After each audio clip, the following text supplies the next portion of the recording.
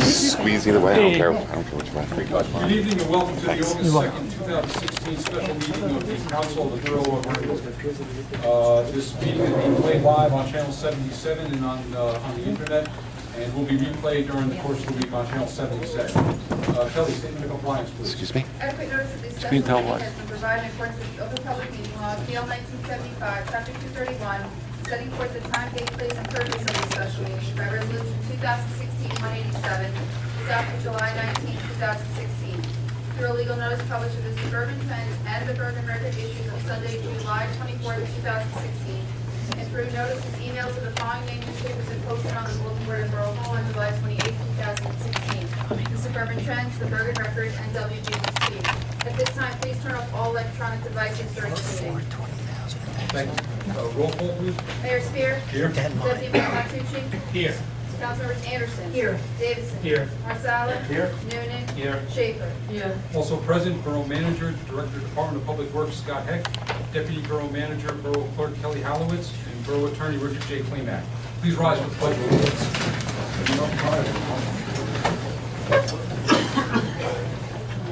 Allegiance to the flag of the United States of America and to the republic for which it stands, one nation, under God, indivisible, with liberty and justice for all. Would you like to see? No, thank you. First order of business this evening is a public portion for non-agenda items. The agenda only consists of the second reading public hearing on a petition and ordinance entitled Commitment to Full Remediation of the O'Connor Disposal Area and Contaminated Water in the Peters and Cannon Mines. So if you want to speak about a subject other than that, this would be your time to do so. Please come to the microphone, state your name and address for the record, and speak your piece. Steve Michelin, 29 Whaleback Terrace in beautiful Ringwood, New Jersey. Sir, spell your last name, please. Michelin, M-I-C-H-E-L-I-N, like the tires, or the restaurant guy. Been coming to meetings for about 15 years. I think they know the name. Last meeting, I noticed there was a passing for the police to apply for a 1033 program. My understanding that is like federal government surplus things, includes weapons and such. Just like to mention to the council, I don't know what they're going to be getting, but even if you get something for free, it costs to maintain things. I've read where some of the Passaic County towns have automatic weapons, mine-resistant anti-personnel vehicles. They may have gone crazy. I'm sure you'll keep an eye on it, on what they get for free, but also please keep in mind that nothing is free. It costs to maintain these things, and you need to be trained to use them. These are not civilian police things. These are actually military paraphernalia, let's call it. Thank you. Thank you.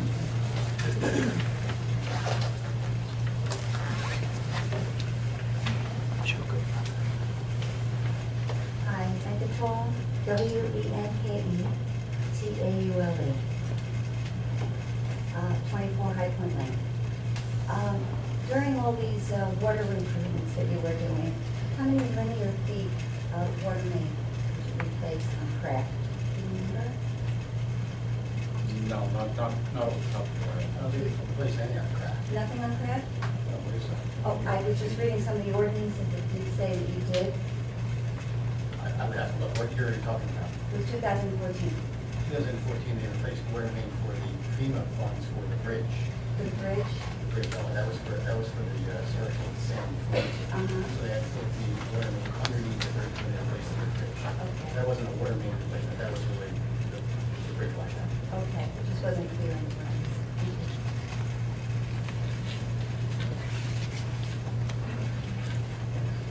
Seeing no one else, I'll make a motion to close public portion. Roll call, please. Mayor Spear. Yes. Deputy Mayor Matucci. Yes. Councilmembers Anderson. Yes. Davison. Yes. Marsala. Yep. Noonan. Yes. Schaefer. Yes. Next item, old business, second reading and public hearing. Petition entitled Commitment to Full Remediation of O'Connor Disposal Area and Contaminated Water in the Peters and Cannon Mines. An ordinance number 2016-06. Chapter X, commitment to full remediation of O'Connor disposal area and the contaminated water in Peters and Canyon mines. Mr. Cleanup? Well, may you read it by title? Can I read by title? Yes. So sorry. Let's have a motion, read by title. So moved. Second. Roll call, please. Mayor Spear. Yes. Deputy Mayor Martucci. Yes. Councilman Anderson. Yes. Davidson. Yes. Marsala. Yes. Noonan. Yes. Schaefer. Yeah, I'll just repeat it for the record for the sake of formality.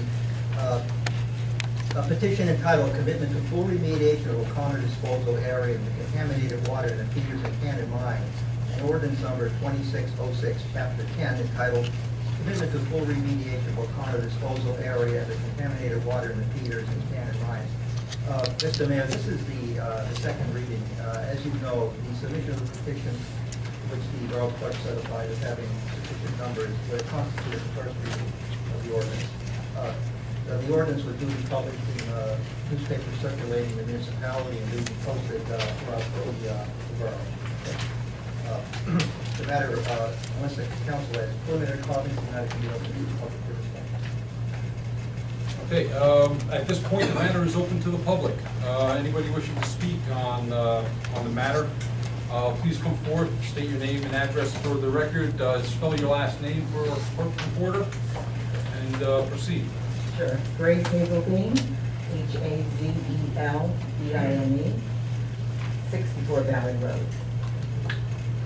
I'd like to read from an editorial in the Record from December 20th of 2015.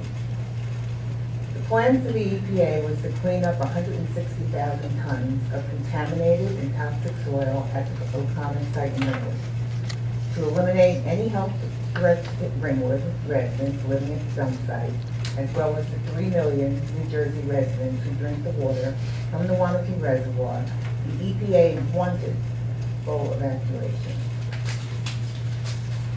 But 3 weeks before the plan became official, Ringwood Borough officials went to the EPA's New York office and presented what was called a vague and ambiguous proposal to cap toxins instead of a cleanup and build a recycling center instead. The EPA claimed they had no choice but to go with the less expensive option. Why? What was the motivation of Scott Heck and the Ringwood Borough officials? To save Ford the $30 million cost of the cleanup. How is this in the best interest of the Ringwood residents? They're supposed to serve. And 3 million New Jersey residents who drink this water. They claim they were trying to save New Jersey taxpayers dollars, as Ringwood would have to pay for a portion of the cleanup. But this is not true if they fought. The town of Rockland, New York, right over the border, where Ford also dumped, the town officials fought the EPA to have Ford shoulder the entire cost, and they were successful. And so remember, Scott Heck and Walter Davidson were in charge when they withheld the information from Ringwood residents for 2 years. There was MTBE in the Ringwood drinking water. Don't believe them. Thank you.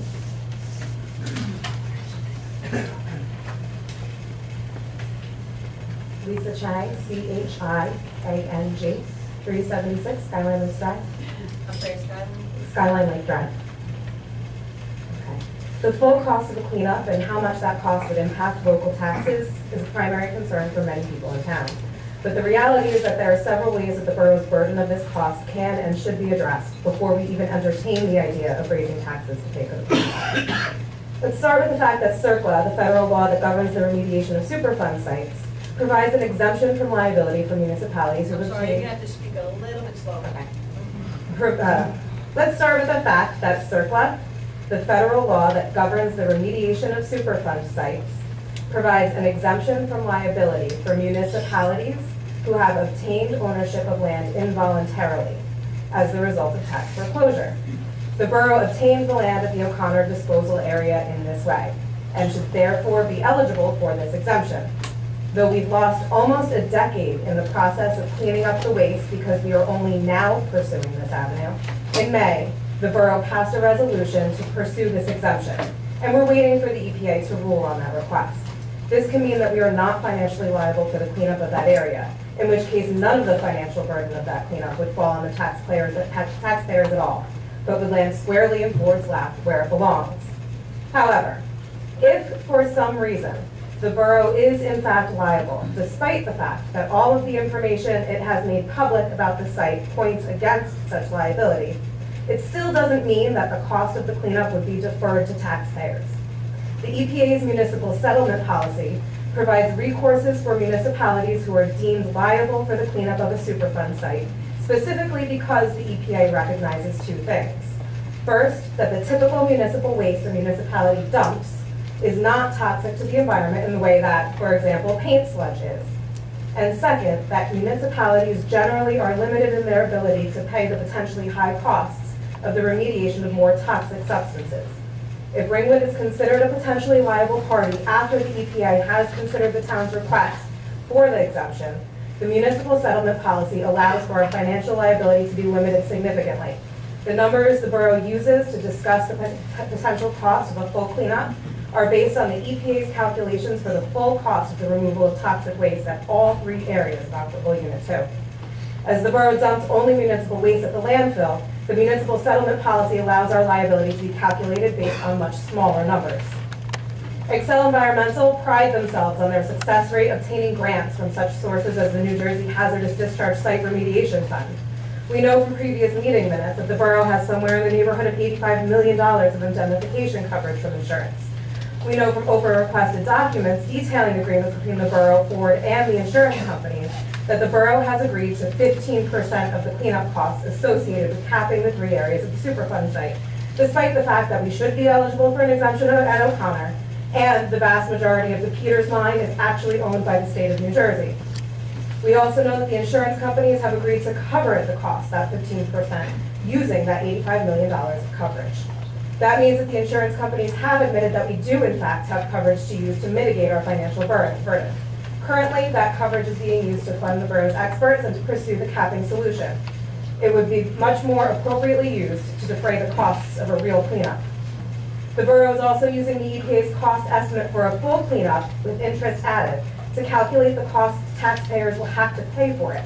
That assumes that the EPA will ignore Ford's more than $7 billion in revenue last year and Ford's liability for dumping toxic waste in our town, or that Ford will cease to exist as a company before the cleanup can take place. This also ignores the fact that during the first round of the cleanup, the borough contributed approximately $150,000 of about $5 million price tag, or about 3%, not 100. In short, it seems like a no-brainer. There is much we can do to ensure that the cost of keeping our town and its resources clean for present and future residents doesn't become an undue burden for us, the taxpayers who had nothing to do with the original contamination. If we follow the course that we're on, Ford will be required to participate financially in the capping project, but will be free from future liability for the site. We are already the first and still the only Superfund site in the program's history to be relisted on the national priorities list, and only a cleanup that removes all toxic waste from O'Connor and continually cleans the water in the mines, now, when we have the opportunity to pursue it, can ensure that we don't end up right here again, 10 years from now, having the same conversation, but truly on our own financially. My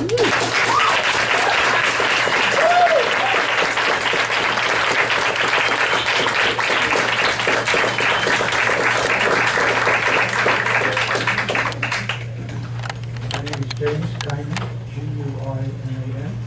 I live at 62 Walker Drive in Ringwood. I've been a resident for 38 years. The proposed ordinance before the council is poorly worded and should not be adopted by the council or the voters. My reasons are as follows. The proposed ordinance calls for full remediation in the three areas of the site. The term full remediation is not defined in the proposed ordinance, nor the EPA or the. Is this a recommendation to meet EPA standards, New Jersey standards, or fully clean? Removal of all contaminants is not practical, since the mine towns exceed the EPA standards for arsenic, and high levels of arsenic are found in the native iron ore in this area. Reference to the Octavius reports. Even the EPA dismissed the need to remove thousands of tons of mine tailings each which have been deposited here since the 1700s. They recommend it be used as fill. So they recommended what? Be used as fill.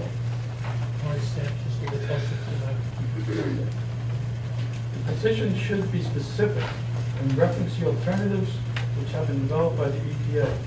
If you want alternative 5A, then say it.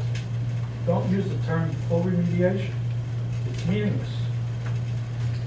The term full remediation may be interpreted to go farther than the EPA recommended alternative.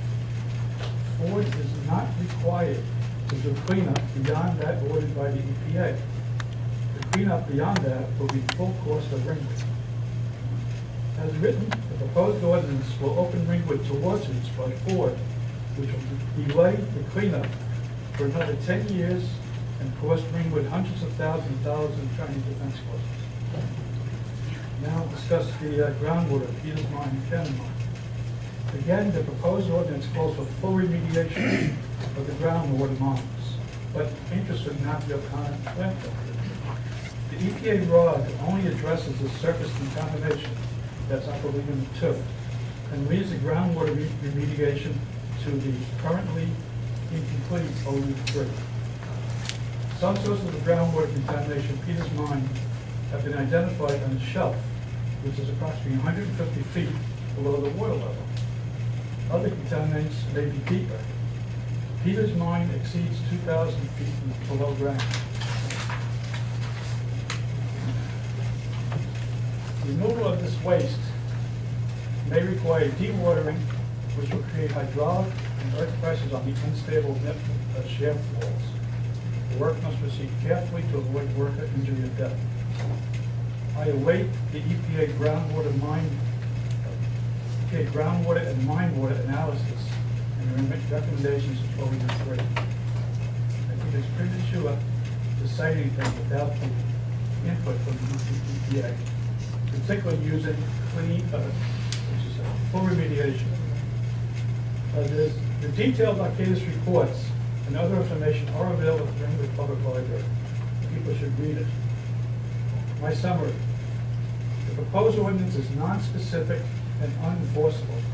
It will just create more confusion, delays, and lawsuits. The petitioners should work with the Borough Council to develop a resolution, not an ordinance, which is consistent with the EPA findings and definitions. I personally recommend the O'Connor be remediated to the EPA recommendation of alternative 5A, and the recycle center not be located.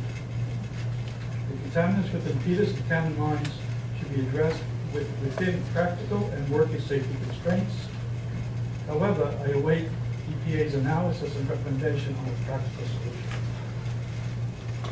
The proposed ordinance, as currently written, will confuse the issues and stop progress. The council should vote no, and the voters should also vote no due to the proposed ordinance as is currently written. Thank you.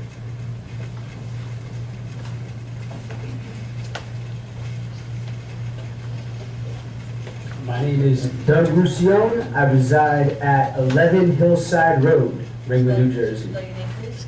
Doug Roussillon, R-U-C-C-I-O-N-E. Good evening, council, community of Ringwood. As someone who has grown up in Ringwood and loves this town and is planning on buying a home in Ringwood, the thought of this site remaining in place, quote-unquote contained, is appalling. This section of the earth was listed as a Superfund site by the EPA for a reason, because it is toxic and must be handled accordingly with great care. This cap-off has a proposed 30-year lifespan until it reaches its final state, along with proper maintenance and care. But who is to say something won't happen down the line that won't damage the cap? And then once the cap becomes damaged, how will we even know before it's too late? The cap plan that the council has proposed includes the construction of a new recycling center on top of the cap. So we will have to remove the recycling center that we now have, which is directly across the street, and then construct a new one. It is not outlandish to think that a recycling center will hinder the ability for proper maintenance and care. Furthermore, what if down the line, something happens to the cap and it must be opened? This happens frequently with caps. The recycling center will most likely have to be removed. And then what? Rebuilt? Who's going to be paying for this dance down the line? As a present and future resident of Ringwood, I do not want to be dealing with this down the line at all.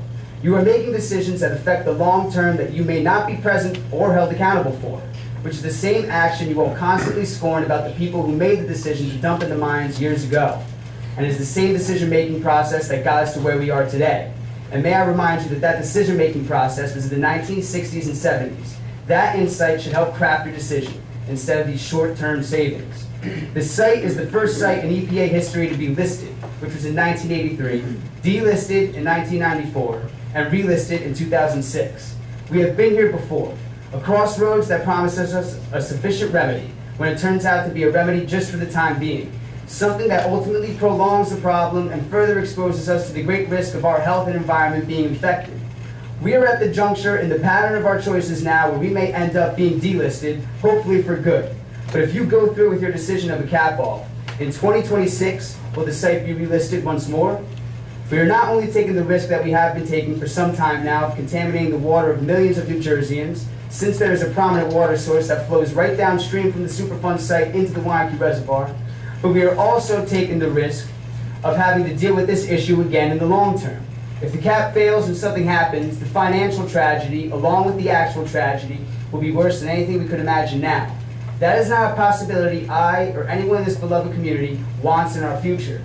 Although the EPA, who you quote frequently but discredit at the same time, says that everything is fine and nobody is in immediate danger. But to me, and to a majority of the community, the risk is undisputably unacceptable. I have a question that the council is more than free to answer at the end of my little spiel. What about dealing with this situation for another undetermined amount of years seems appealing to you as a council and also as a resident of Ringwood? Most of us here do not want to deal with this situation anymore. I am up here not as an activist or a rebel or someone looking for gain or to stir trouble. I'm up here as your neighbor, pleading that you make the right choice for your neighbors, for the town, for the community, and for the future. You should also know that whoever would be in your seats would be hearing the same exact things that you are all hearing tonight. That is because it is your job as a town council to work on behalf of your home and community, and not just the small amount that voted for you. Clean it up and don't cover it up. Thank you.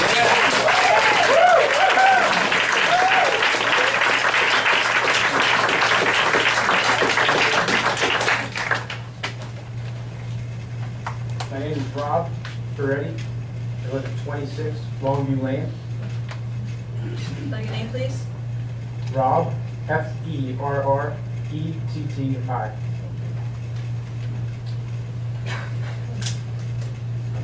My stance is clearly scrap the cap. I think we should, with O'Connor, remove the over 100,000 tons rather than leave it there. Leaving it there is clearly a threat to our community and the people drinking the water, of which there are a lot. It seems to me there's three parties involved. You know, there's Ringwood, there's Ford, and there's insurance. Naturally, Ford and the insurance would rather save money. Ringwood, we'd like our health and welfare protected. So we have to stand strong and put our best foot forward. I feel the environmental council that we're using isn't strong enough. When you look into them, they're more into brownfield redevelopment as opposed to truly being environmentally friendly attorneys. I would look forward to us working hard at really doing the right thing. That's not really the way I want to phrase it, though. I would like full remediation of the site. I like 5A. I think we should vote for this ordinance and step on the right side of history. Let's move forward in a positive way. I think real estate values will go up, and I do not foresee, having the toxins removed as opposed to leaving the dirt in the ground and covering up, really dirt cap. Removing it is, I feel, going to make real estate values go up as opposed to the way they haven't been climbing like other towns around here, and it does good. Also, it just seems common sense. Like, we need to do everything we can to work for the people, not about dollars. And also, on December 21st, in 2011, there was a term sheet that was agreed upon between Ford, this town, as was mentioned earlier, and the insurance company. And it's 15% that we would be responsible for, and the insurance company agreed to pick that up. That said, I don't think that's justified, as was stated. I'm trying to be, frank and regular terms. If that's not justified, we don't deserve to be paying 15% of that. It's a sports problem, and we should press on that. That said, Peter's Mine is involved in that term sheet, and we don't own Peter's Mine. So we wouldn't, our insurance would be responsible for paying 15% on Peter's Mine. And there are other things that I don't like about that term sheet that I feel like we could have fought harder for.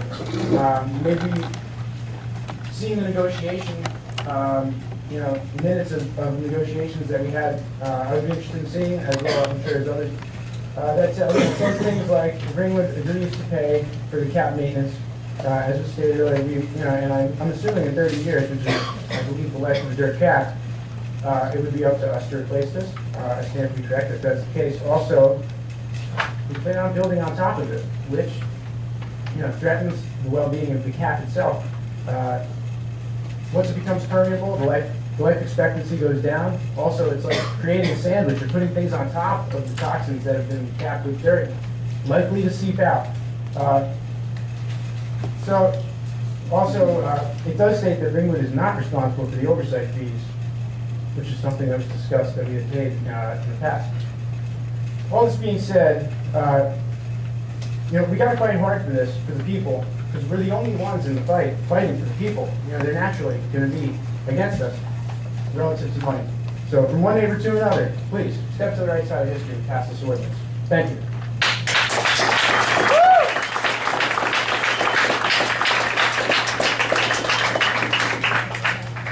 Paul Ruback, R-U-B-A-C-K-Y, 99 Edward Drive, Ringwood. I'd speak about the ordinance. This ordinance, proposed ordinance, is a very passionate document, and usually laws are written through logic and through lawyers who are less passionate. They're more logical. As previous speaker said, I see a number of traps in this document. One is, it says we're committed to supporting a full cleanup, okay?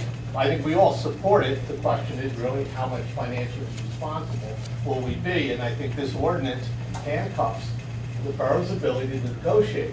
As you recall, I don't know if it was Scott, somebody took a hard line with Ford over a $500,000 bill a couple of years ago. It was a very reasonable stance. We had spent $500,000, Ford spent $500,000, we said we'd cover our own bill. EPA didn't like it. EPA threatened us with a $1.6 million fine, $32,000 a day from the day they ordered us to negotiate. So EPA isn't necessarily fair, and I think if you follow the history here, they have it tilt towards Ford. I think, Scott talked at the last council meeting that there was a meeting between Ford and the EPA and NJDEP that he wasn't invited to. So it's not necessarily a level playing field here, and we can't really afford to handcuff ourselves. The section 10.2 talks about, we can't, would handicap the borough if the borough ever wanted to rebuild the existing recycling center, because the ordinance says you can't do anything within the Superfund site, which the current recycling center is defined inside the Superfund site. So again, we're handcuffing ourselves to an ordinance to not doing things. Okay. Circle exemption. Circle exemption, it would be great if we get it. But circle is a strict liability law. You don't have to prove, all you have to prove is it happened.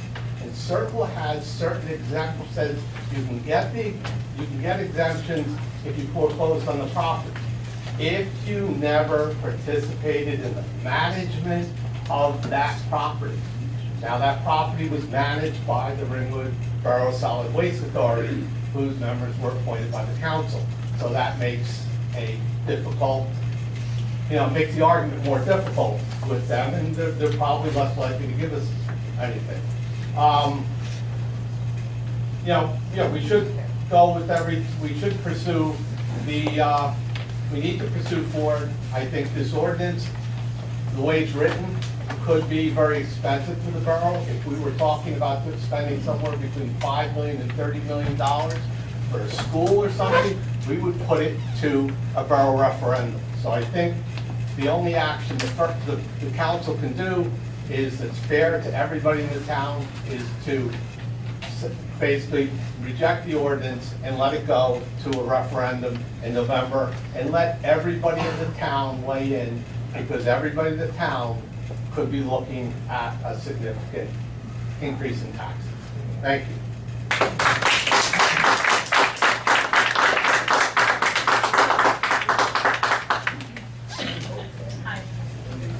I don't live here. I am friends with people who live here. My name is Stacy Lapari, Lipari, Stacy. I'm a council member up in Ulster County, New York. And my question, I have a question that I hope that the mayor doesn't mind that I'm asking a question about the specifics about who drafted the resolution for this petition. You don't know? No. So there are questions about specific language and how it opens up the municipality for concerns of financial liability. And everything that I've read indicates to me that Ford Motor Company and the EPA are liable. The EPA wants to drag their heels on it. It doesn't matter what a local municipality does or does not do, that they are supposed to have the expertise to handle this. So I find it to be a tremendous waste of everyone's time when you have a board of people that should have awareness that it should not fall on the heads of taxpayers to handle something that was done by a $1 trillion equity company. So I'm concerned about why so much time is being wasted deliberating about whose financial responsibility it is. Do you have anything that you could speak to about that? I mean, shouldn't it be the EPA's responsibility? I don't want to start getting into a back and forth. No, I just need a simple. But, no, the petition was drafted by a committee of petitioners that are made by the residents who disagreed with the position the borough took. Yes. The language in there is entirely their work, and nothing we had nothing to do with it. I didn't get to see it until it was presented to the board. Okay. In its signed form. So would it be fair to say that it would be in the council's interest to advise folks that have drafted this petition to avoid things that people in the community are pointing out from their analysis of the petition to remedy it so that we don't have to wait till November? I didn't see the petition until it was given to the Right. clerk and certified. At that point, it's on its own statutory route, going to the polls. That's what it does. I think we could put up some kind of alternative measure if we so choose, but I don't. Like a special meeting to accomplish this? You're at it. Okay,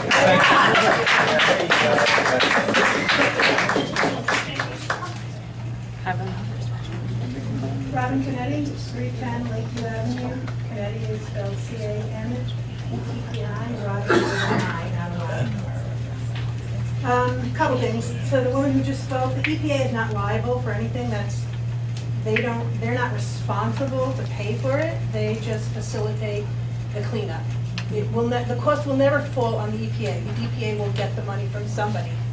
To the people that are objecting to the ordinance, wondering where the resolution came from, yes, there is a motion behind it because the people that put it together realized it was actually our last opportunity. For those of you that have not been to any meetings about this before, this has been going on for years, and it was a done deal, and the recycling center was coming in, and a full cleanup was not going to happen, and the only way to stop the ball midair was this way. So if you don't like the language, it was written by an attorney. There is a motion behind it, as there is many times when attorneys write things. Ms. Chang summed up very beautifully why I don't believe the taxpayers would be on the hook for that. I know that that's the fear that the council members have put out there to scare the community into not having a full cleanup happen. When we use the term full remediation, that is the language that the EPA has used for all the dozens and dozens of meetings that have happened throughout the years. We knew what we meant, the EPA will know what we mean when they say full remediation. My concern if we don't do this, if we don't pass this, if it goes to a resolution and it doesn't pass, is that we're gonna be stuck with this site the way it is. I said this before, in 30 years, we have no idea if there will be an EPA, since some presidential candidates have spoken about eliminating that, in which case who will be monitoring this toxic site? We have no idea if Ford will be around, Saturn, Oldsmobile, Pontiac, Plymouth, American Motors, DeSoto, Mercury. Those are just a handful of the 100 American car companies that have gone out of business since 1900. So we have no guarantee that Ford, which is today a $10.4 billion, a billion to B company, exists. Today, Ford has the power to pay for it. Again, I agree with everything Ms. Chang said. I don't believe at all that we will ever have to pay a nickel. But let's just say we will. Let's just go with the fear that the council's throwing out there. Taxpayers, we pay taxes. We pay taxes for health, safety, and welfare of the community. I live in Erskine Lake. We need to redo what we needed to redo our dam because the dam was failing. I pay $95 a year. I will do that for 20 years. I happily write out my check so that the dam does not drown the people of Ringwood. The people that don't live in Erskine, you can thank me. Because if the dam fell, you weren't going to have to pay the $95. I was. But I was willing to protect the rest of my town because that meant something to me. So for those of you that live in places, thank you, for those of you that live in places outside of Upper Ringwood, we're foolish if we think that this is contained to that one site. Water goes where water goes. And we have no idea where it's gone so far, and we have no idea how far it will go. And so if there's that tiny, tiny, tiny chance that somebody is so stupid as to put some of the burden on us when $10.4 billion Ford is out there with the responsibility, since they did poison the community, the borough did not. If we had to pay a little bit of money for the safety of your children and your grandchildren and your property values and yourself and your pets, come on, people. We live on this earth. Pay if you have to, but I don't believe that's going to happen. I don't believe that's going to happen. But if it does, we pay taxes for our protection. I'm there for my next $95 check so that the people of Ringwood drink clean water. Thank you.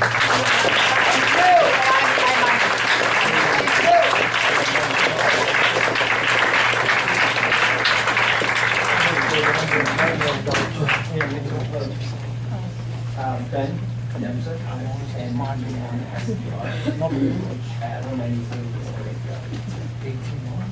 good relation to the council and residents. Just want to take a little bit of a step back. I'm a former state employee, so I understand and empathize with the position that you guys are all in. In such a high-profile public health case, there's obviously unique demands which require unparalleled efforts on all parties involved. Council, the community and its representative government must work together as trusted partners in the process. However, to me, I've been quite perplexed with the inconsistency between some of the borough's messaging and action. On one hand, the borough expressed a lot of fear to residents around the level of the town's liability. But on the other hand, for the past 8 years or so, the borough has been disinterested in the EPA's liability exemption, which would immediately reduce the town's legal liability of the cleanup.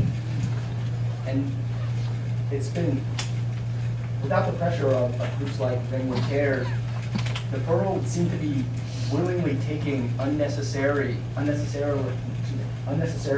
avoidable legal responsibility for the cleanup. And to me, this type of inconsistency erodes that trust between the council, the government, the community, and its representative. So unfortunately, it kind of leads to an obvious question. If the community cannot trust the decisions of the council in such a high-profile case, what other decisions would the residents potentially question and examine? Where else should the community be looking to investigate? But of course, this relationship can be healed. It's a two-way street, right? The borough can be transparent and put its trust in the community to help with the necessary information. So I encourage the borough to release all documents and communications related to the cleanup, whether it's agreements with insurers and negotiations, as someone mentioned before, communications and emails before, as well as any discussions with the EPA, et cetera. And lastly, I would just like to vote to pass the ordinance and ensure a toxic-free future for our children who have really entrusted us with this responsibility until they're ready to govern. And I'll leave you with a final quote. We do not inherit the earth from our ancestors, we borrow it from our children. So let's make history tonight and permanently remove the toxins from Ringwood for our children and their children.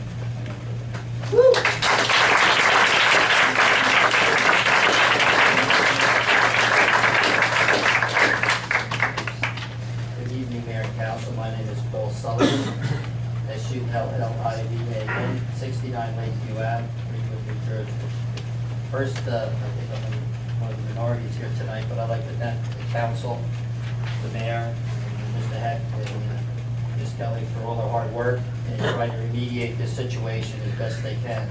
It's a real handful of a situation.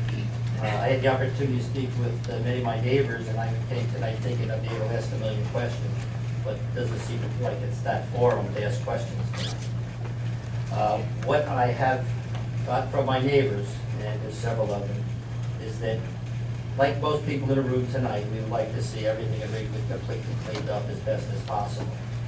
But the speaker two before me made mention that she's paying $95 a year for remediation of the dam project. I don't think there's anyone in the room that would be more than happy to spend $195 or $195 a year if that was a total cost for us to remediate the entire mine area. But at this time, all the people that I had spoken with, they would prefer at this point for you guys to reject the ordinance until it's clear that Ford, EPA, or whomever would pay for it, including the insurance company, than the residents of Ringwood. Everybody here tonight is talking like it's not going to cost them anything. Every time I go to Lunch Inn or any other place, I hear complaints about the taxes. And I'd like to say that the council currently has done a great job keeping the borough taxes at a reasonable rate. A minor increase each year compared to the school taxes and the county taxes. If we could control those two items, we'd be better off. So currently, you guys are doing a great job controlling the town taxes. But I do not want my children to live in town, and they're going to live in town for the next 20, 50, 60 years, whatever, burdened with a many $1 million possibility payment for the removal of all the sludge. If all the people behind me who are mumbling now knew for sure that it was the insurance company, if they knew for sure that it was Ford, this quote-unquote multi-billion-dollar giant, this terrible Ford company, that would all jump at it. I think Mr. Spear and the council and Mr. Heck would jump instantly, remove it all, if someone's going to pay for it. But talk is cheap until you get into your checkbook and start giving out your money. So I have a dozen questions, but it all has to do with money and how we're going to pay for it, who's going to pay for it. So I thank you for your time and have a good night.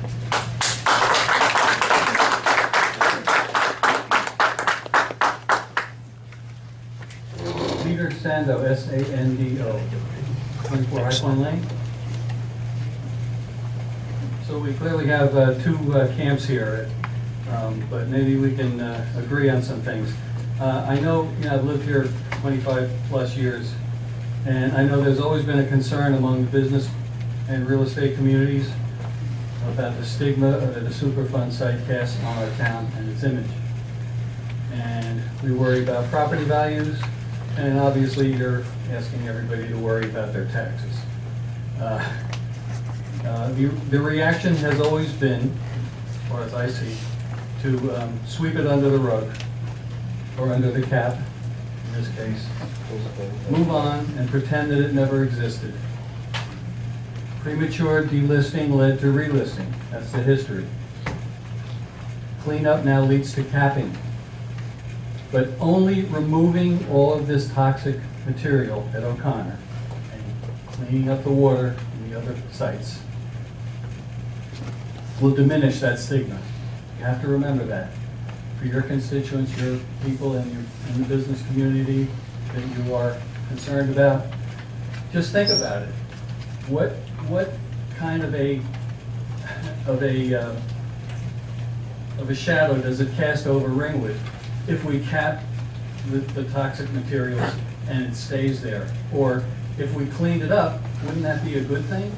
I don't know why Ford doesn't do it just for their own, to put a feather in their own cap. I can't understand it for the life of me. So capping will only lead to more risk, more controversy, and future expense. That's my opinion. Now you, our elected officials, are at yet another fork in the road. And I will refrain from my Yogi Berra joke.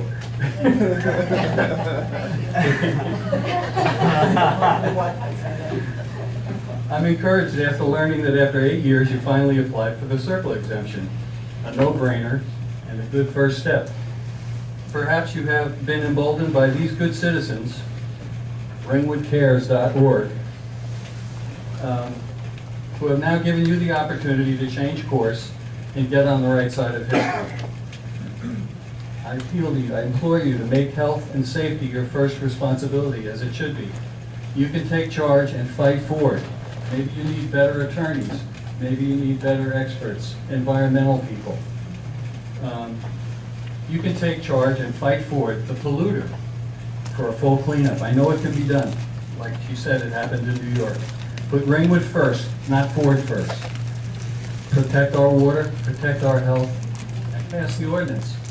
There will be a feather in your caps.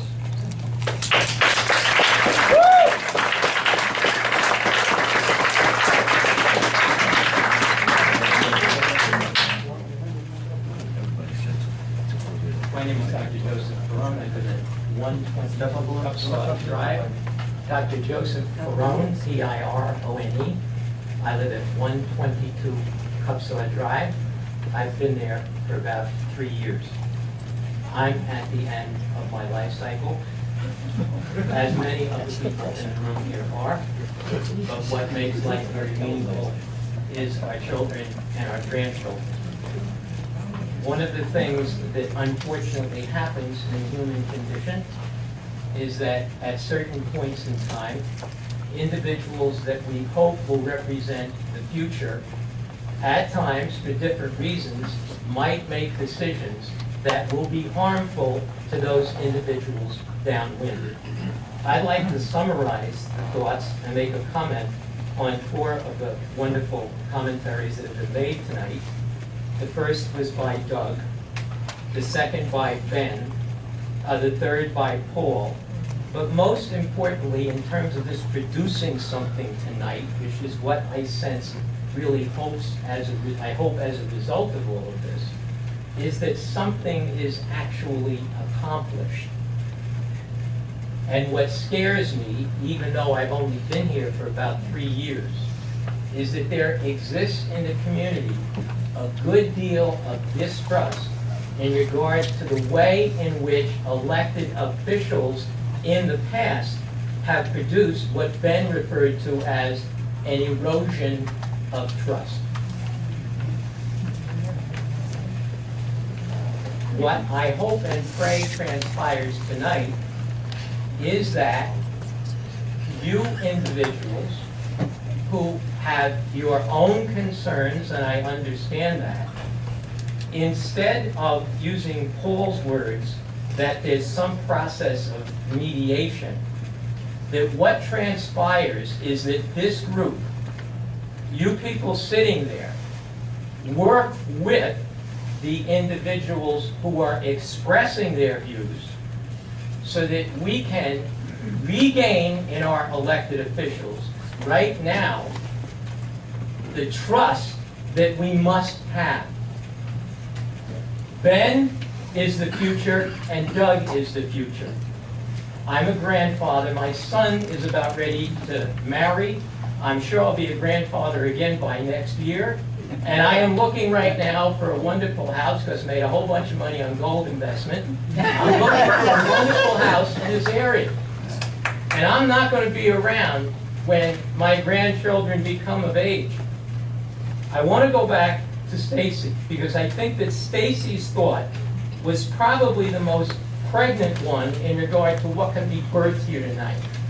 I think it's incredibly important, and I address this to you, John, as our mayor.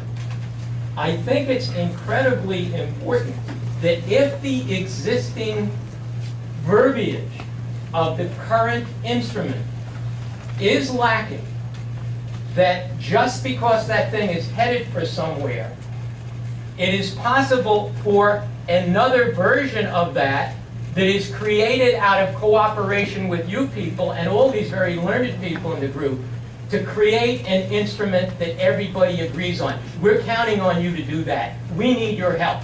This is not a matter of mediation. These people are scared, and they have a right to be. They have already been betrayed, and we want the betrayal to stop, and we're counting on you for that. God bless you. Thank you.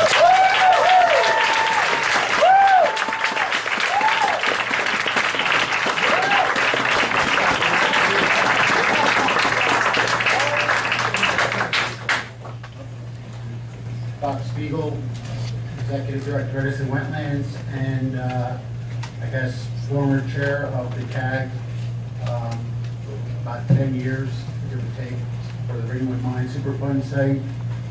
Sir, spell your last name? It's like the catalog without the money. S-P-I-E-G-E-L, Spiegel. I'd first like to thank the people that actually have been working to try to clean up this site.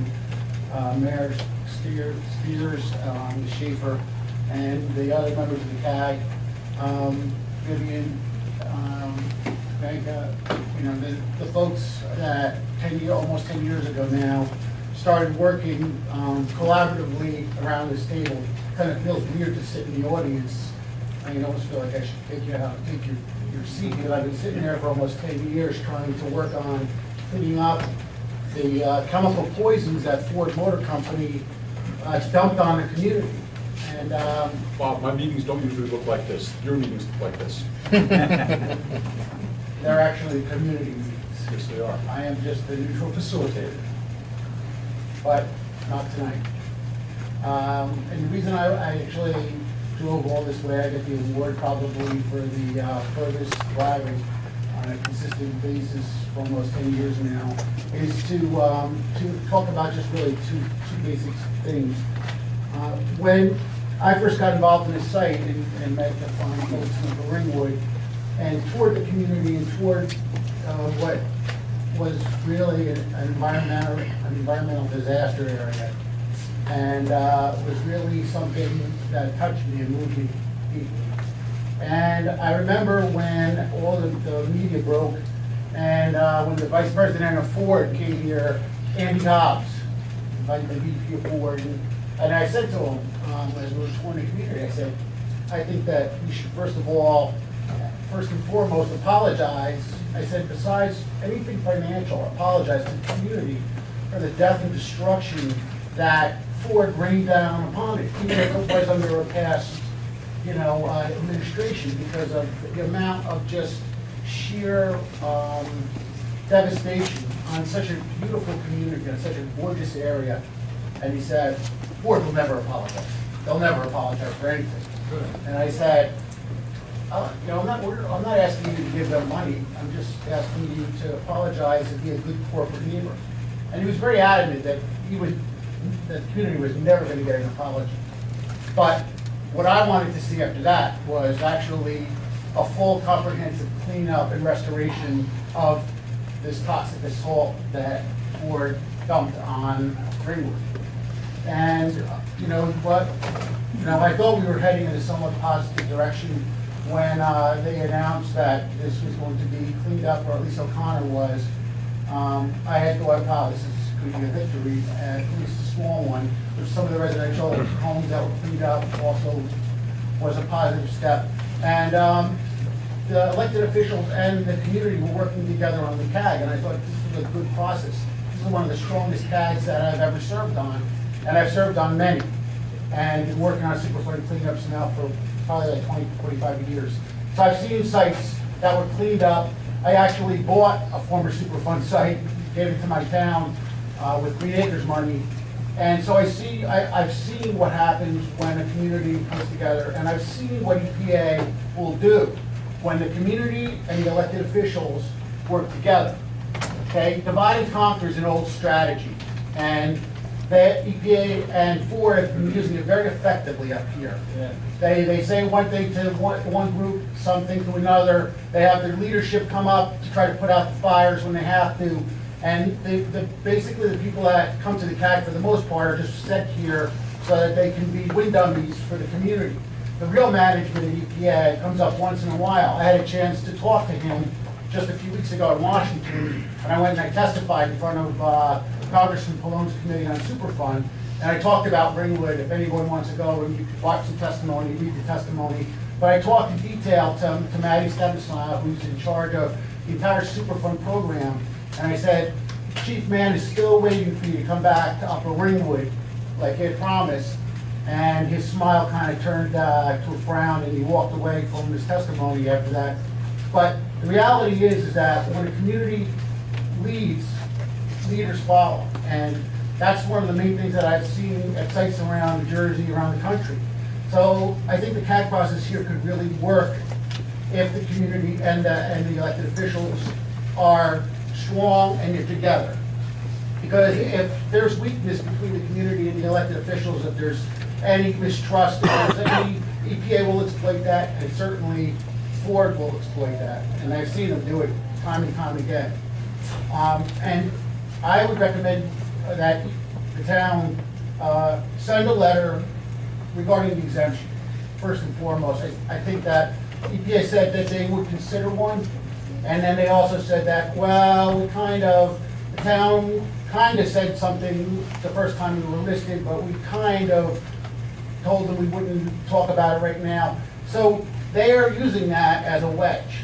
And I think you need to get very clear response from them, and we can have Congressman Pallone, Senator Booker, and our other federal elected representatives push the issue with EPA to find out whether or not they will give us the exemption and settle out the municipal liability so that we can move forward for a real cleanup.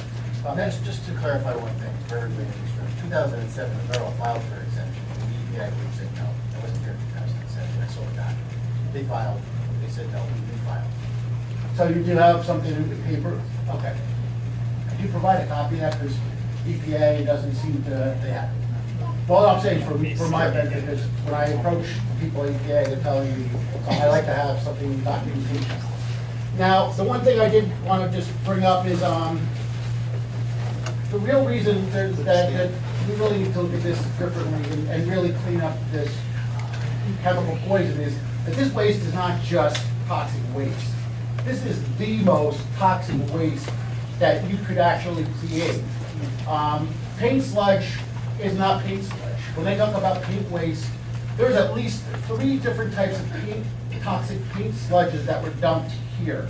One of them was so toxic that when they dug it up from part of where the O'Connor was, they couldn't even dispose of it in the United States. They sent it out of the United States because it would not be classified for even the worst hazardous waste dumps. So they sent it to Canada and disposed of it up there, believe it or not. And I brought some samples of it because there's at least 3 different types of toxic paint sludges here. One of them is a paint waste, and it's kind of a gray colorish. And we've identified this one leaches a lot of lead and is real bad for the environment, and it's still under O'Connor in the Peters Mine pit and still causing problems with the groundwater, and it's discharging into the surface water. How far? This one Can you pass it around? Put it on the table, I'd rather not pass it around. I don't think so. If this was the break, if this was the break, you guys would probably get nauseous. Because 25 years later, this still is leaking deadly poison. And this was dug up from one of the residential homes at the end of Cannon Mine Road. This was somebody's backyard that they were forced to live on top of. And this was basically from the spray booth, that's why it's got different colors in it. So when we was asked to bring it down here, we showed up council, with our open hands, you know, we wasn't told to use rubber gloves or be put in the suit. No, you shouldn't have been touching that stuff. And like I said, this stuff leaches so much toxic waste that they can't even dispose of it at the worst landfills in our country. And they take some really bad stuff in our country. So this should not, and really, you know, for public health, for water quality, for the community, this should not be encapsulated up here. This needs to be removed to the fullest extent possible. All of the different toxic waste. This is the third one. This is a choline type of paint sludge. This was from another process at Ford. Ford didn't dump one thing up here. It wasn't an innocuous paint, okay? It was toxic waste. That's what it was, but it was different types of toxic waste. Each one leaches a different amount. I'll put this on the table if you guys want to look at it. Please just don't pick it up because this is really nothing to joke around with. And this is still up here. This is underneath O'Connor. This is in the Peters Mine pit. This is still leaking 30 years, 40 years later, still affecting people's health. So I would recommend that not only do you not cap O'Connor, but that to the fullest extent practical, that you work with the community, go after Ford, and show EPA that you have solidarity, and clean up as much of this as absolutely can be done. And once that's done, guess what? The stigma associated with it will also be cleaned up. And I've seen communities go back to being communities again. It may not seem like it right now, because, you know, nobody likes to hear Superfund in their community. The stigma that goes along with it, property value stigma, the public health stigma. But that actually, once it's cleaned up and it can be restored, and this community is a perfect community for that. And even natural resource damages could be assessed against Ford, and that could be used in this community as well to restore an area up here for the damages they did. And this material is certainly not appropriate for containment in place. And all caps fail. It's just a question of time. And we're bifurcating and clean up between the groundwater and the operable units like O'Connor, Peters Mine, and Canyon, and that's just wrong. We need to clean it all up because you can't cap an area and then say later we're going to come back and clean up the groundwater when you don't know what the groundwater remedy is going to be. So you can't put a cap in a building on something where you might have to do some active pump and treat there. So I'll leave this over here if you guys want to look at it, if you have any questions. And also, we're going to put all our documents from the CAG on our website so that the public can get access to all the documents, all the memos, all the letters, and make that available. And if you are inclined, I would encourage the town and the community to continue with the CAG process, but collaboratively. And I guarantee you'll see Ford and EPA change their tone once they see that the town and the community working together. What's the website, Bob? Well, I'm going to be working on it. It's going to be likely going to be the Ringwood Mines or ringwoodsuperfund.org, and I will certainly let all the folks involved in the leadership know. It's probably going to take us at least a month to get everything up. Thank you. Woo!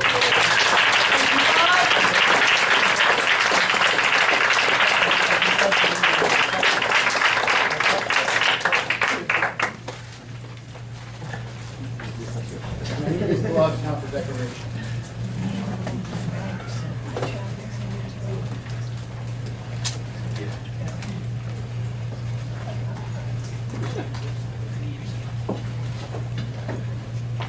My name is Vincent Mann, M-A-N-N. I'm the Turtle Band Chief for Passaic County. I'm not here tonight to represent myself. I'm here actually to represent, I'm sorry, I have a motion. But I'm here to represent Margaret Gibbons, here to represent Andy Van Dunk. I'm here to represent Stacy DeGroat. I'm here to represent Jerry DeFries. And I know that these are names that you've heard before. I'm also here to represent those people that are standing back there by that door. And hopefully everybody that's standing behind me, including yourselves. And the 4.1 million people or plus that drink from the Wanakee Reservoir. I'm going to be pretty short in saying that, you know, whether or not the town was listed as a PRP was justified or not, I'm pleading with you wholeheartedly that you all really truthfully hear our words. Because it wasn't until the Rampough started to stand up and start screaming about the 4.1 million people and the other people in this town that could potentially or have already been drinking toxic water or playing in the toxic landscape. You know, it really hurts to lose your family. And this is emotional. And you can take every legal word out of that proposal that's sitting in front of them tonight. You really can. And all I'm hearing outside of the people that have got up here and spoke is that this is about a dollar figure, and I can understand that, but you can't replace those people I just listed, nor the hundreds of other Ramapoughs who have died, not just here, but in Hillburn, New York, town of Rampough, in Mahwah, New Jersey. You know, there's only been 66 or 60,000 tons of complete toxic material that's been removed from here since it started. Over in the town of Rampough, because they have fought for it. There has been 97,000 tons of chemicals in soils, and trees, and rocks, maybe even mine tailings, that have been removed over there. And it's all because of the community that's there, along with the people who are leading that community to fight against Ford. It's not even a Superfund site. You know, it's not to say that the people that are standing back there that I represent would not be standing behind you guys. Truthfully. I'm the person that's sitting there screaming to the EPA right now, why is the state of New Jersey not responsible of PRP like the town of Ringwood? You guys should be screaming that, not Vincent Mann, because I don't matter.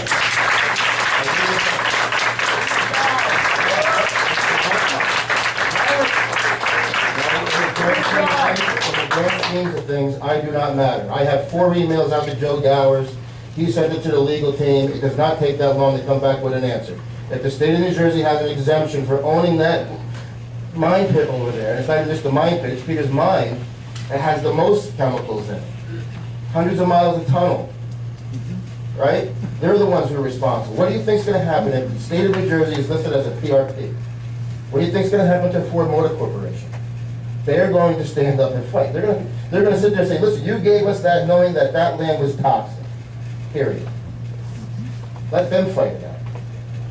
Your job is to protect my family who lives over there and everybody else in this room. It's our job to make sure that you guys do that. This isn't because I don't like you. It's because I love my family. Thank you so much.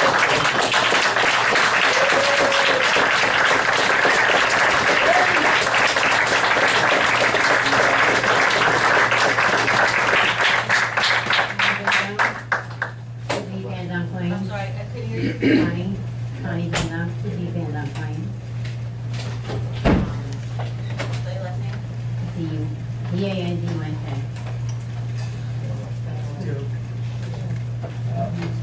Basically, first of all, I would just like to say thank you to everyone who's finally opening their eyes. My father drove for this town. I'm a borough for 20 years, my mom was a crossing guard. I was a state employee for 35 years. I worked with probably almost everyone's children here. You're all good people.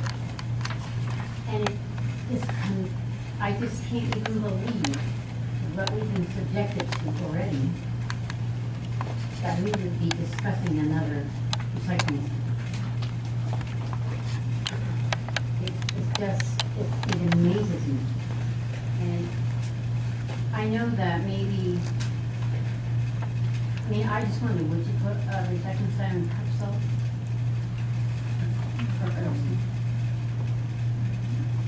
Probably not. All you need is a note. You need a note. You live there. And then you say, well, why the hell are you people still there? Well, probably because, I mean, I'm a hard worker. I'll do whatever it takes. And so are a lot of other people, but they don't have the means to do that. That's what we look to you, help. You know, this should not even be an issue. It was a long time ago. I know you Scott, and all I'm saying is that I just like to be recognized as a people. Because I don't feel like we are. It's just more of the same. And I've been helping with this over 20 years. And it's just more of the same and more of the same. And how do you expect us to trust anybody? Because we've been told so many things and lied to. People are not just dying just because they're dying. Something's wrong. Something's really wrong. Now it's hate to see anybody else be subjected to what we've been going through. Especially not from my community. I love Ringwood. I love everything about it. I worked at Ringwood State Park forever. It's my home. And I just want to see everybody healthy. I want to see everybody's children grow up. And this is a beautiful place. I don't feel bad about this place. I just don't know why we get treatment that we get. I don't know why we don't matter. And it really bothers the hell out of me because I think we all should matter.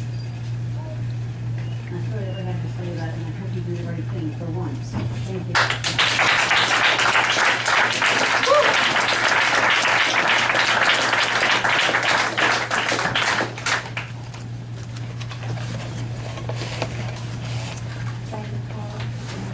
Can you say it again? Yeah, make a call, WBNKE, 24.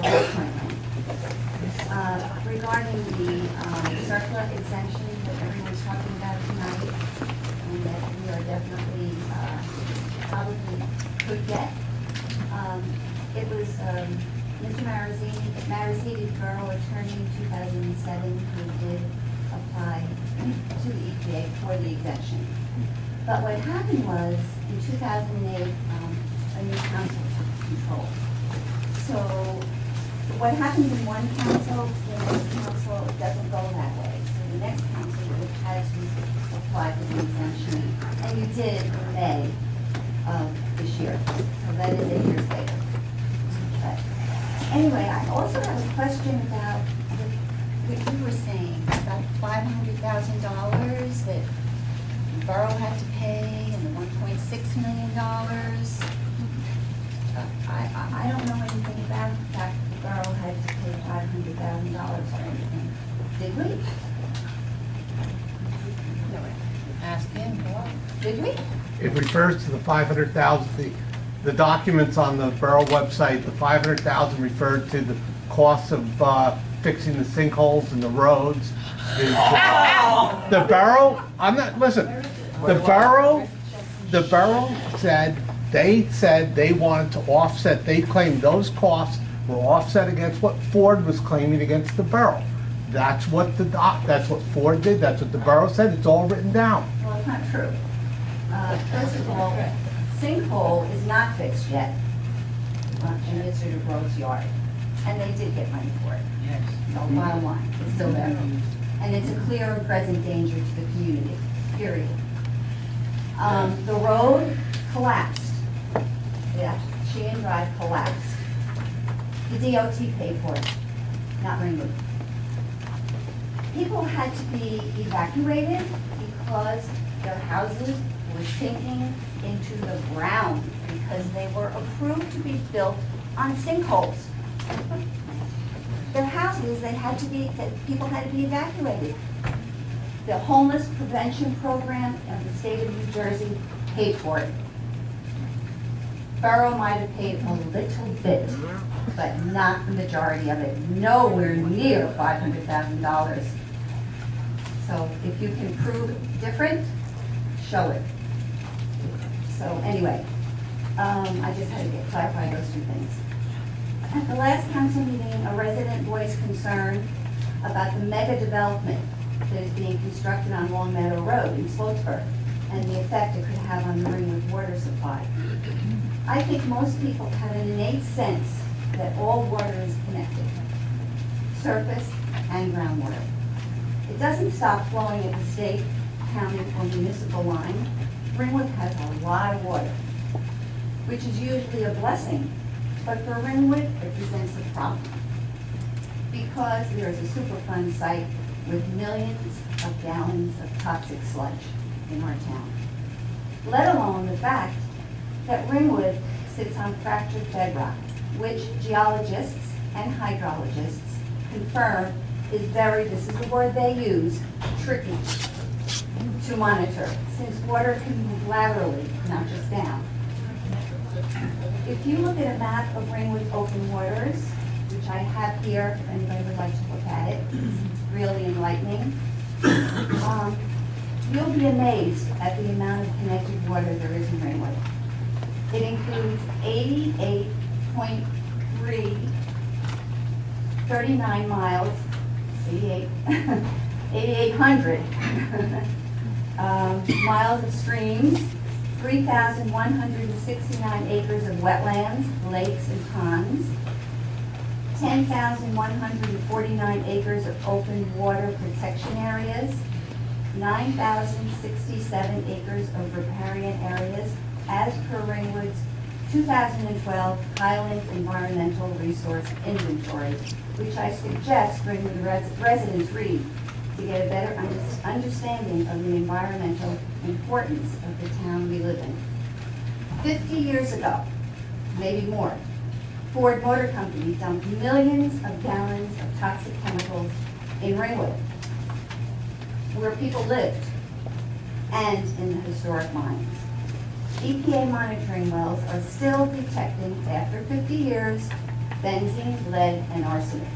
Recently, a new chemical, 1,4-dioxane, showed up in some of the monitoring wells, and also in our town wells. As Mayor Spear said at a recent council meeting, most of the contamination at the site is in Peter's mine. He is correct. In order to definitively protect Ringwood's water, the mines must be cleaned up. Millions of dollars are being spent on monitoring contamination. Cleaning it up and getting it out of Ringwood would actually be less expensive. And finally, the stigma that has faced Ringwood for over 40 years would be in the past. Capping the O'Connor landfill is a disastrous decision. There are 106,400 tons of toxic material in that landfill. And don't tell me the arsenic is coming from the tailings. It has been proven that it comes from the sludge. It does not leach out from mine tailings. So anyway, the EPA estimates, it's the EPA estimate of that 106,000 tons of toxic material. It's right next to the Park Brook, which flows into connected streams and seeps into the groundwater. It has to be removed. Borough professionals have said that the contamination has never left the site. This is not true. There has been lead found in the streams leading to Sally's Pond, in Sally's Pond, and in the Ringwood Creek, which flows directly to the reservoir. And recently, 1,4-dioxane was detected in the brooks leading to Sally's Pond. Ringwood Council, please scrap the cap. Clean up, not cover up. For the sake of the health, welfare, and safety of our neighbors in Upper Ringwood and elsewhere.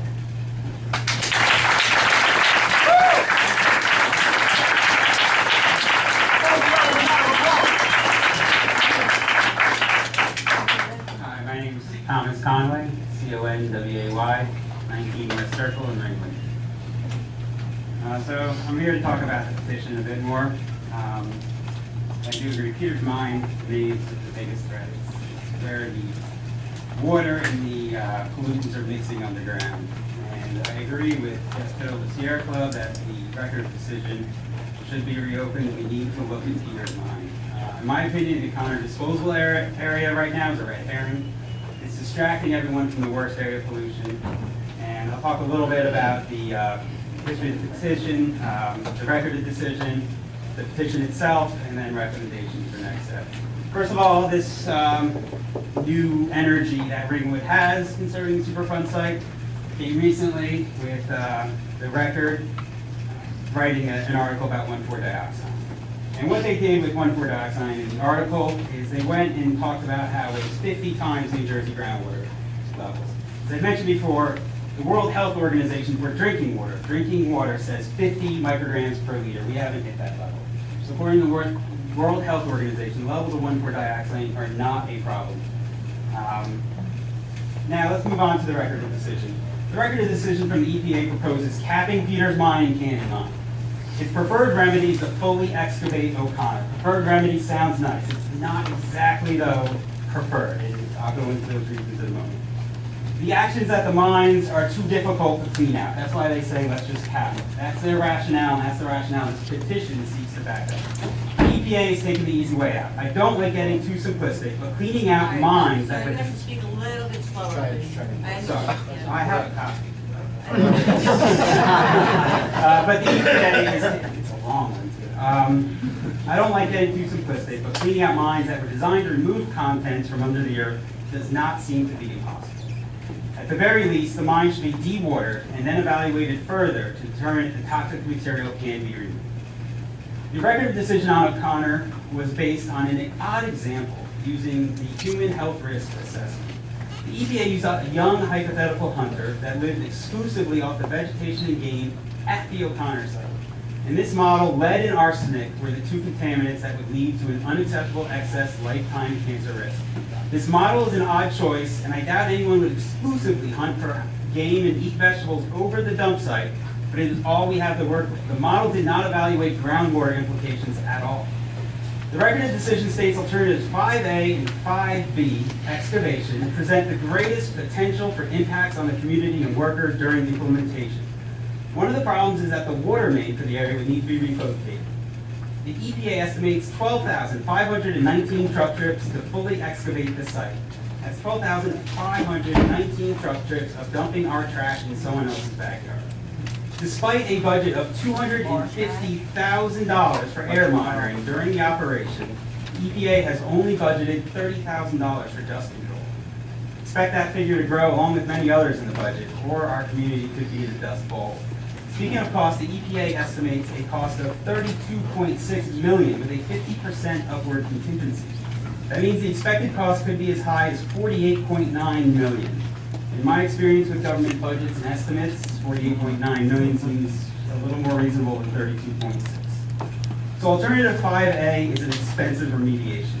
Why did the EPA choose it over 4A, which is capping? According to the record of decision, this is from the EPA, 5A was chosen over 4A because the EPA does not believe that fencing will keep ATV traffic out of the area. They mention evidence of broken fencing and trespassing by ATVs at the Peters Mine site. Because of the worry about trespassing, the EPA thinks that alternative 4A is not feasible because of the constant monitoring and maintenance that would be required to keep people out of the O'Connor disposal area. That's it. According to the EPA, the inability to restrict access is the reason they recommend 5A over 4A. They feel trespassing will compromise the cap. That's the only reason they recommend 5A over 4A. This is all in the record of decision. When the borough proposed the recycling center option for permitted land use, the trespassing concerns in regard to the integrity of the cap were eased. With additional soil and a concrete covering, the cap would be well protected. The borough would constantly monitor the site and trespassing would be reduced, if not eliminated. Using the human health risk assessment model, the EPA found that its record decision that alternative 4A would best satisfy the 9 evaluation criteria. This is an important point. In the EPA's opinion, the recycling center working with alternative 4A is the most protective remedy for reducing the risk to human health. More protective than alternative 5A because you do not have the exposure risks associated with full excavation. Alternative 4A also provides for the construction of new wetlands. Wetlands are a great natural barrier to capture pollution coming out of Peters Mine. Alternative 5A does not have that. Let's also look, alternative 5A has 6 inches of soil on top of mine tailings. Let's also look at proposal 5A and see what the petition is pushing for. Contrary to the claims in the preamble of the petition, the term full remediation is not used by the EPA in the record of decision. Furthermore, paragraph 3 of the preamble quotes the record of decision, the greatest level of protection of human health and the environment. But the full passage reads, alternatives 5A and 5B provide the greatest level of protection of human health and the environment that the OCTA, as they provide for complete excavation and off-site disposal and or reuse of the fill material, thereby removing all potential exposure pathways to these materials. What do they mean when they say reuse of the fill material? Well, that is covered elsewhere in the record of decision. To use the mine tailings and non-hazardous fill for the capping of Peters Mine and Cannon Mine. That means that much of the contamination in the O'Connor landfill will be used as fill in the other 2 sites. In the EPA budget, only 10% of the excavated material is classified as hazardous.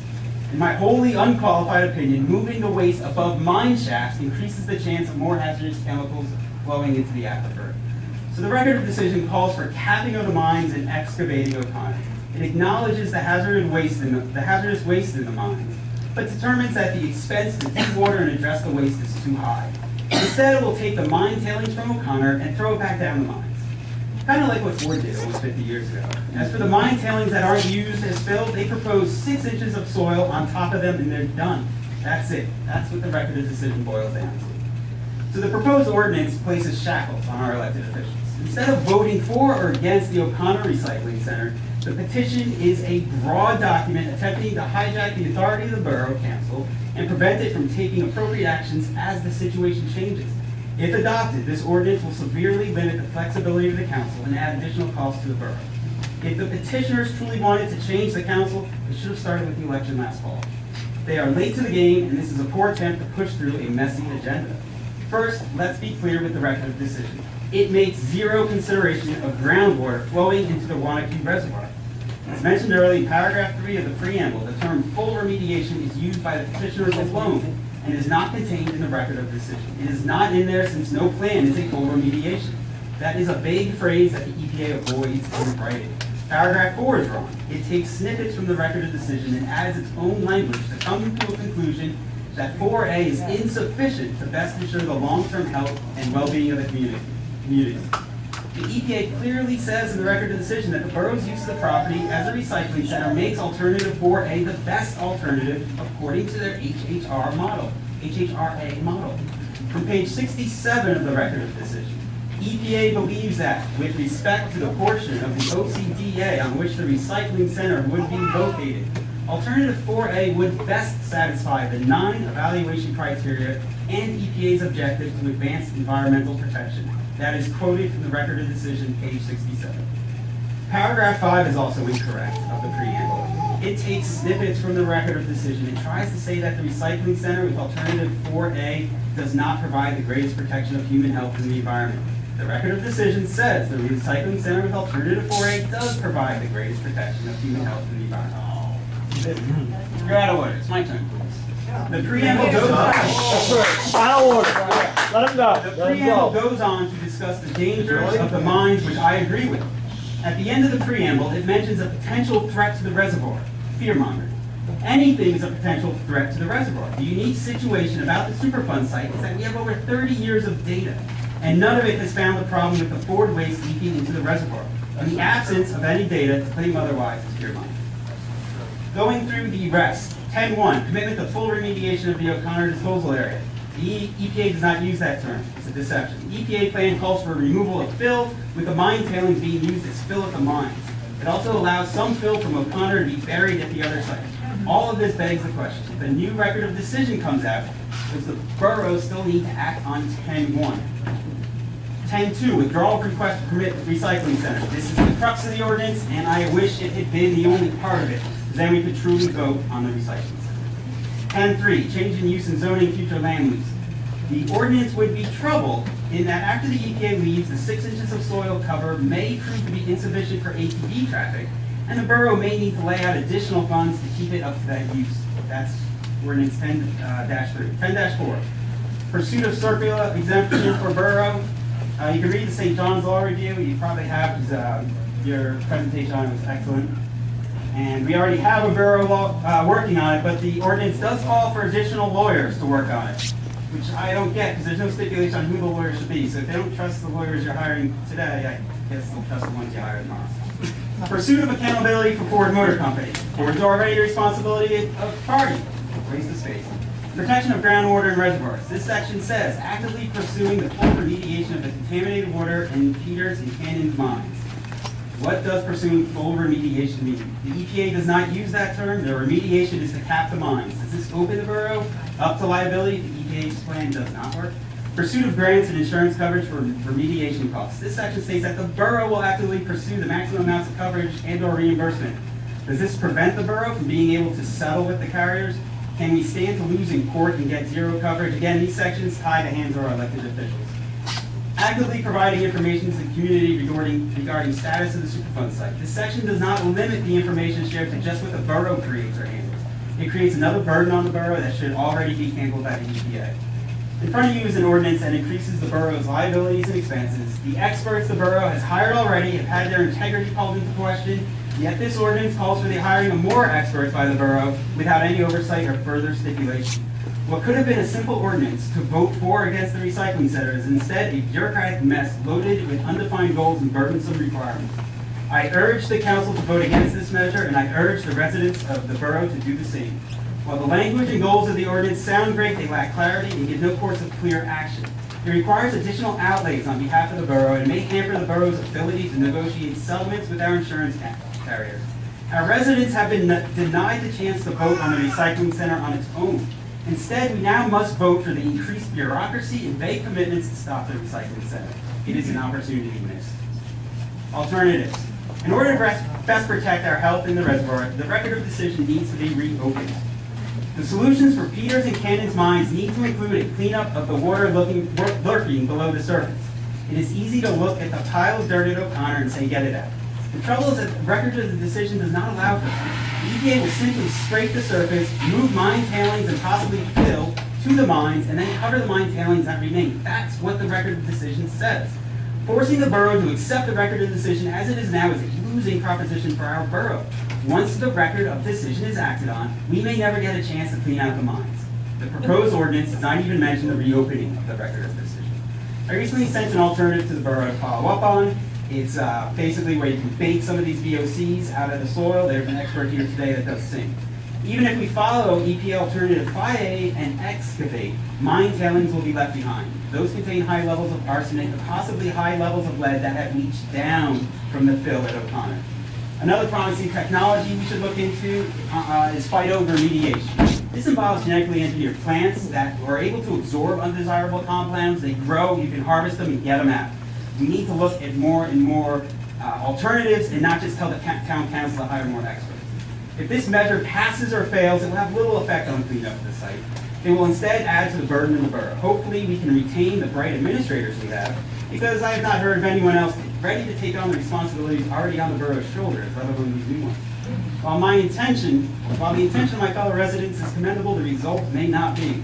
Rather than tell the elected officials what to do and force through this measure to follow their orders, we should be coming up with alternative solutions and pressing the EPA on our own. Ringwood is nothing compared to Ford and the EPA, yet Ringwood is bearing the brunt of its own residents. Ford is the responsible party we need to hammer. Ford is the party we need to unite against and fight until they are forced to do what is right. Yep. Instead, we remain fighting resident against resident. I've heard terrible things said about our elected officials. These are our neighbors, coaches, late volunteers, friends. While we may not all see eye to eye on this issue, I think it is uncalled for to personally attack our neighbors. This is a complicated issue, and no one can simplify it to the terms that petitioners propose. I wish it could be that easy. It's not. We're dealing with the federal government. It's a gauntlet. The EPA is a bunch of bureaucratic clock watchers. We cannot rely on their record of decision. We must petition the EPA to reopen the record of decision and force them to incorporate the results of the groundwater studies as a factor in their decision. When you take groundwater into account, Peters Mine and Canyon should not be tapped. They should be dewatered, and the toxic stew that is left behind should be cleaned out of the earth. When the storm of this petition is passed, I hope we can unite as a community and do what is best for all involved. We will need a historic effort to take on Ford and the EPA.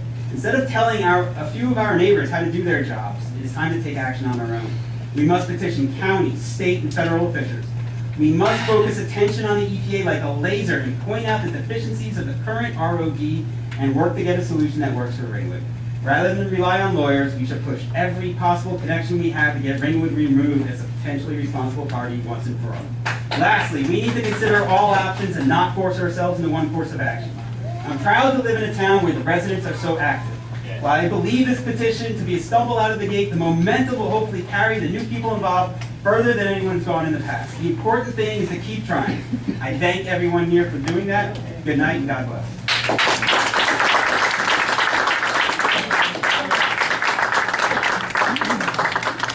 Mr. Conway? Copy? We get, you have a copy? Yeah, you talk fast. That's an accomplishment.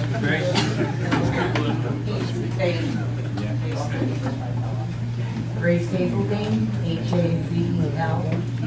Just so you know, there was a line.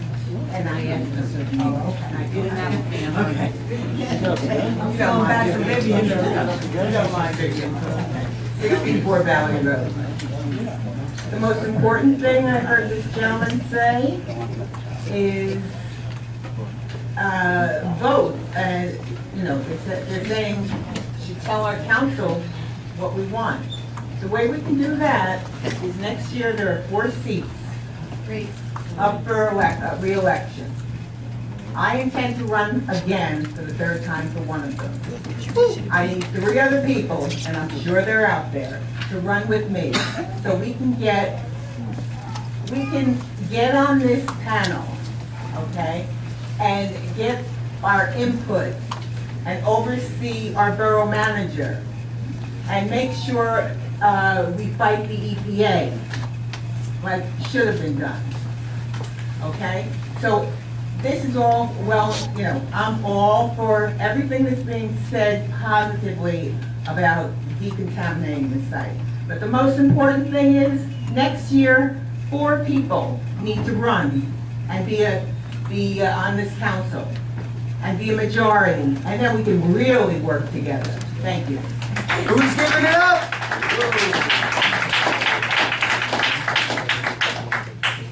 My name is Robert Florino. I live at 31 Upper Lakeview Avenue. I've been a resident for 18 years. So spell your last name, please. He is a boy, U-O-N-O. I'm 100% for a complete cleanup. I think that's the only way we can get this completely behind us.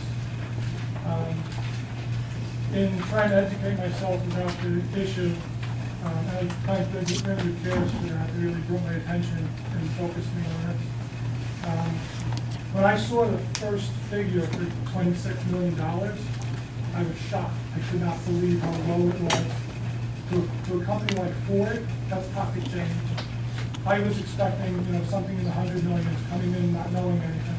So the original 26 million was shocking to me, and even 42 million, as the gentleman before me mentioned.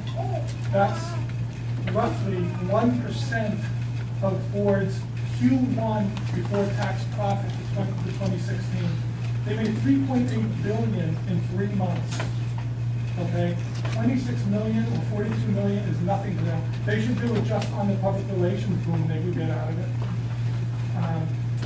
So that's basically my point. I think from a financial standpoint, it's ridiculous for Ford not to do this. Thank you. By the way, Andy Hobbs, ahobbs@ford.com. Vice President of Ford, send him an email. ahobbs@ford.com. Yep. Nice. That's not working.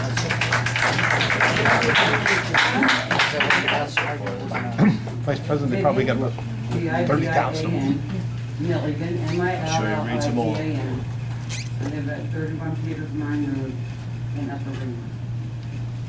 I'm out now, since this is not 3 minutes down, let you all know, I was born in 1951. Lived in Ringwood since 1951. So, in this room, in my opinion, there's only one person that can tell me different from what I've seen and what I've witnessed. And nobody else can tell me any different. Some of the highlights of that, some of the things I have to talk about is, let's get down here. For you lucky people that aren't aware of it, that live in the other parts of town,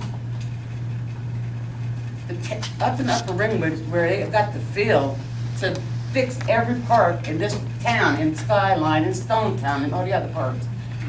And the guy asked for proof, I got proof. When I talk, I got proof of every damn thing I'm talking about, believe me. I've been there for 65 years and I know. So I think you better learn to do a little more homework, pay a little more attention, because you're just as high as the risk as I am. Because it is all over. It is all over this town. And again, I got proof of floor dumping. I got the actual videos. I have this proof. And as I said, I speak what I know and what I've lived, and I'll stand firmly by it. And again, here we go on the next one. The guy from Walker Drive, I hope none of the parks, I really did not warn you about, you know, all this sludge bin and all this fill that's in your neighborhoods, since you feel that way, but I'm not quite a jerk, you know. I try to figure out everybody tonight, and, you know, try to help one another out a few times. And then, all right, taxes, taxes, taxes, taxes. I'm paying taxes on a house that isn't worth crap, all right? Thank you. It lost Very much. all of its value because of Ford. And unfortunately, not only I can show any one of you at least 5 landfills that the borough of Ringwood had in Upper Ringwood. You know, we're making this a big Ford story, but you know, when we want, if we really want to do this, we can do it right. And I'm a little split on a decision here, because I can go for a tap in Peter's mind, if it's proper, but I want O'Connor back. Me and Paul used to hunt down there for rabbits, you know, and climb the trees and look for the berries and things. We lost an awful lot down there. And I feel I want what is taken from us back. I'd like to have our fruit trees, I'd like to have our hunting grounds. Not everybody lives the luxurious life of having wild game in their life. You know, and that's part of it. There wasn't no wild game. But it plays a big part, and it is good, and it's the way of life that I've known growing up. And you know, this doesn't have too much of an impact on this, except for the fact, I recently had a structure fire on my property, which was pretty devastating. Now, and I can stand here, and God was making me dead, and anybody else, and tell you, when there was fires back in the 60s and 70s, that so-called hole down there by Peter's Mine, that's where the firemen put the hoses in and used it to try to put fires out. Every time the O'Connor landfill was on fire, Peter's Mine, that's where the fire hoses went, down there in that so-called contaminated water. They used it, and I stand firm by that. I'll take a lie detector test, and I can outstand anybody here when it comes to what I've lived and what I've known. And again, we are human beings. And I know I'm probably blown up steam for nothing, but in life I feel that, all right, you are the municipal council. Like God's above the devil, there's plenty above you too. You know, there is further steps that can be taken to try to start saving some lives where I live. As Vinny said, we've lost 4 people within 4 weeks. 40-something, 40-something, 52, people just dropping dead. This is really getting very, stressful and very alarming. Something is just not right. And, it's just very upsetting, and I just, I'm injured in one sense, but I just can't take it lying down. I've been here, I'm not going to run and hide now. You know what I mean? I wouldn't take you to smile because I'm up here against you. So you don't smile now, none of them are up here, all right? Yeah, so. And I will continue to try to stand my grounds. And I got another question. When did you bring the petition in here? When did you deliver it to the clerk? On July 1st. July what? July 1st. July 1st. Yeah. So as mayor, you don't get to see this paperwork that's delivered, that's supposed to go to the mayor and council? I think I got it the next day. All right, well then you got me confused there because you said you didn't get it. I didn't get it until it was presented to the borough clerk. At that point, it's a completely formed document. And then it goes down and it has to do what it has to do according to the Faulkner Act. All right, but you kind of make it seem like I'm you sorry. got yesterday, you know? I mean, you know, and then you said, you know, all right, so one day different, I think you should have plenty of time, you know, to really look over this and, you know, comment as to what the people were saying about the way the petition was written up, if you felt there was a problem. And I'm going to go on to the next one. Why? Why do we have to pay 2 attorneys all the time when we have these meetings? You can answer that either? You get one attorney. All right, yes, all right, you have Mr. Clemac, who's here now. But then Wanda Monahan, who gets $285 an hour. Why? Why does she have to be the speaker? There's no lawsuit right now between town and Upper Ringwood, so I feel that the town should stand up on their own feet and speak. You know, that use all need to speak, instead of just sitting there. I give you credit because you'll fight your battle. But I don't hear too much about the rest of them. And if they feel something, they should stand up, you know, and say what they want to say, if they want to say something. And then here's another. There's no way on God's earth that you could put a person's life before an ATV. That's supposed to be one of the main reasons for not wanting to clean up. I sit there, I live where, if anybody familiar with this area, if you go up Martin King Avenue, you make a right-hand turn, and you go down, you see Beach Road. For the last 50 years, I have watched vehicles come from Beach Road out down below Peter's Mine with dune buggies, ATVs, dirt bikes. I still watch this. I will not say none of my family does not ride ATVs, but I'm getting kind of tired of the fact that everybody thinks it's just Upper Ringwood residents that are always there, you know, on ATVs. Can I run down there and shoot them off? No, I can't do that. But they come in from all different directions. I've seen them come from New York State, you know, they come. It's just like the water. There's many roads the ATVs can take, you know, but they come, and they come from different directions, and who am I? I mean, I would take disinfectant to death if I get to, you know, and whatever.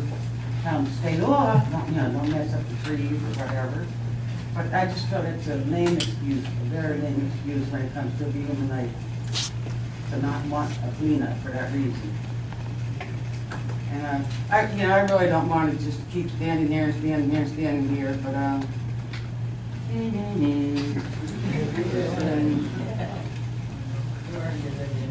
yeah, let's see. This is just highlights, you know, of some of the stuff that I wanted to comment on. Okay, you said you came here in 2007? 2007, you said you weren't here? Okay. Which is another thing, as I said, you know, I've been here since 1951. I mean, you are all people who have, you know, you are the mayor, the council, whatever, but again, you don't have the facts. You don't have the true facts. You know, it's like, as I said, I have the facts. You know, we lived it. Again, I have to say that again, whatever. It's just really amazing.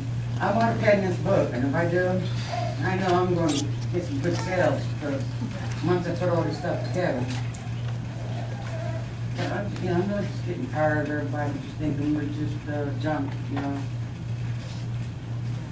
And we're not. I feel I'm better than any person in this room. And I don't care what you have and what I have. And that's a lot of pride and love. And I won't go down without oars feeling that way. And who knows? Maybe I'll take one of these seats next year.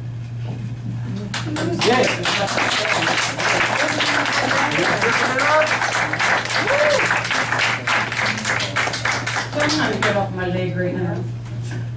And that's arms out back.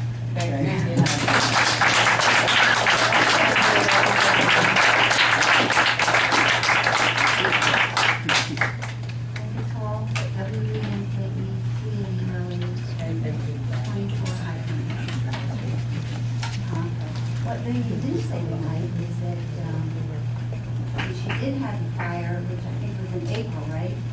Yeah, mine was in April, yes. And then a neighbor of hers was in March. There was no water pressure at the fire hydrant. And so other fire departments came and helped. And the thing is, it also happened in 2007. And I was leaving the council at the time, and I remember I lost the election.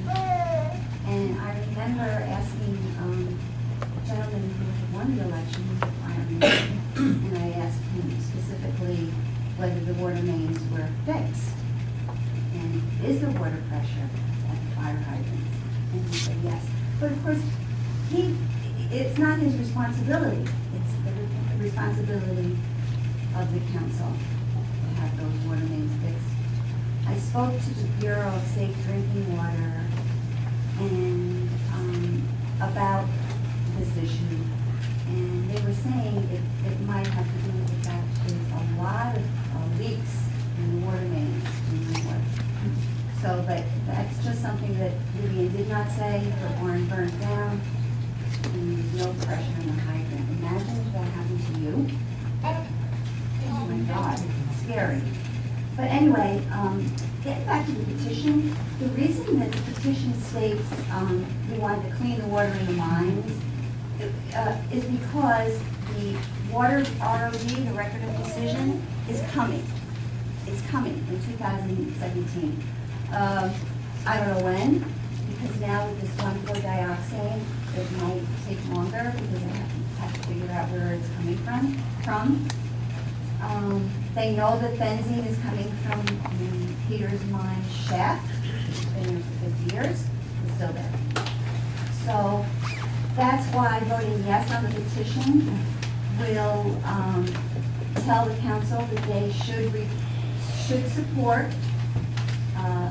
when the record of decision on the water comes out in 2017, cleaning of the water in the mines.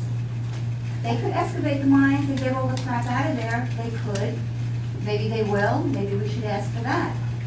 But if that is not the case, then they could pump the water, clean the water, recycle the water. The water in the mines has to be cleaned, in Peter's mine and Penn mine. That is where the pollution is coming from. And I agree with the gentleman that, he's talking about O'Connor being a red herring. I don't agree with that. 106,000 tons of toxic waste has to be taken out. Bottom line, it can't stay there. It's not a red herring. It's a serious. It's serious because it's leaching. It's always leaching, constantly leaching. So, but I do also agree that, maybe if the borough wants to petition the EPA to open the rod, that's a good idea. Reopen the whole gosh darn thing. I think that makes a lot of sense. I was on the Community Advisory Group, which is the CAG, for 10 years with Bob Spiegel, with Vivian, and a lot of members from our community, from Upper Ringwood and outside of the community, Robin. I'm here. Hey, Robin. And we, as a body, after listening for 10 years to all the professional testimonies about the contamination in the water and this and that, we recommended to the EPA that they should clean up the entire site. We didn't want capping at all. We're on record saying that. When the ROD came out, and they said that they were going to clean O'Connor, I agree with Bob, it was a small victory, and it is the best way to go.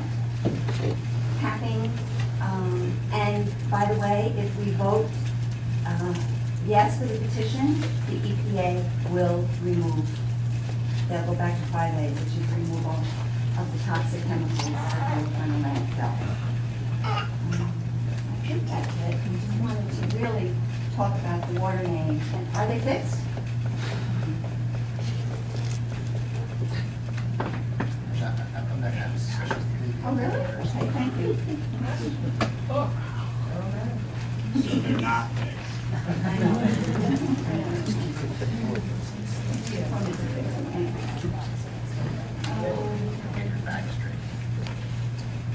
I will, I'll try very hard. Oh, I do have a fact here that I want to tell you about. There has not been 30 years of continuous monitoring of the water in the Peters mine. That is not factual. It is continuously said by the professionals, it is not true. Actually, the surface water testing was done for 15 years, from 1984 to 1990, and it was stopped until 2006, when it was relisted. The groundwater testing was done from 1984 to 1995, and then it was stopped. So we have no idea what went on between the time it was stopped until the time it started again in 2006. And they only do it once a year. So, as is being said, or whoever, water finds where it's gonna go, when it's gonna go, and we don't know. So, that's why we're supporting, definitely supporting a cleanup of the water in both of the mines. Thank you.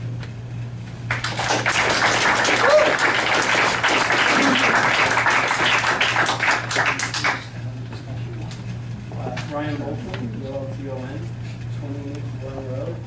And you can all bear witness that I tried to unload the baby before I came up to the mic. I wasn't having it. He came in fully clothed. I ran out unprepared, so I apologize. Some of my remarks I've given some thought. Some of them are just having watched people in the room. One of the first things I have to say to Bob, who's behind me, as a Upsaw resident who's never had a tour but has tried to do some reading up and becoming informed on what's been happening here. I've never actually seen the sludge, I've never seen the effects, but I've read about it. And I know that from prior meetings when it's been out, people have gotten headaches, they've gotten nauseous, just from it being uncapped. And I swear to God, and I'm not real proud of it, but maybe I don't know. I saw what he was doing, and I appreciated the impact that it was going to have on the room. And my first thought was, do I need to take my kid out of here? I would not have brought it. And I kind of knew that, but I was this close to just walking down around the corner so I could listen. And that's the impact of when it's in your backyard. This whole town is our backyard, and we have to start to think about it that way and remember it that way. So therefore, I do have a little bit more thought, and hopefully a little less emotion. One of the things that is interesting about this town that I've learned from doing some reading, we had a problem with a gas program a number of years ago. MBRE up on Skyline traveled further and faster than any other documented case of an MBRE plume, which is a gas additive. Obviously, MBRE is probably a work acronym, sorry. As well, see, even when I think and that was due to the nature of the bedrock. It's fractured. It could sit still, ground shakes, boom, it hits a crack, and suddenly it's on the move. And that's just the nature of our bedrock here. So we can't really necessarily take confidence from the fact that something hasn't been a problem yet. I also wanted to speak to the experts that the borough has hired. Or the borough has hired, paid for by insurance to produce some money. Obviously, they're really good. Obviously, they're really smart. They're also, based on their websites now, very experienced in brownfield and taking sites and turning them into something else, like a recycling center. Laura Dodd is also very good at sharing grant money, so we can also kind of turn to her in that regard. But when I think about who we should be having work on this, is perhaps somebody a little bit more focused on a greenfield approach of getting it back to a park. Oh, say I've heard she's gone. Where, you know, I don't care if you're hunting or if you're playing baseball or if you're just hiking through the area. I can't consider that cleaned up if I'm not allowed to put a house in. Right? That's not really clean. That's kind of, the cat's not safe enough for me to put a house on. So why should we consider it safe enough to remain in our town? And the problem that I have with the professionals that we have working on it is some of the arguments that they make. A couple meetings ago, made the comment that it really sounded like they were working for Ford. And I stand by that. It sounds like they're trying to talk us into a less complete, less permanent solution than is optimum for the people who are going to be living here, the children who are going to be raised here, the people who are going to be staying put generation after generation. And some of the arguments that Laura was making were about those mine tailings, those arsenic-laced mine tailings. And I found this article from the last cleanup back in 2009. So this is now 7 years ago. Ford Motor Company will haul out piles of arsenic-laced soil found in Ringwood State Park, ending a 4-year battle over the source of the waste. The company failed to prove the cancer-causing element was a naturally occurring remnant of mining in the remote mountain in Ringwood, rather than a byproduct of the paint sludge it dumped. Extensive testing by Ford did not support its hypothesis. Rich Chapin, an engineer hired on behalf of the residents, said, Ford did every extensive, very sophisticated soil test that had to be $500,000. What they found is that once arsenic gets into the tailings, it stays there. Not so with the sludge. Chapin concluded that because arsenic leaches out of paint sludge, the soil contamination must have come from the industrial waste, and so Ford is responsible for removing it. And I think that that is the finding that the EPA would have as well. If they've tried to get out of this before and lay in the mine tailings, and it didn't work, then we should have every hope that we would be able to hold their feet to the fire again.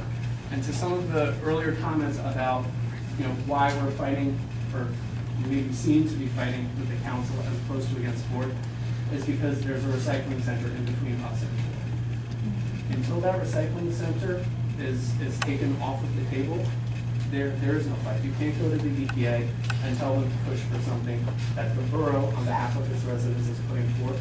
And that's why the recycling center doesn't belong here, because once the recycling center is off of the table, we can all get behind ourselves and go after Ford.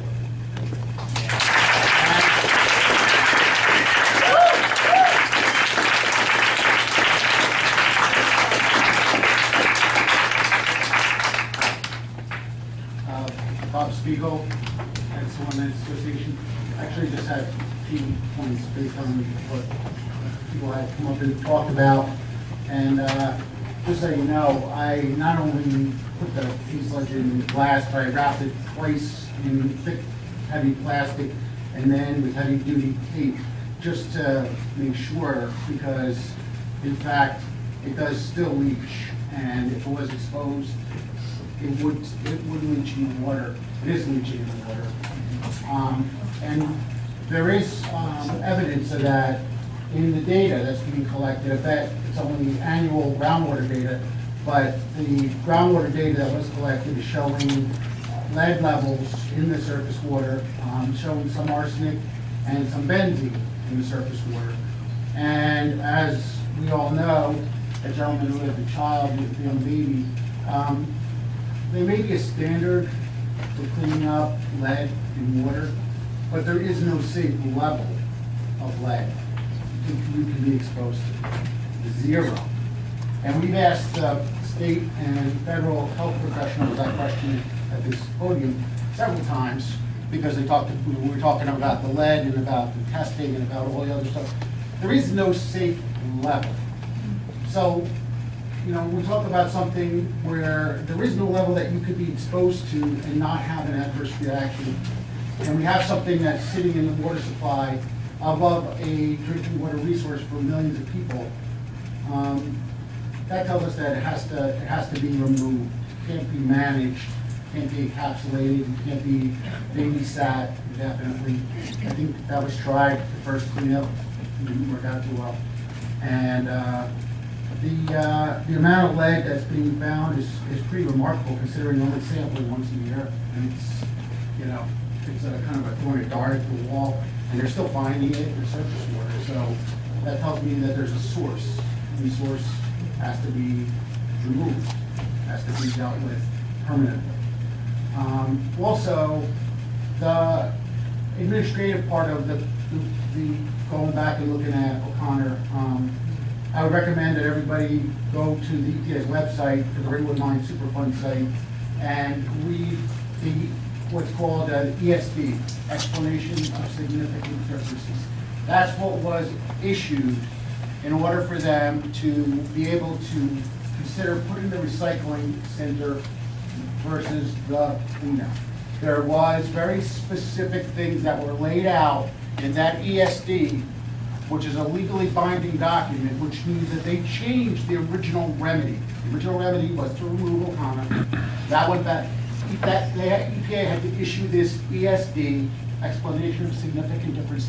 It had very concrete things that the borough had to do, timelines that had to be met, or the ESD would no longer be in effect, and they would have to go back to the original remedy, which was to be removed.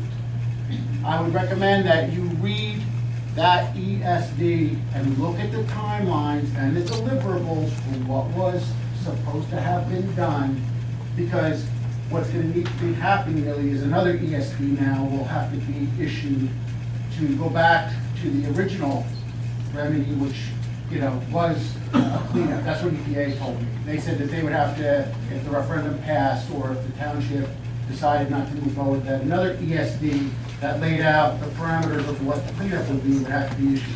But I would recommend that you get to know the bureaucratic terms, even though I don't necessarily like having to work within EPA's box. That's the only way to get them to act, is you learn that what they can do, what they can't do, what their bureaucracy says they have to do, and then you can use that to your advantage. That's how you get them to move. They don't move because it's the right thing to do. They move because it works within their little bureaucratic box that they live in their cubicle on, you know, in New York, and Federal Plaza. So I would recommend go online, read the ESD, take a look at what it says, and it'll help you as you move forward. The last thing, keep in mind with that, the cleanups. The goal of the cleanup for EPA is to lower risk. So when they leave waste behind, you know, when they don't clean the site, which is pretty hard to get it all, but you can make a good faith effort, and that's called principal threat waste. That's what we have here. But they're not looking at the paint sludge as a principal threat waste. EPA used to look at sites, and that was the goal. Get rid of the principal threat waste. If there was some residual that needed to be managed or capped, then they would consider a cap, but only after the principal threat waste was removed. Well, our technical advisor, Rich Chapin, who sat up here for many, many years, said, this paint sludges are principal threat waste, and they should and must be removed for any remediation to be considered satisfactory. And so that's another term. Again, you need to learn these terms because they're the way you can use EPA's own regulations and rules so that you can get a cleanup. And lastly, risk management, and what does that actually mean? I couldn't believe this when I found out, because I thought clean, how clean is clean? So it's been a question with me, how clean, what is clean? What does it mean? Well, according to EPA, you can kill 1 in 10,000 people, and that's okay. If you're capping a site and the risk is lowered, so only 1 in 10,000 people die, that's fine. It's called 1 to the -4 to 1 to the -6 risk range. 1 in 10,000 to 1 in a million is an acceptable amount of people to kill, and that's clean if you're managing a site with a cap or whatever. So that's why when you actually remove waste and get it out of the environment, get it out of exposing people, there was a study done by Columbia University that showed that there's a 20 to 30% immediate decrease in childhood illness. And Janet Curry did this study a few years ago, and it was just published not that long ago, and it showed across the board at Superfund sites, when sites were cleaned up, childhood illness went down immediately, 20 to 30%.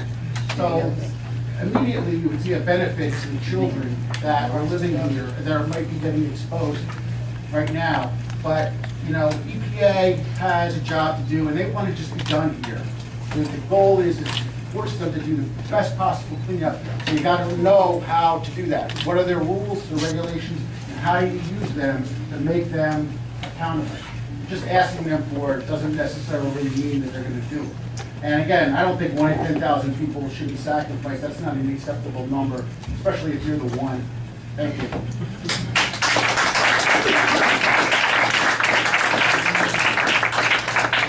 Herb Allen, 43 Seminole Drive, Ringwood. Spell your last name, please. ALLEN. I feel disturbing the soil, not knowing how far these mine shafts go down, is gonna present some bigger problem to this town. Nobody knows how many millions of dollars it's gonna take to clean this site up. Nobody knows in this room. If anybody in this room can guarantee me how much it's gonna cost for this town, okay? I'll go to Atlantic City right now with you. Nobody knows. This is a disaster. This is a disaster what's going on in this town. They're making everybody's value of their homes go down. The taxes are gonna be sky high. I'm talking. Don't point Right? towards me when you're Let talking me to tell me, you and I ain't something. said nothing to you. Let me tell you Get something. your story straight. It's a disaster. And it's a small percentage, and some of them, I'm gonna say most of them, are from out of town that are coming here and destroying our town. We are nuts. Okay? You gotta watch what you Yeah. say. That's true. You had your turn. I'm talking now. I've been here 57 years.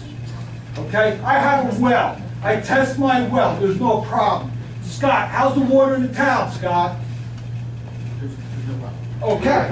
There you go. There's no problem. What is going on? You're gonna take out millions and millions of tons of soil. You don't know what it's gonna do with those homes up there. You don't know what it's gonna do with the water down here. It could cause so much problems.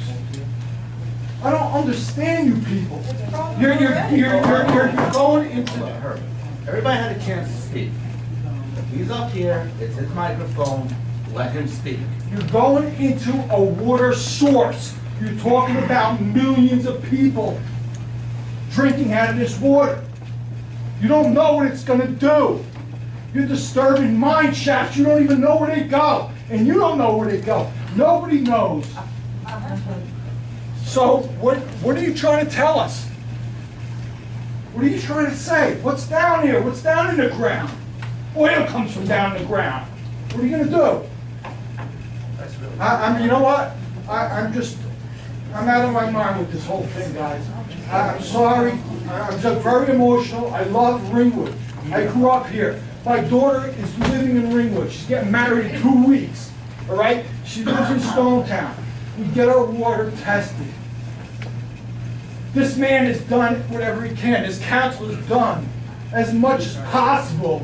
Okay? There's been mayors and councils before this time, and you guys are just throwing them under the bus. I can't believe it. I really can't. No, I don't give a shit. You know what? I'm emotional. I'm emotional, all right? If you want to be emotional, I'm going to be emotional. I'm done with this. Where's the Right. gavel? It's killed these people. It's been killing these people, and you know what? Sinkhole's been up there. Where's the sinkholes coming from? The mine shafts? Are they coming from the mine shafts? Where are the mine shafts? Where are they? Where's the map, guys? Show me the map of the mine shafts. Nobody knows. Nobody knows. I'm sorry, guys. Thank you for my time. Good job, Herbie. Easy, Herbie. Just in response to what you said. Maybe Milligan. Some of us do know about the mine shafts. Don't run, I want to listen to some good information. Not interested, all right? Peter's mine's 2,400 feet. Show me the map of all the mines. I can. You in Stonetown? Hey, folks, come on now. That's enough. You got mines in Stonetown. Milligan.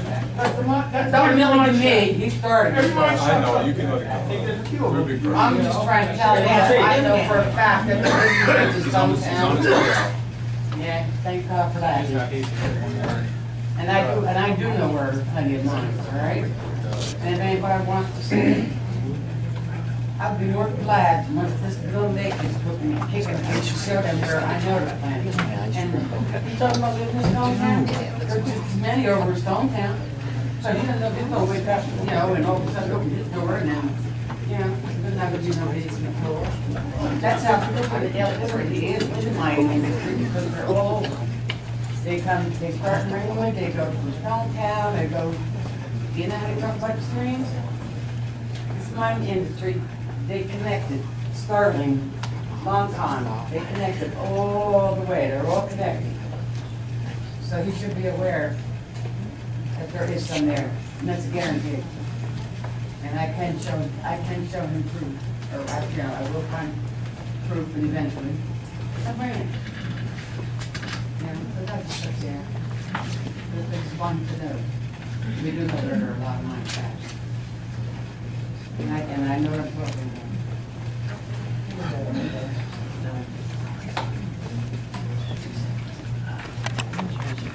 about. So it's kind of nice to have a full house with people with passion showing up.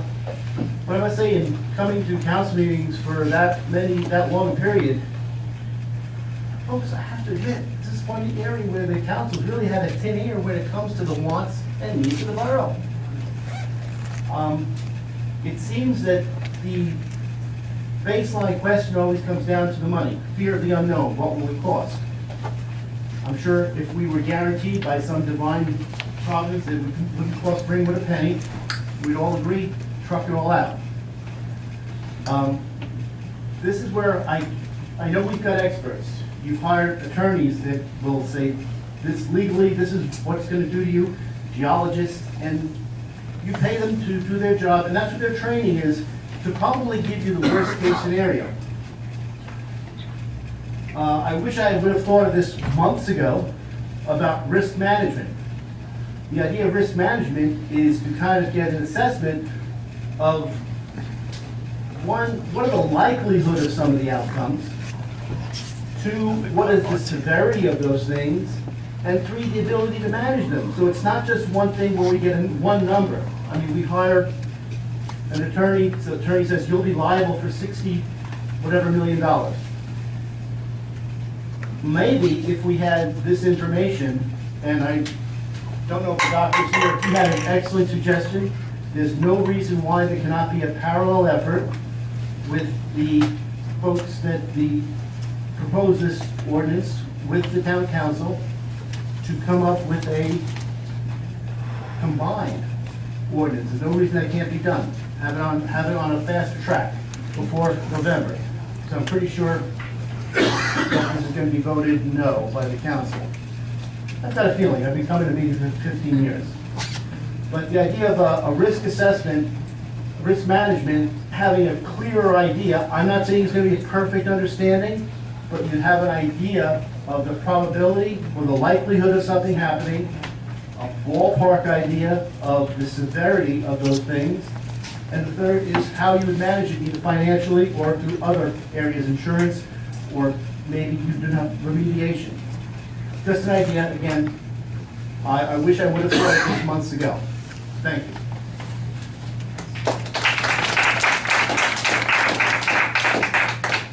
Robin Canetti, 310 Lakeview, C-A-N-E-P-T-I. Just a quick comment about experts. I sat in the zoning board for 27 years, and it's a very interesting phenomenon. When residents come with an application, when an applicant comes to build something, developers, they find experts that say exactly what they need them to say. And when members of the public hire their own experts to counter an application, they find experts to say exactly what they need to say. So the experts that the borough has hired pretty much were arguing the borough's party line, but that's not really what I wanted to say. The gentleman that was here before, and I use that term, gentleman, a little bit loosely, was clearly emotional about this issue. This is an issue that inspires emotion in people. And he seemed, however, to blame the people that lived in the toxic waste area as if it was their fault that they lived in a toxic waste area. They were there way before his 57 years as a community. The elected officials of that time clearly watched Mawa trucks from Ford driving in and out all day long, because there were a lot of trucks to drop 96,000 tons or whatever that amount is. That number always boggles my mind. So they kind of got dumped on. So to blame them for being poisoned is a pretty stupid rationale. But knowing that there is that emotion, imagine the emotion of being those people that have been dumped on for 30 years. Woe is me for the poor man that lives in Town who's a little upset because his daughter's getting married in 2 weeks and there's stress in town about the water. Those people have been pretty damn stressed about people dying in that community from whatever's been going on in their town. So yes, it is emotional, and most of the emotion you've heard in this room for the years that CAG has meant, for the years you've had special meetings, has been people telling you they want a full cleanup. Most of the comments to the EPA during all of their comment periods was the majority of people saying they want a full cleanup. Yes, there are a handful of people that are here today saying that they don't. But we haven't heard from those people for the last 10 years. We've heard from people who want a full cleanup. That's the majority of public opinion you've heard from. You are officials that work for the town. It does for the residents. It doesn't go the other way around. You work for the residents don't work for you. So since the majority of people that you've heard from has asked you, some politely, some less politely, because it is an emotional issue, have asked you to support a full cleanup, we're sorry that it's come to this point where we had to do this petition and people had to beat the bushes to get people to sign a petition that you only saw when it got handed to you. Well, it was on a website. People around town knew about it for months. So yeah, so you certainly knew it was coming. It wasn't a surprise to you. We're sorry it came to this point. We were hoping that our elected officials would protect us, like the elected officials in Rockland County. But you failed to do that. So the residents have taken it up on their own. And I hope that the people that are out there on Channel 77, and I hope that the people, because I know you're not going to approve it tonight, I know you're not. So it's going to be on the ballot in November, and when it's on a ballot in November, please vote for it, because it is the only way we're going to get a full cleanup, because our town officials are not protecting us. Thank you.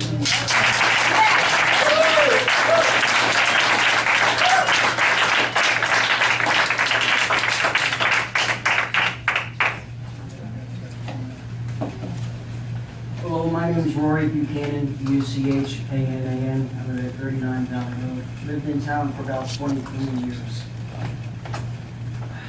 I know this is a sore subject with people, but I realize the full cleanup for this is going to cost millions of dollars. Millions, not five, several millions of dollars. They're going to have to bond. The town's going to get stuck with paying part of this bill, whether we believe so. Okay, fine. Ford is going to get good lawyers. They're going to fight us to forever, and they're not going to pay. Whether you think so or not. We might pick in a little bit, but we're going to be on the hook for the rest. Our property, Passaic County is one of the highest tax counties in the United States. You got seniors living in here on fixed budgets. You got middle-class families struggling to get by. Some families, husbands working 16-hour days, wives working 8-hour days. I'm a husband that works 16-hour days. I'm tired. Right? There's only so many hours in a day you can work. Right? I'm burning out. So I want everybody to realize that at some point, somebody is going to have to pay millions of dollars, and it's going to be the homeowners.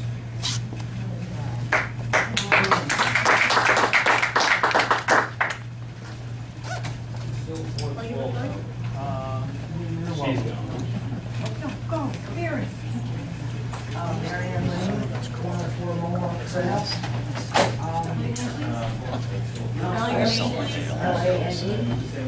M-A-R-Y-A-N-N.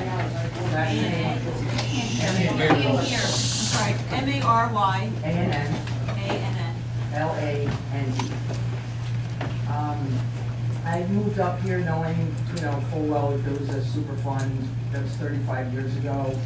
Thought everybody was going to do their job. It was going to be cleaned up.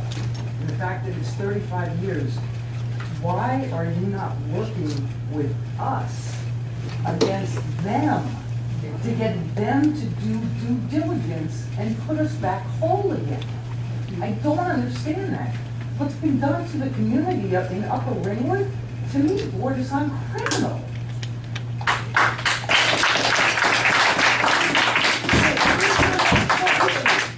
They're our neighbors. They're my neighbors. They're your neighbors. It's our town. We should be fighting together against Ford and the EPA. Why do we, the citizens of this town, feel like we are fighting you? Right? We help us, help ourselves. Because we need people in positions of power to help us fight people who are in positions of power. We are merely citizens that can only be powerful one day a year, and that's when we vote. But every meeting, we can come to you and plead for your help. Help us. Fight them. They're the bad guys. You shouldn't be the bad guys. We shouldn't be the bad guys. We're just citizens trying to clean up a place that we moved to because of how beautiful it is, how much open space there is, how much clean water there is. That's why we all moved up here. I want to retire here.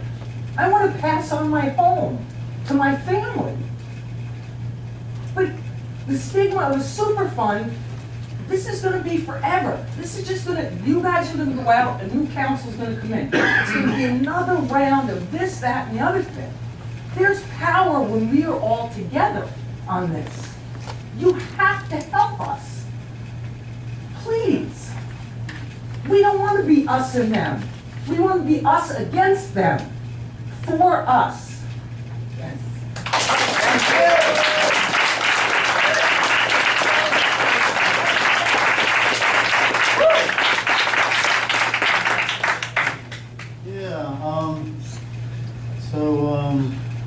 Honorable Mayor, council members, and... Sir, if you could, your name and spell your last name. Address. My name is Mark Bertneski, Bertneski. I used to live at 69 Boris Place over in Erskine Lake.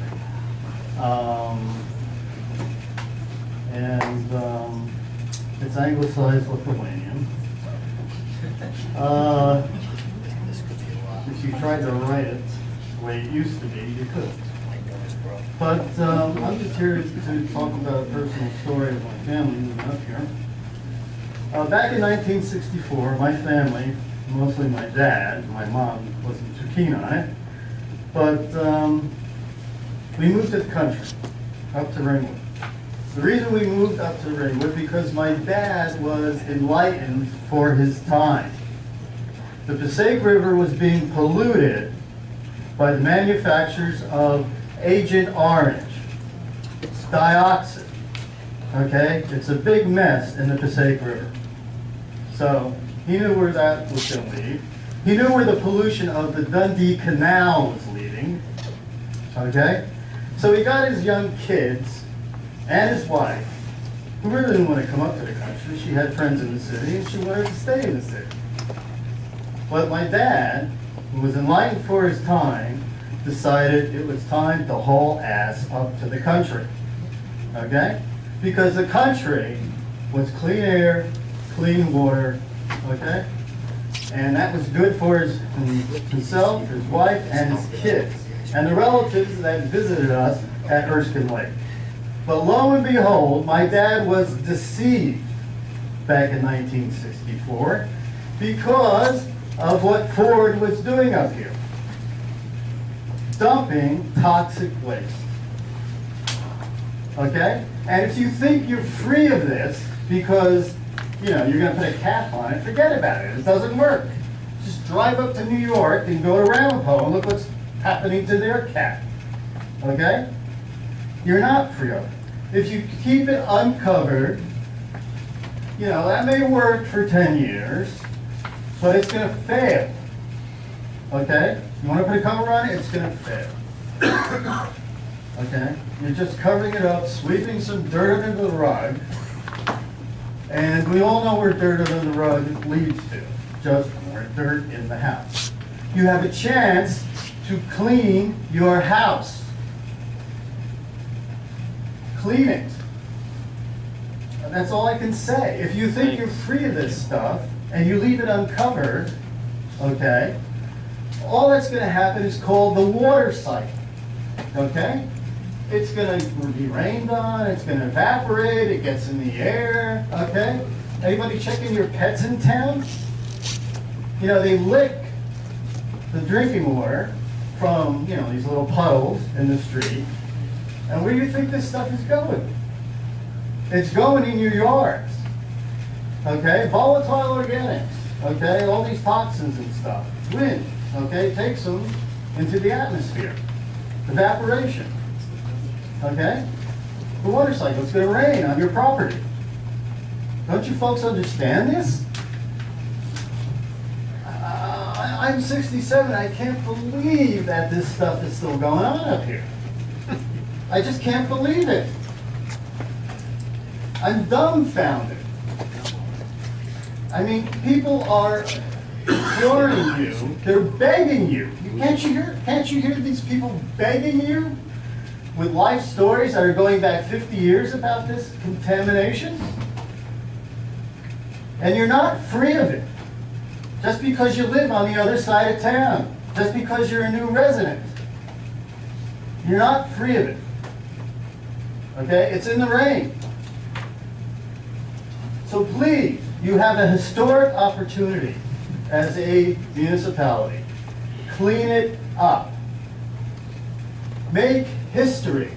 Something that other communities can follow as your lead.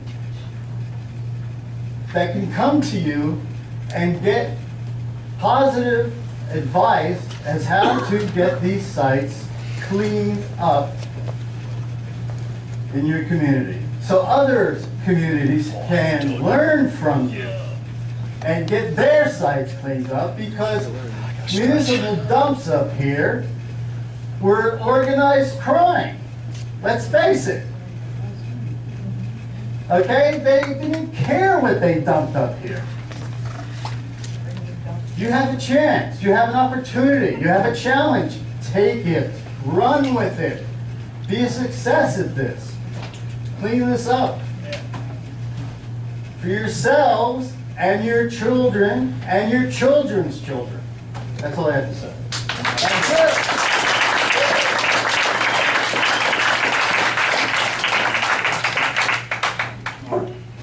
Do we have anybody else? I'm sorry, Mr. Bushon.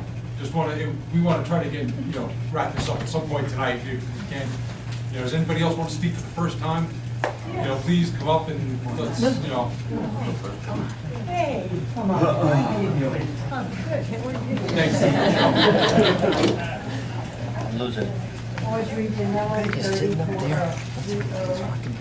34Nenellan, 34 Lakewood Honda Drive, Stonetown, section of Ringwood. I do have a well. I know the gentleman from Seminole has a well, and he was very emotional. I'm on a well too. That stuff can reach into my well. Just because there's a little body of water in between means nothing. The point is, we sold our souls to Ford. When I first moved up here, I didn't even know it was happening. I was working in the city. Who knew? We sold our souls. For what, I don't know. Obviously, we got something. Somebody did. We didn't give it away for nothing. The people who live in that area deserve to have free water that is free of toxic stuff. I deserve it. I go to a gym down in Pinebrook, and I was in the gym about a year ago, and a nice young couple were engaged, and I was talking to them. And they said, "Where do you live?" And I said, "Oh, I live in a beautiful area, Ringwood." "Oh, we're looking for a house. We found one we fell in love with in Ringwood." But then I read about the Superfund site. They didn't buy here. They won't buy here. So if people in other parts of town think they're not being economically hurt, they are. Our housing is not selling at the market rate it should, because we have dirty water. And I say, let's clean it up. Now, do I think you folks are gonna do this? Well, I wish I could say that you are, but I've been around for a long time, and you don't do it. Linda, I hope you do. Walter, I hope you do. The rest of you, I don't know too well. But I am hoping that you vote for this for tonight and do something honorable. Mary Ann Lane said it so well. You should be with us. We shouldn't be here fighting for this. A recycling center? Come on. Do we need a recycling center? We're gonna sell ourselves out to Ford again? We have a recycling center. Thank you.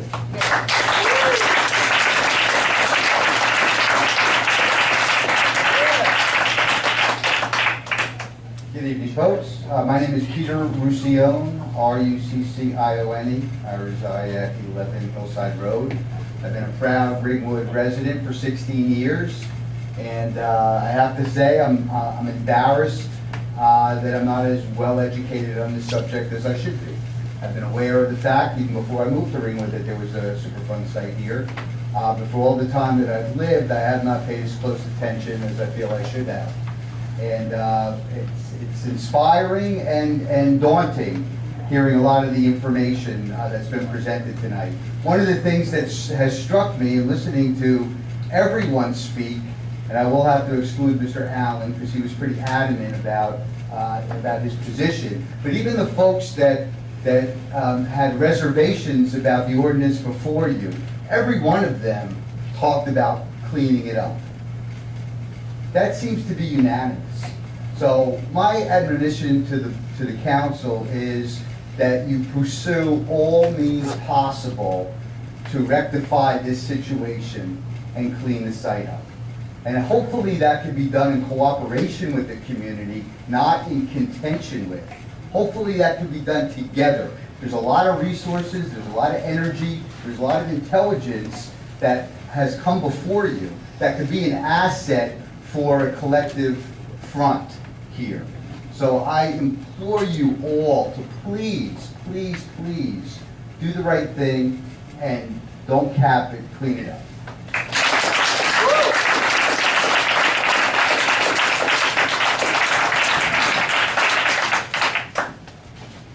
Patrick Diamond, 95 Northgate Park.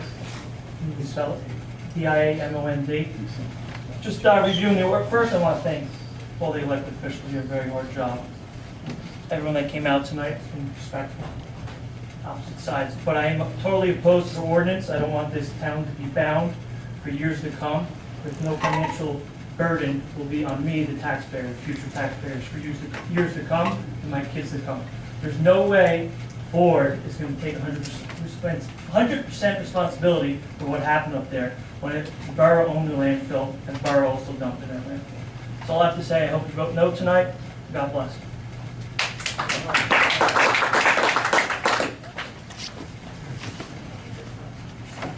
Doug Roussillon, residing at 11 Hillside Road. Doug, R-U-C-C-I-O-N-E. Hopefully I'll be the last speaker tonight. The first thing I would like to address was earlier on in the evening, a gentleman in the back mentioned something about the circle law and how it would be impossible for us to get an exemption. Just recently, just a few weeks ago, down at Capitol Hill, there was a hearing about the circle law and how it's not working. How it was enacted when the EPA was created and it hasn't been touched since. Similar to a lot of the different kinds of policies that we work under in this country, it's old thinking that is not working with the new life that is going on. So they were down there at Capitol Hill talking about how everything that the EPA has done up until this point, let's look at it, it's not working, we need to fix something else. And I think that them looking at our letter for exemption would definitely take that into consideration before denying us an exemption.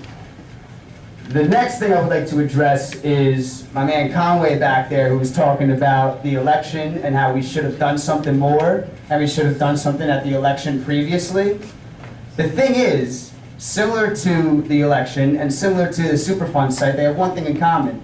No one in town has really known. My generation, I can say wholeheartedly, didn't even know we had a council, didn't even know we had a mayor, and had no clue what a Superfund site was. And that's a big problem. And I remember saying this to the mayor, that the relationship between the borough and the community needs to be solid for anything to get done. And there is no relationship. No one knows what is going on. If we had known, my generation would have been out there to protect the future of our state park and our town that we love. Because we know that these people are not doing the job, unfortunately.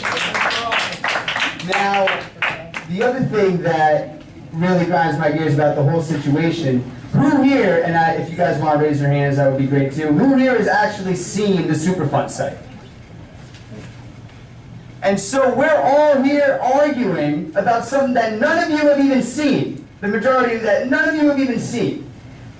For a cap off to work, there needs to be constant maintenance and care. It needs to be paid attention to.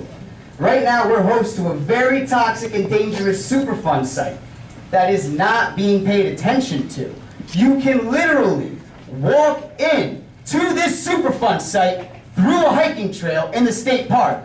There are no fences, no signs, and no kind of warning. Right now, when we're here arguing amongst ourselves, there could be kids younger than my friends and I who are hiking in the park because it's a nice night, and they'll stumble across this site, and they'll see this orange liquid that is very visible on top of the ground, and they'll want to go near it. They have no clue what it is. They could fall in. They could get hurt. If that's the kind of monitoring and maintenance that this cap-off is going to get, then I think we can all agree that it's not going to work.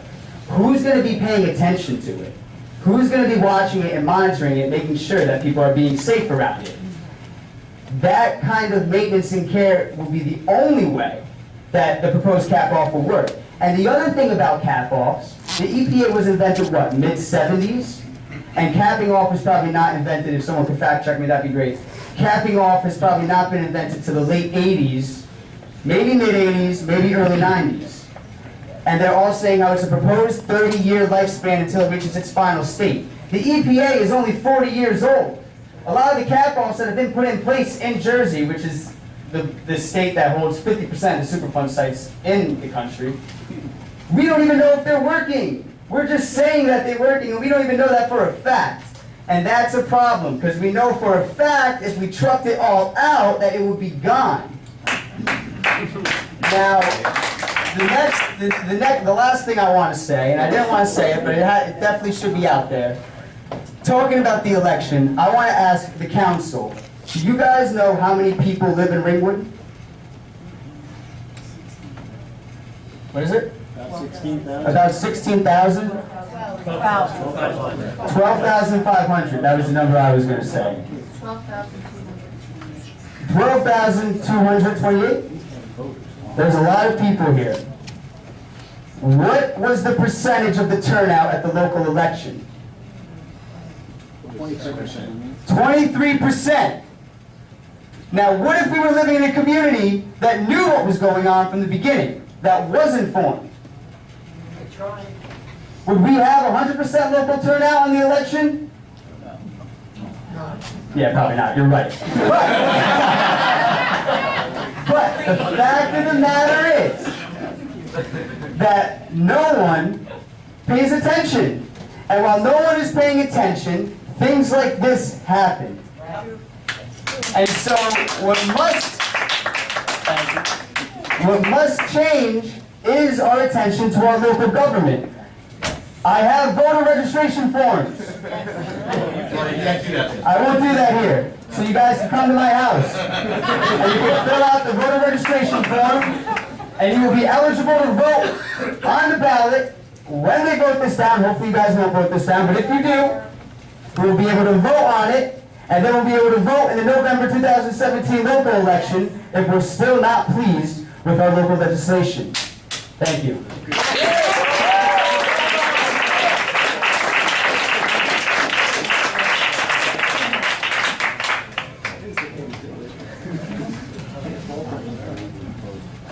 I move to close public.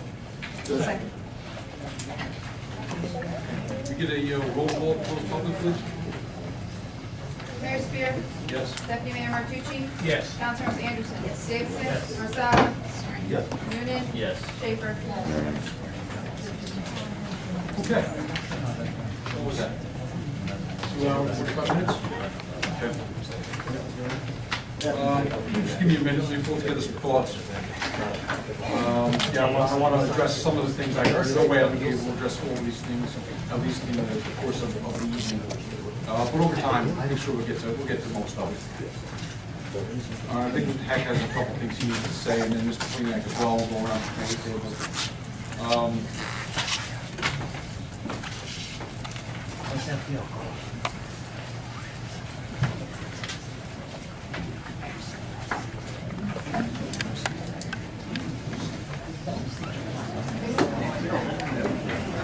There's one thing I noticed that that's kind of strange, and we really got to be a little more careful.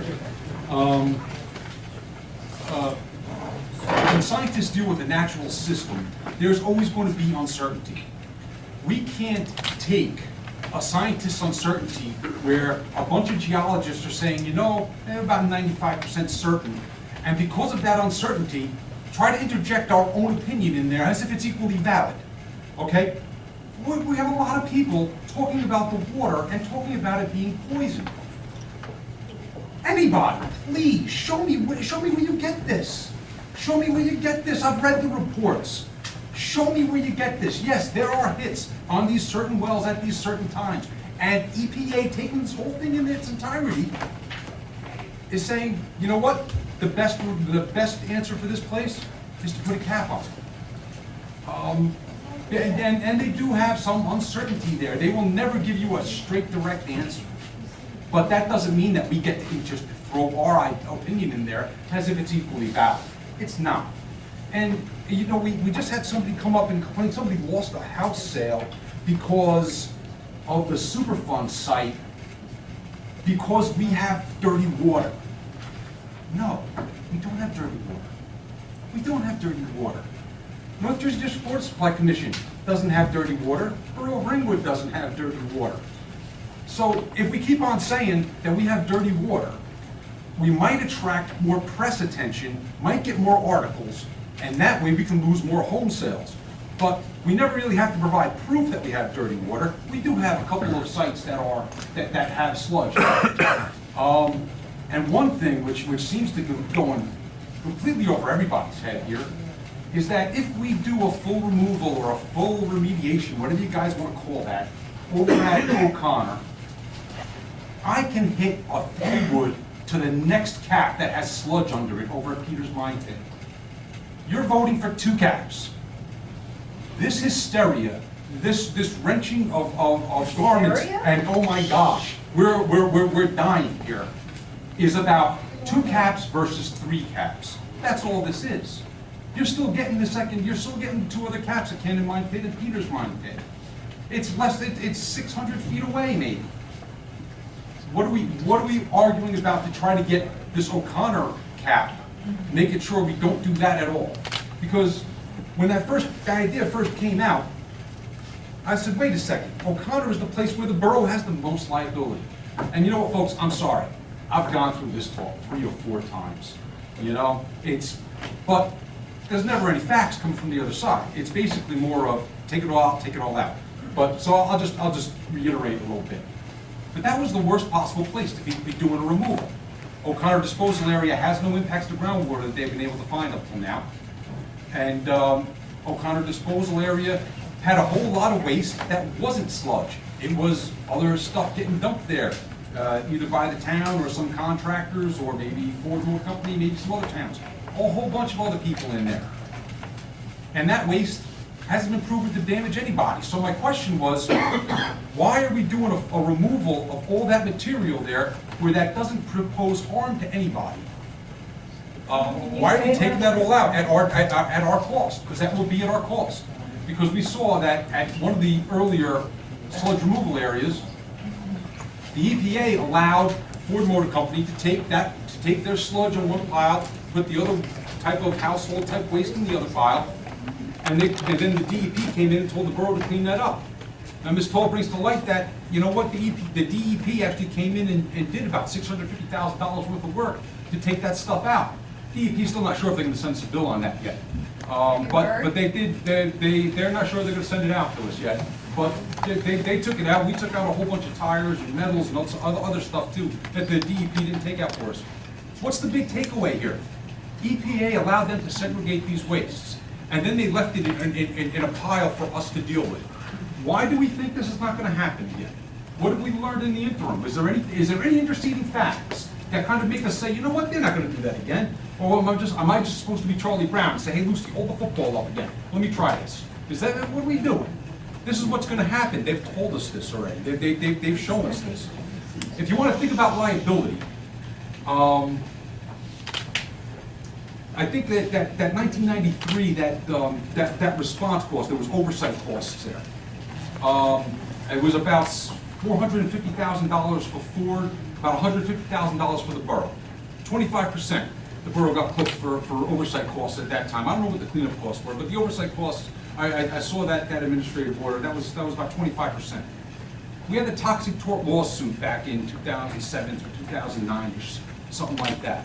The newspaper reports came out. It says that Ford paid $10 million. The borough insurers paid $1.5 million. So the borough got held liable for 15% of the toxic tort.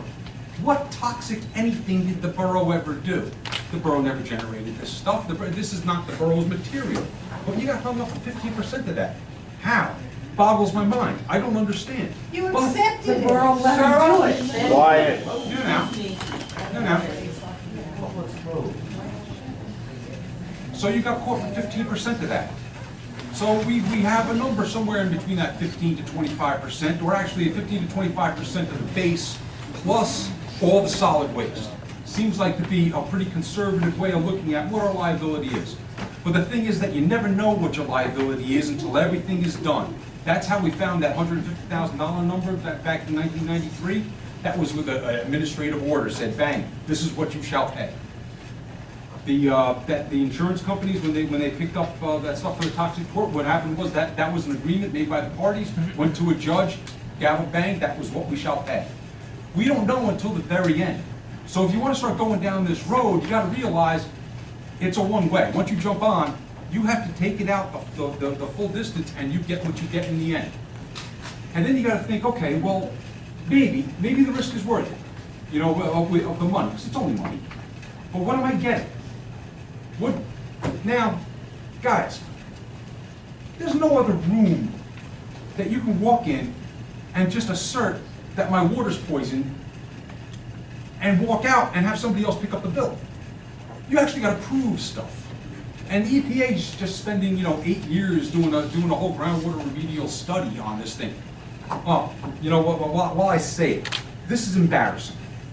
This is embarrassing. Protection of groundwater and reservoirs. The borough will actively pursue the full remediation of contaminated water in the Peters and Cannon Mine.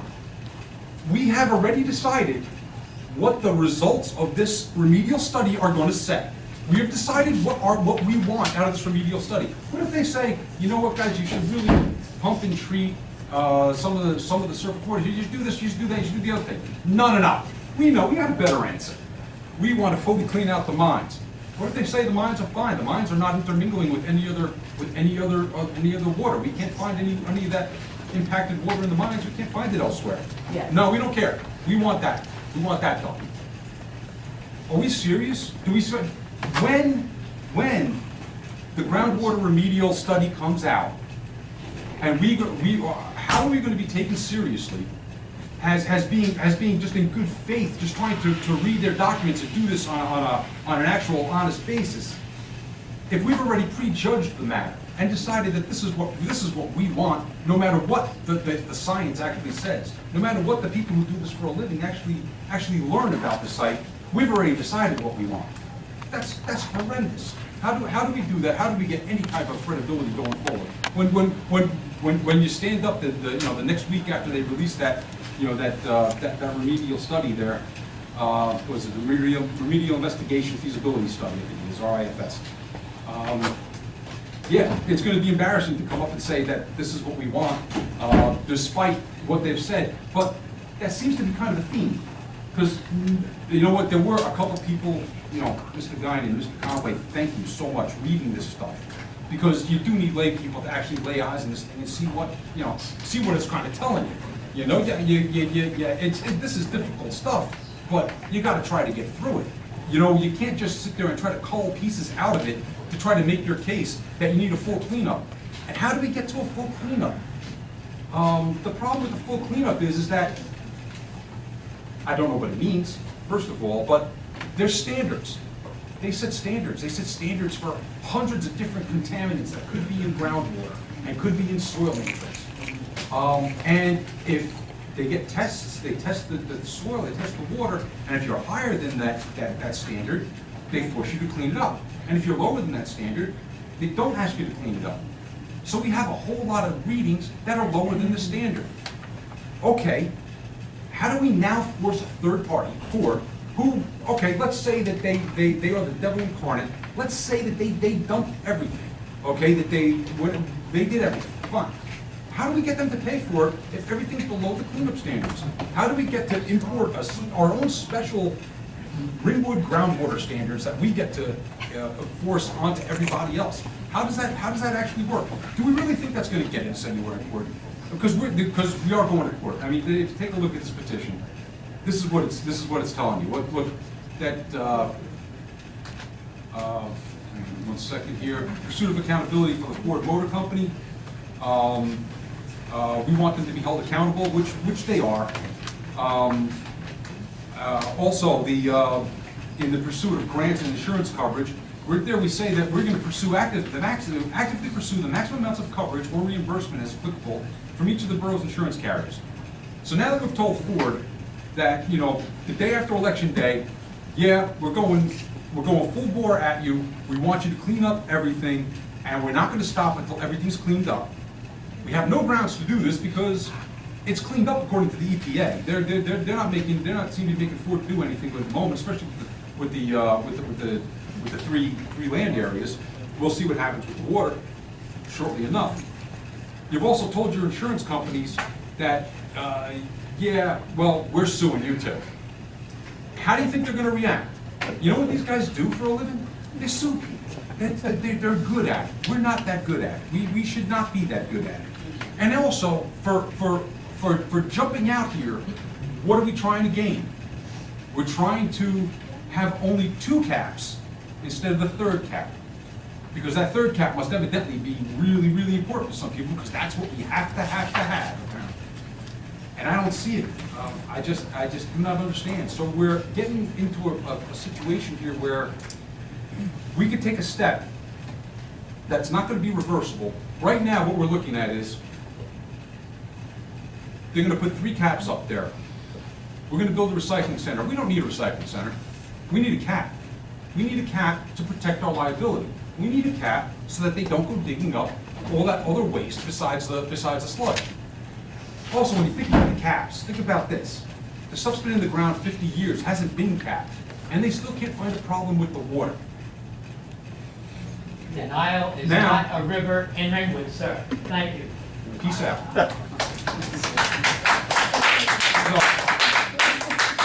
I don't know what I'm exactly denying. I'm kind of reading the reports and telling you what they say. And if I don't believe that I have I don't believe that the water is polluted if a majority says so.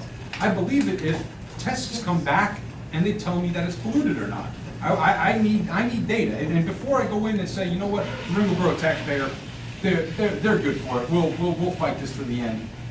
I would want a little bit of data. I wouldn't want just to say, you know what, a whole bunch of people think it's dirty, so maybe we should just do this. Hey, what the heck? That's not the way it works. You actually have to have something to gain. You actually have to be able to make an argument for why you want this. Potential for We can't, contamination. ma'am, there's no potential, ma'am. It's been 50 years. It has not gotten to the reservoir in 50 years. One It's 50 earthquake. years. How about that? One earthquake. No, ma'am, there's been an earthquake every year for the past 30 I understand years. that, sir, but one bad earthquake? That's the last thing you're gonna be worried about is this sludge. If it's a bad earthquake, the last thing you're worried about, you're gonna have gas mains on fire all over the place. The last thing you're worried about is What sludge. about all the people who have died? What about the people who have died?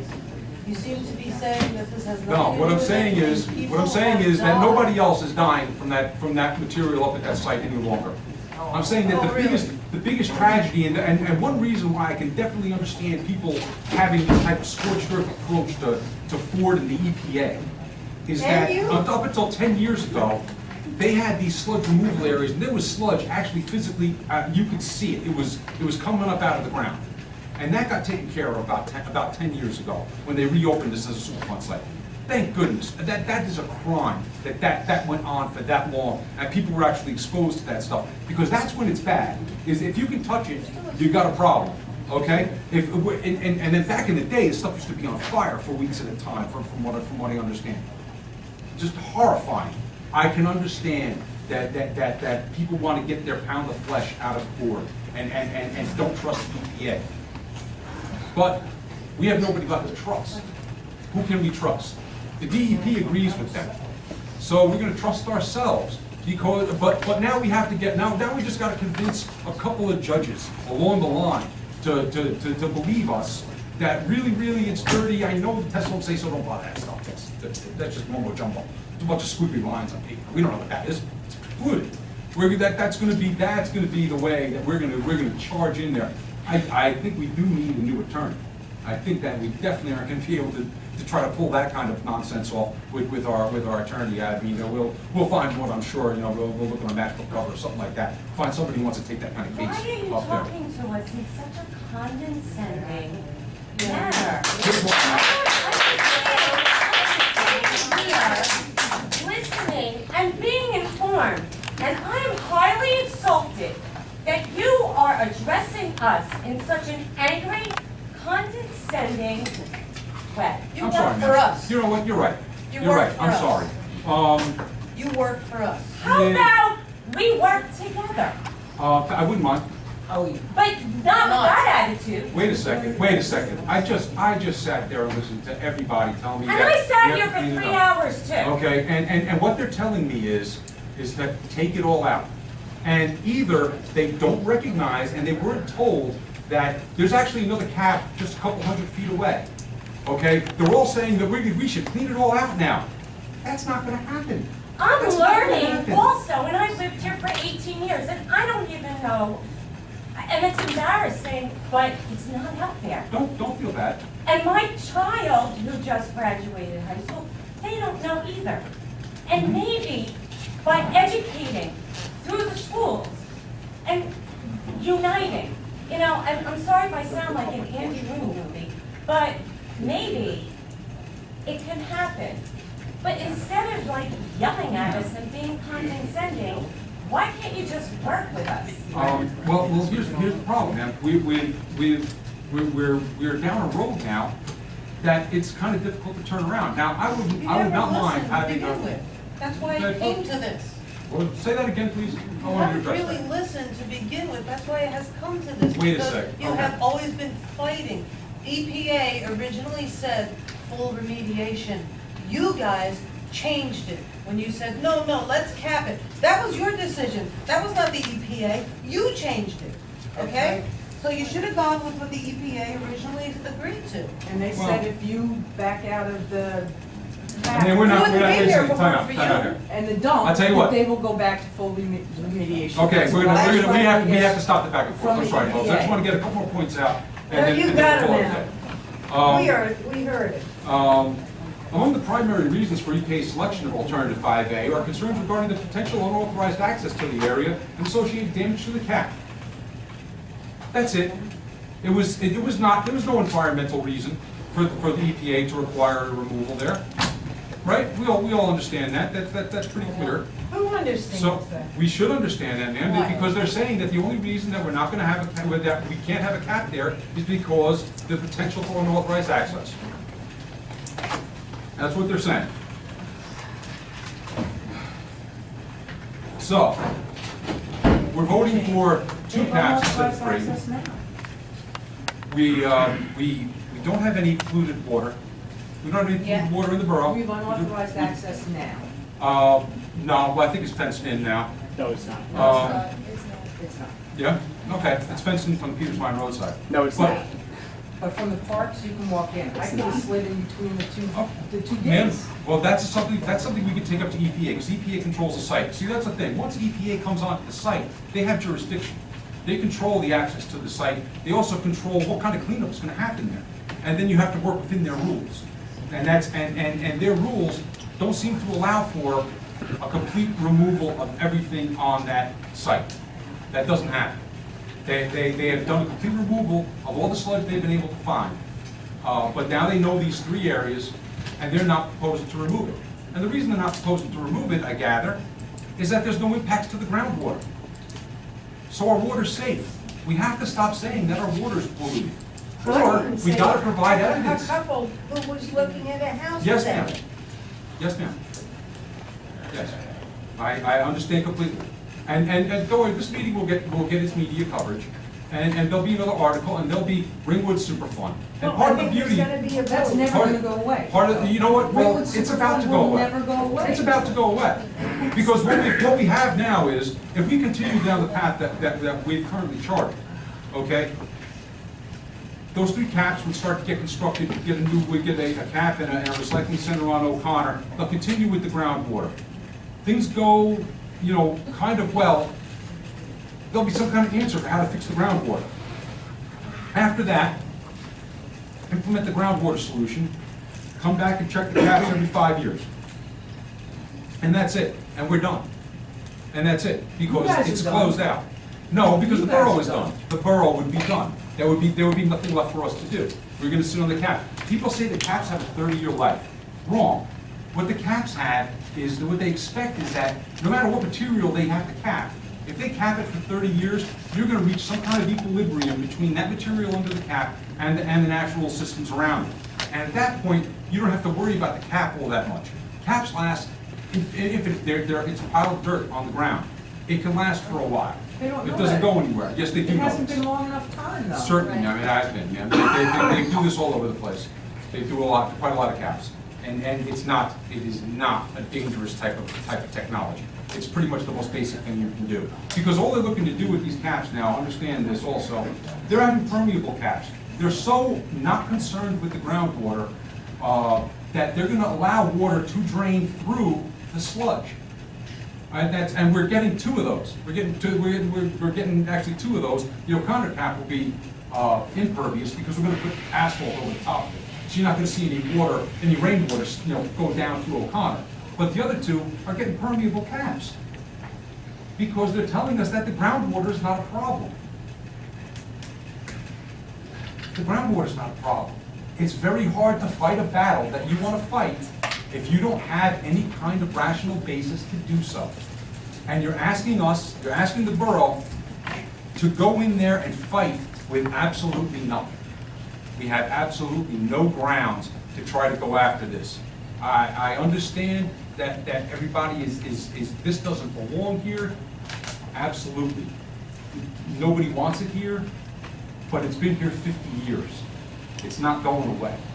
It is what it is. Unfortunately. So. Why are we taking a recycling center in exchange for our I'll explain one more time. What we need is a cap. We need a cap on O'Connor. We need a cap on O'Connor so that we don't have to pay to remove all the solid waste that's in O'Connor. So we need a cap on O'Connor. The way we can get a cap on O'Connor is to work within the rules of the Superfund program, and the Superfund program gives weight to local land use decisions. And we said we will make a recycling center there. Therefore, it works within their program, and then they can use that to say, okay, fine, you can do a cap now. That's why we need recycling center. I don't need a new recycling center, I need a cap. What about the exemption? We're just not, we fear that, so We we're will not talk gonna about the apply for exemption. it? We will talk about the exemption. Ms. Hack, do you want to just address the exemption? Whenever you're, whenever you're. I don't know if I'm ever going to be complete. You know what, yeah, why don't you take a little bit, let me gather some thoughts, because I have not even gathered my thoughts yet on what was asked. Yeah, thanks, Mayor. Well, The one thing that I'm gonna ask, you did sit here and listen, and I'd like you guys to listen. Comments from the audience, she can't get the comments, she's recording all of this, it's impossible for her to do. So we would just ask you to listen to what, some of the things we have to say, and then, obviously, there's gonna be exchange of words, so we can certainly continue to have the debate. But I would just ask for that same consideration that we gave everybody else. Not everyone's comments were necessarily pleasant, but we sat here and listened. And we would ask the same of you with some kind of courtesy. Earlier this year, and this is my remarks, earlier this year, I went to the council and I suggested that with some of the new discoveries in the area, that we should put the recycling center on hold. Many of you were here for that. That was earlier this year. And I outlined my reasons why. And I did that because there were some reasons that caused me to have pause. And I suggested that to the council, and I said it right here at this table. A lot of these discussions happen all the time in many, many forums. And for people to not know what's going on, I'm a 48-year resident, I know what's going on. It's out there. There's public forums that do all kinds of information. So there's a lot of information in there. And I think we're going to talk about a couple different things here today. So early on, we did that. We filed for exemptions. They filed in 2007, and contrary to what you heard earlier, the law firm that did that got denied. The EPA said we're not going to entertain that. It was a little more global than just an exemption. They wanted an exemption from the entire Superfund site, mind you, but it was more global than what the specific site citation says. But we're going to go through some of that stuff. What you don't understand is there's a defined period of time by which an ordinance gets passed based upon the fault act. Ms. Howard says 20 days to, once it gets submitted to us, Ms. Howard says 20 days to check these names, to make sure they're active holders, and she did all that, then she presented it to the council. The council then, before its time was up, asked to have a special meeting so that we could have this discussion, so that we could go forward. They still have more time than they can deliberate, but they decided to have it. So that's how the process works. We can't change the petition. There's no mechanism for us to change the petition. The petitioners have to change the petition. We have to wrestle with what is before us. We have to look at the legality of the actual writings of the petition and see how that works in conjunction with law. That's just a fact of life. This is legislation that's being passed and being brought forward, and our obligation is to look at that legislation and see what that means. Okay? So I'm going to take you through some of the concerns that I have as the person that's hired by the town to manage and enforce the legislation that's before us. So I'm going to do that now. So when you look at the ballot question or the referendum that was submitted, and I'm not going to talk about context, I'm more going to talk about enforcement and enabling legislation. So when you say we, the undersigned voters of the borough of Ringwood, Passaic County, hereby propose a full remediation of the return disposal area and the contaminated water in Peters Mine and Canyon Mine, ordinance consisting of, and then it goes on. The problem with that is full remediation is not a recognized environmental term. So what it's asking us to do is do a full remediation. Well, what does that mean? The contingency remedy is a full remediation according to the EPA. The remediation that is currently in existence that you guys are opposing is a full remediation according to the EPA. So I know that's not what you mean, but that's what this says. So that's a problem in that regard. So that's something that would need to be addressed. As I go down to number A, it says comply with the selected remedy involving the removal of fill for off-site disposal for a common disposal area as set forth in the record decision June 30th, 2014, United States EPA.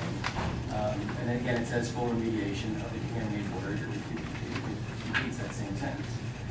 The problem with that is the selected remedy from the OCDA, which is the Counter Disclosure Area by the EPA, is for the capping remedy, and it's set forth in the EPA explanation of significant differences dated April 15th, 2015. The gentleman earlier was correct. When they did their first record of decision, anytime they amended the explanation of significant differences gets annexed there to, and that's the new decision.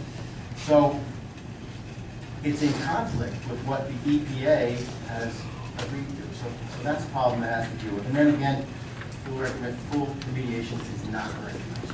It's not something, again, any kind of description or determination of what that means. I'll also remind you that you say full remediation, but 5A and 5B in the ROD are different items. You didn't outline in the document which one you wanted. So he is a sugar pig.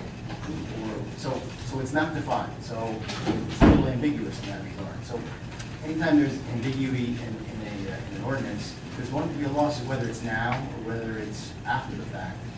It's going to be challenged by one person or another. So, and again, I'm just talking to the problems with enforcing it.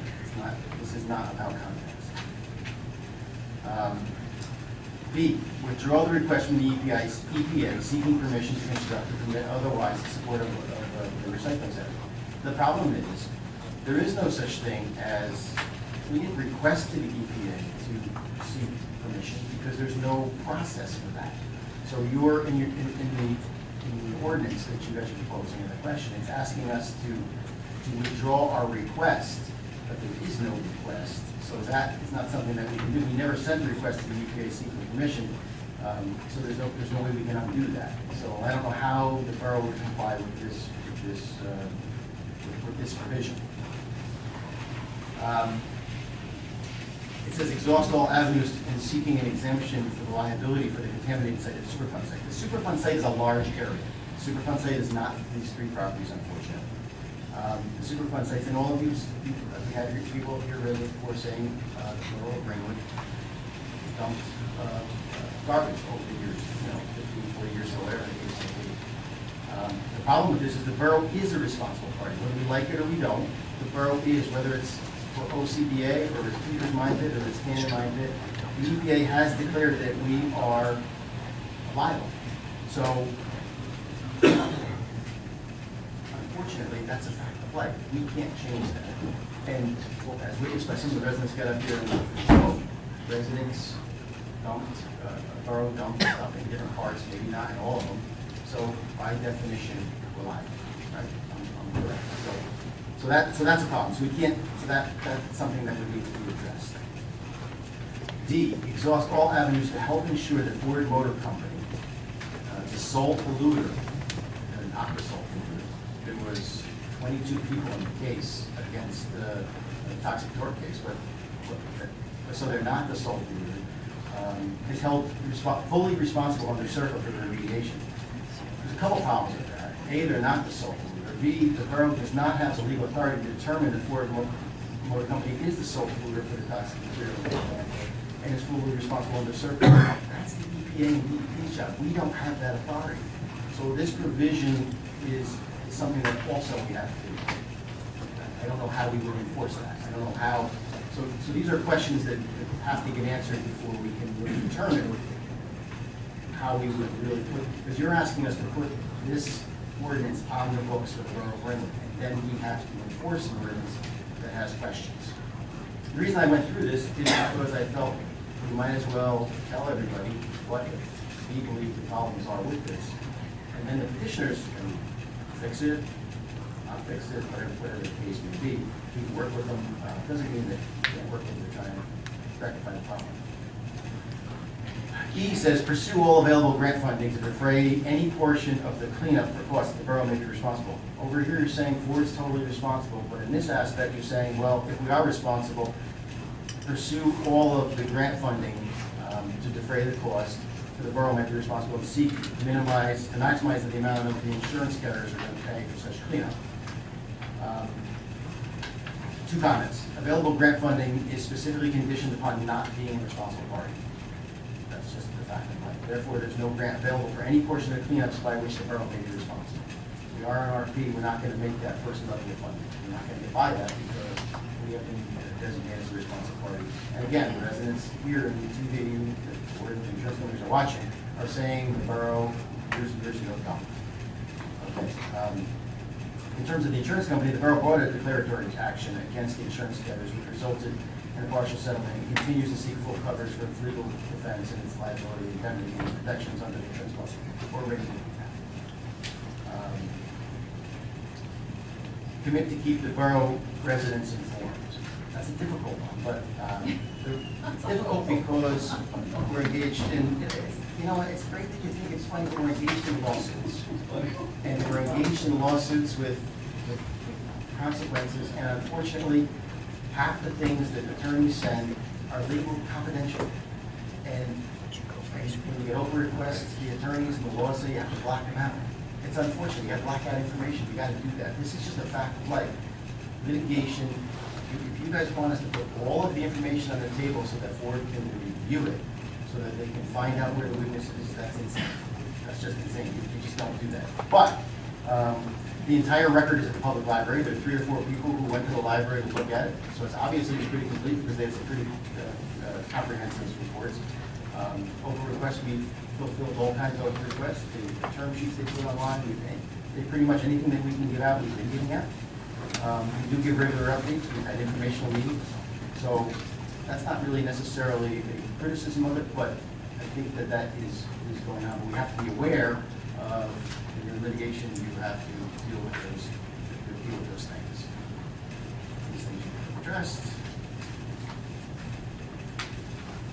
Ford Motor Company is most, we already talked about this because the reason that some of this stuff is duplication because you have a question and you have an ordinance. And they're somewhat the same, but they're not completely the same. This is talking about Ford Motor Company is supposed to, the borough should reasonably be eligible for an exemption. Where are you on this? Whereas Ford Motor Company is the most appropriate responsible party pursuant to the comprehensive environmental Preamble. compensation. Preamble. Preamble. Thank you. So the borough should be reasonably eligible for the exemption from CERCLA. Well, we know that EPA said no once before. We applied for the exemption. I got an authorization on May 17th from this council to send a resolution asking for the exemption. We filed our exemption, and we're awaiting their response. I don't expect that we're going to see that response anytime soon. So we have filed for an exemption again? We filed for the exemption. I got authorization in May of this year to file for an exemption after I put the recycling center on hold. The council put the recycling center on hold. We filed for, we got a resolution for this council to file an exemption. We filed for the exemption, and we're awaiting EPA's response. Just for Earl Connor is the only one that the exemption fits, in my opinion. Attorneys may have to.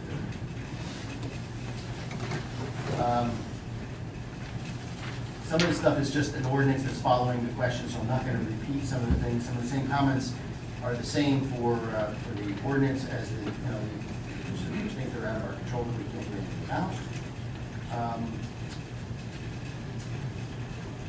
The borough will continue to coordinate with the community to plan future land use. The Borough Council doesn't have that authority to plan future land use. That is solely the authority of the planning board. And then they have current zoning. That doesn't happen here. So that's not something that we can do according to law. That happens at the planning board. It doesn't happen here. So I know it's a technical difference, but in terms of putting an ordinance on the books, it has to be correct. We talked about pursuing liability. We talked about that.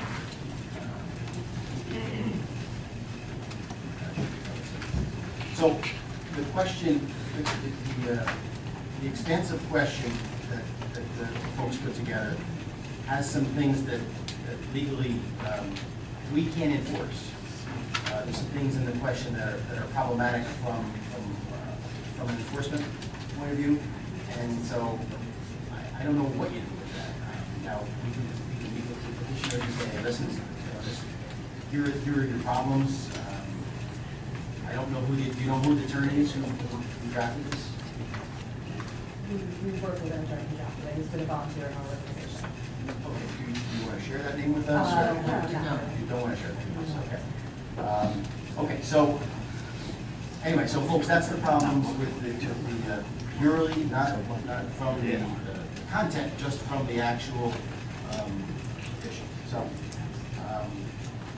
I think that, you want me to take them through some more things that we've been going through, or you want me to stop there and you guys talk over I was going to talk about a little bit about some of the things that has happened over the last bunch of years. 20 years? 20, whatever the case, I can do that if I know it's late for you guys. I'll try to cut through as much of this as I can.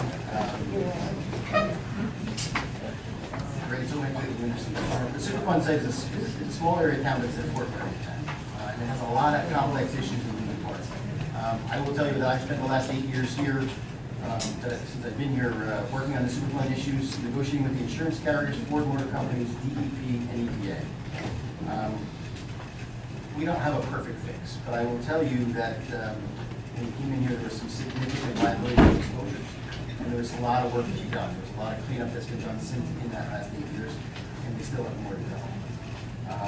We've worked hard to eliminate liability and financial exposure while protecting environmental concerns and securing different agreements, because we have to ensure that we have coverage and that it gets done appropriately.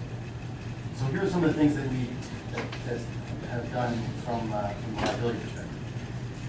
After negotiations, Ford waived its claim against us for $31 million upon the execution of the first term sheet. The board agreed to pay 100% of the investigation and the feasibility study for the 3 land areas of concern, upon disposal area, Peters Mine, and Cannon Mine, and waived their claim against the borough for cost as the work is being completed. They should do that, and if it wasn't for them, I don't think that we would be here talking about this. The insurance carriers have paid for 100% of the legal defense costs since the execution of the first term sheets that we negotiated, including attorney's fees and professional fees. In the past, the borough paid them, and then we tried to get it back from the insurance companies, and that did not work well. That was before our administration, and so we changed that. Now the insurance companies are paying that directly. We agreed to pay 85% of the construction of the remedial or design of the 3 land areas of concern, and the insurance carriers are paying 15% of the balance of the mediation cost, which includes all the design work. So in summary, as of right now, the 3 areas that are going to be capped, whether you agree with them or you don't agree with them, those costs are being covered 85% by Ford, 15% by the carriers.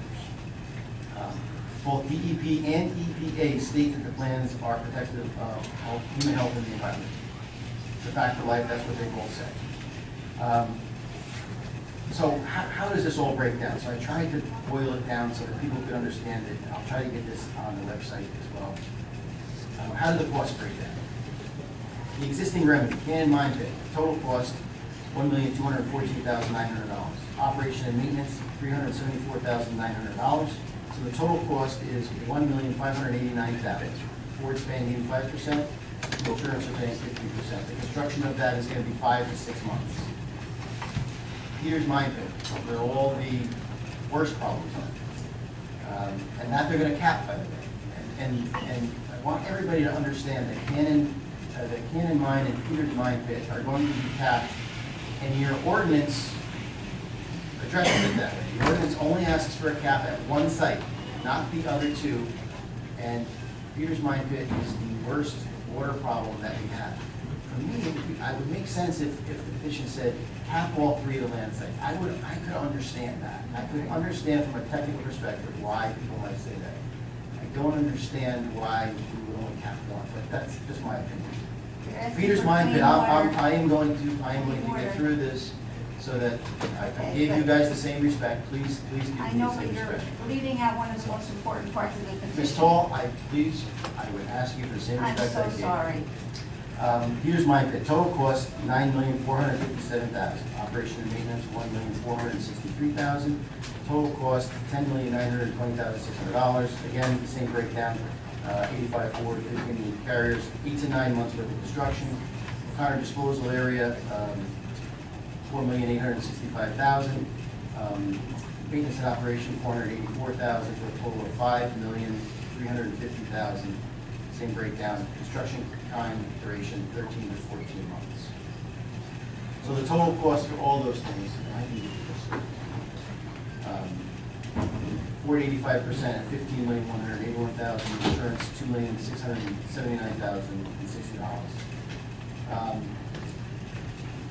If we go with the petition costs for OCBA as proposed in the remedy, and I'm not sure which one it is, so I listed both of them because, again, the petition doesn't really identify whether they're looking for 5A or 5B, but I have the numbers for both. So alternative 5A, this is just for O'Connor disposal area. The other two still remain the same because you're not changing those. Total cost $32 million. This is for 5A, which is the removal of the fill offsite and the reuse of the mine tailings. See, one of these reuses the mine tailings in Peter's mine. So $32,437. $168,700 for operation and maintenance. Total cost $32,605,000. Total construction 23 to 24 months. And this is all coming out of the ROD from the EPA. Alternative 5A, removal of the fill for off-site disposal.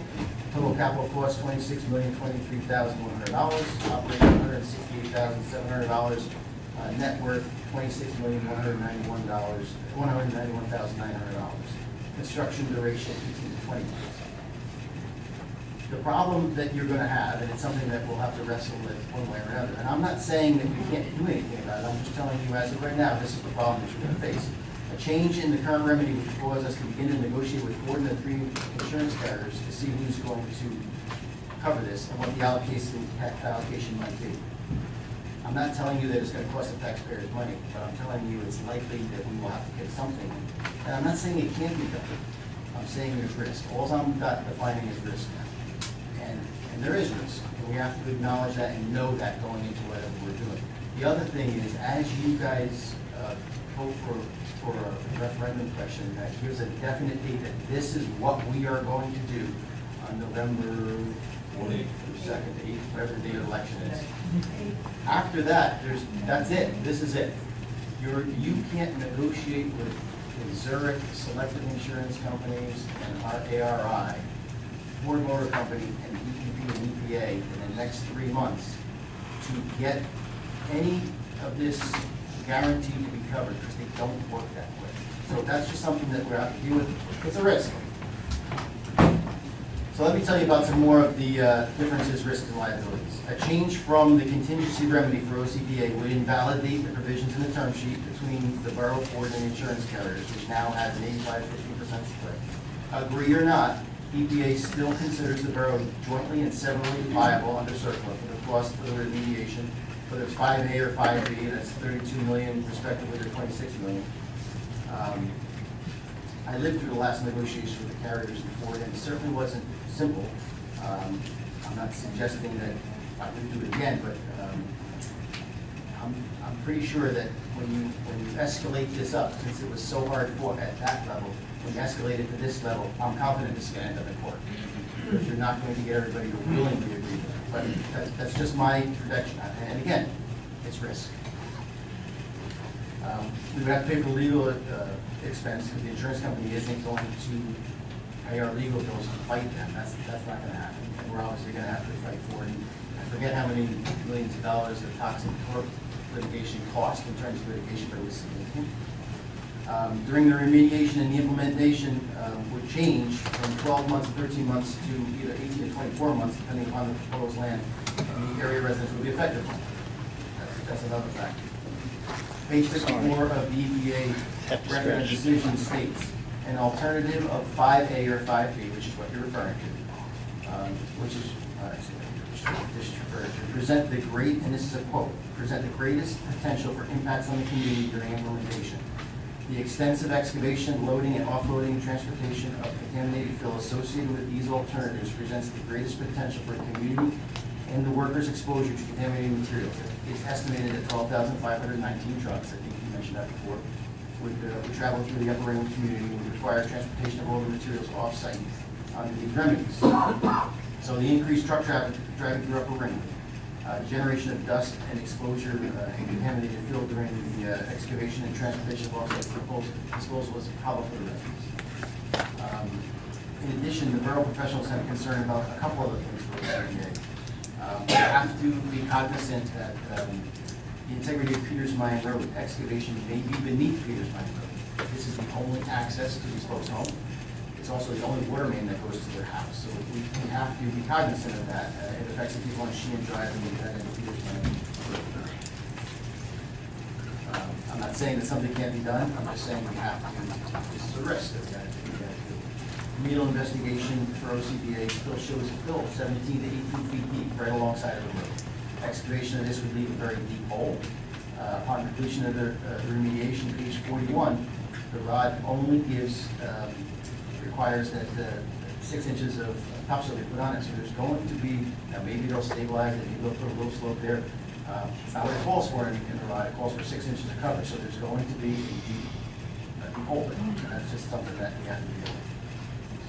EPA has acknowledged the historic problem with ATVs that was talked about before.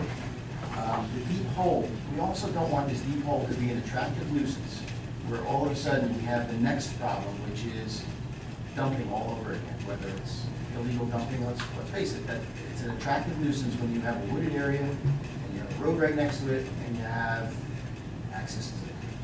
The Superfund site is fenced. It's fenced all around, and every month they come and inspect it. And I disagree with Mr. Rochon. They inspect it, they come up and they fix the fences, and then they tear them down. I'm not addressing it with you right now. I'm responding to your comment. I'll show you a picture later. I understand, but I'm telling you, every month they come and they fix these things. They also put the signs up, they send the pictures, they take them down. That's not our responsibility.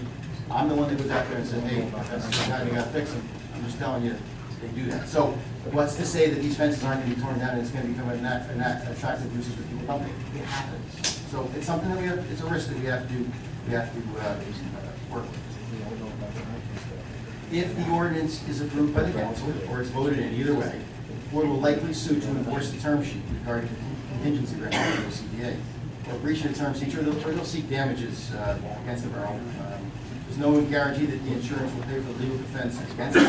There's also no guarantee that the outcome of Ford's lawsuit against the borough will be successful with either Ford or the insurance carriers. And obviously, we use the exemption that we've applied for as our defense. You still have to defend it. You still have to pay for it. There's no guarantee that Ford and the insurance carriers would reach another cost allocation for the excavation of the EPA for 5 or 5A. The last negotiation took years. Under the previous administration, couldn't get it done either. It was a long, difficult process. The last negotiation took years. If the residents make this decision, they'll be taking some of that leverage away with Ford and the insurance carriers. And that's just something that's a fact. There's no guarantee Ford will agree to implement the remedy. What happens if all this is done and then Ford says, I'm not doing it? Then what do we do? We have an order from the public that says, this is what we will do. EPA will then sign a decree to implement that for OCBA, and they'll force EPA to sue both the borough and Ringwood to do it. So aside from the defense cost, the action could result in a delay. It'll also result in a delay of getting this done for the folks that were in. If Ford agrees to implement the remedy, the parties don't reach an interim settlement for the additional costs. Ford will sue the borough for a cost recovery. Without insurance, we don't know where we will be.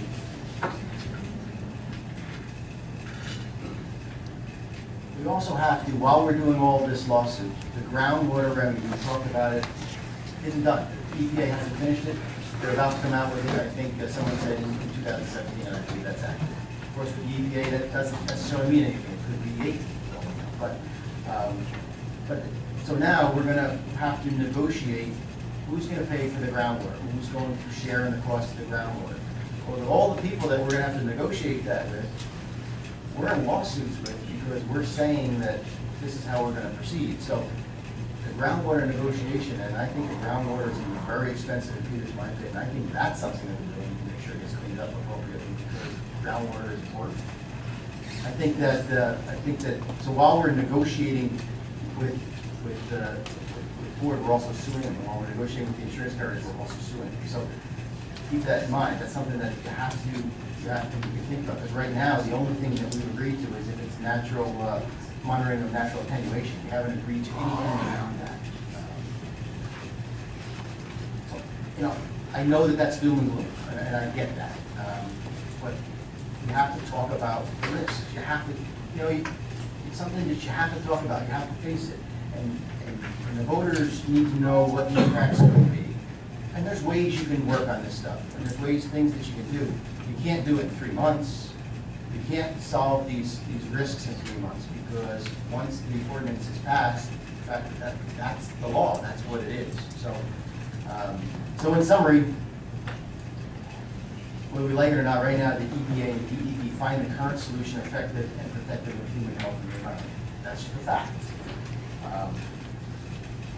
I myself, I told you earlier, had paused the early part of this year to say, wait, let's stop this until we get a little bit more groundwater data.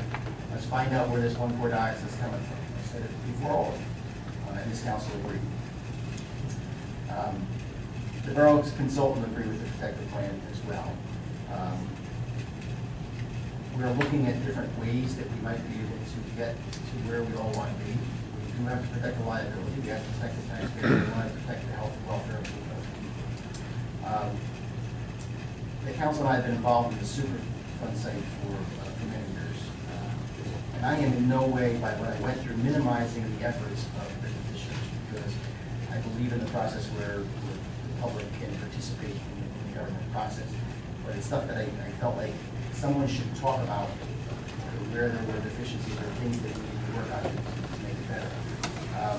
We've been involved in this Superfund for many years, and we work hard to ensure, whether you guys agree or not, the environmental integrity, as well as maintaining the tax level in town, trying to drive people away. It's a very tough balance.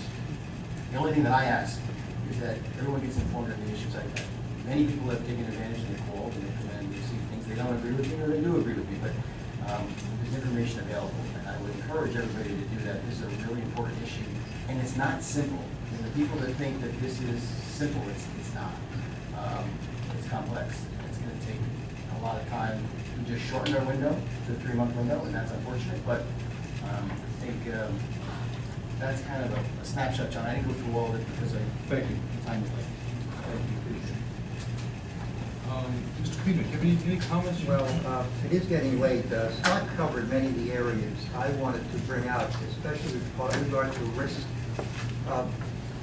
Preliminarily, I'd like to say that while I'm not an elected member, I've been with this group of people for years.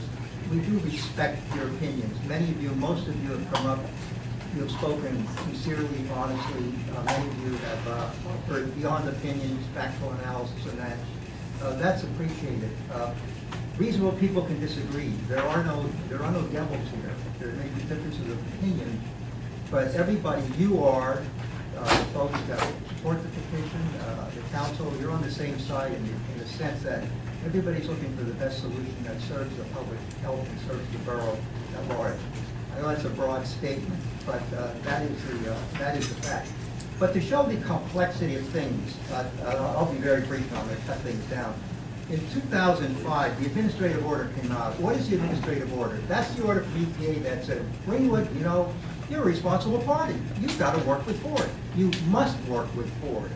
Up to that time, Ford was doing all the work. The attorneys for Ringwood at the time, who I say, by the way, very good attorneys, all right, got this order. They protested the order. And they gave advice to the then council, the then mayor and council. Just to let you know, we'll put the order, I don't know if the order's on the website, but we can put it on the website. What it says basically, on behalf, I'm cutting through and editing. On behalf of the United States Environmental Protection Agency, the order requires the borough to coordinate and cooperate with the Ford Motor Company conducting supplemental investigations at the Ringwood Mine Superfund site. And further, the borough must provide written notice of its intent to comply with this order. The borough is required to advise both the EPA and Ford, and I'll read the letters, that we will comply with this order. Now, at the time, the borough was confronted with some options. One option could be ignore the order.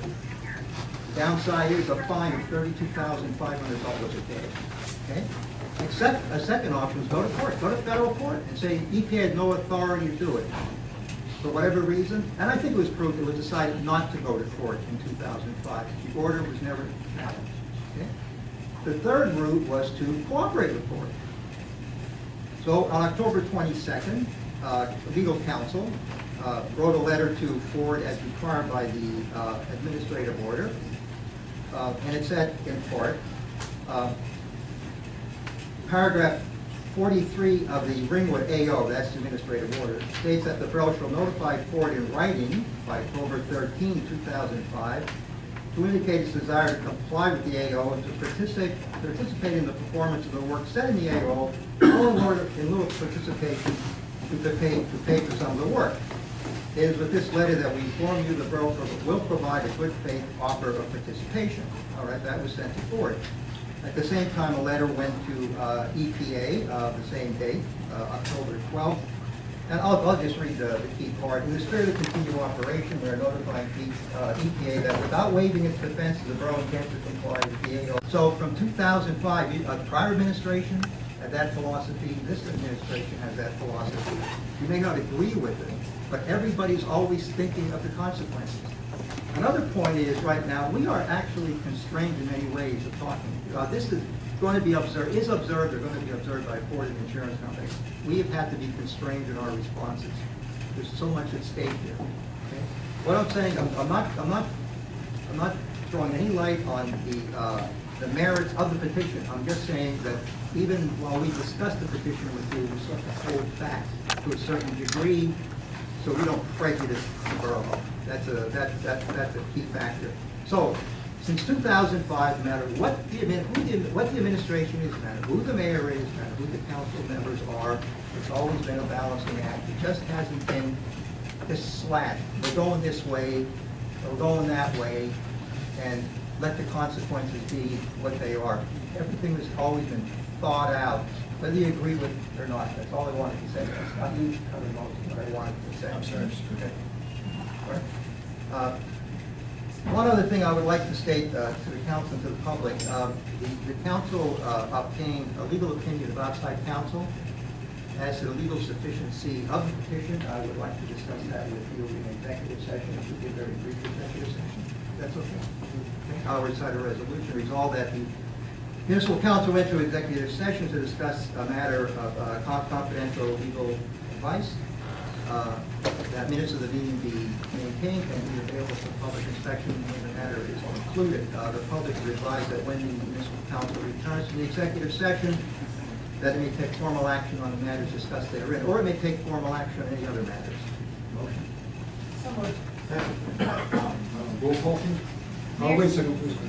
Before we do that, folks, does the council members, anybody want to speak on the council members at 11:50 at night? I am. Let's just go ahead. I think that Dr. Perone, I don't know if he's still here, but he said that the council should work together with the residents and members of the Ringwood Cares. Myself and the mayor have met with members of that group and spent hours, discussing our solutions and listening to theirs. It's not that we haven't done that. The mayor has also spent hours with several residents. And the health and safety of residents has always been my first priority. And Vivian is gone, but Vivian, I do respect everyone in this community, and I listen to what they have to say. But trust works both ways. If you feel that we don't trust you, there are things that have happened in the recent months that make me feel that I shouldn't trust some members of that group. One is Doug Roussillon. We sat down with him for hours and discussed things that were going on. And we allowed you to tape that meeting. Totally. Okay? And we were very respectful to you. And so was I. But then you get up now and make comments about how bad the borough has treated the residents. That's not what I said. You've also gone, it's my turn to speak. No, but that's not what I said. You have also gone to another town and badmouthed this town. That's not what I did, Ms. Schaefer. So, trust works both ways. And if we are to work together, let's work together and not make comments about one another, because I have never made a comment about anyone in this room. Thank you. Sorry. Okay, very good. Mr. Marcelo? Now, I mean, first of all, to start off, I know it's an emotional issue. I want to thank everybody that came out tonight. I want to thank the people that still here, actually. I want to thank the people that came up and made comments or gave their opinions. Those of you that don't know me, some of you know me well, some better than others. I always welcome different opinions. I don't frown on it. It's your right, whether you're here one day or 200 years, you pay taxes, you have a right to come up and make your statements. I respect that. I respect that wholeheartedly. Mr. Conway, you're still sowing my thunder, but you came up, you and Mr. Spiegel, you cited two sources to support your positions. Mr. Spiegel even had a little show and tell. I was a little nervous. I didn't have rubber gloves on. You know, he did. But one of the things that we have to remember is that we do want to work together. I mean, I think 2 meetings ago, I don't know if it was June or May, I can't remember. You know, I implored people, I think, sir, you at the meeting, let's work together. We can do more united than we can divided. And trust me, Ford watches these meetings, the insurance companies watch these meetings. And the next month, we get a petition. So that's a message to me that maybe people don't want to work with. Okay, and that's fine. You know, if they don't want to work with me, that's fine. I'm a good boy and I can take it. But, you know, the thing that we do up here, and just before I get to that, I'll never question people's intentions. I'm sure everyone in this room does is well intended. Whether the results are good or not, we don't know. But I'm sure everybody has the best intentions. You know, some people came up tonight and they showed that self-motivation, but that's beside the point. Everybody else pretty much has good intentions, okay? And I can tell you this, as a member of this council, knowing these people up here, I would never question anybody's intentions up here, okay? But what we have to do up here is we have to think about the issue rationally, logically, and common sense. I mean, seriously, just do me a favor, just ask yourself this question, for me, just for me. You know, we sat here for 4 hours, and we listened to everything, and I don't mind doing that at all. It comes with the seat. It comes when I put my name on the sign to get elected. And I understand that. We're all residents of this town, except for Madam Court Reporter, and now Ms. Kelly. Okay. We all have kids here. We have grandkids here. Wall's family populates half the town. Okay? But in all seriousness, ask you a question. First of all, the drinking water is fine. That goes without question. But even if it wasn't, let's say it was, hypothetically, do you think we don't want clean water?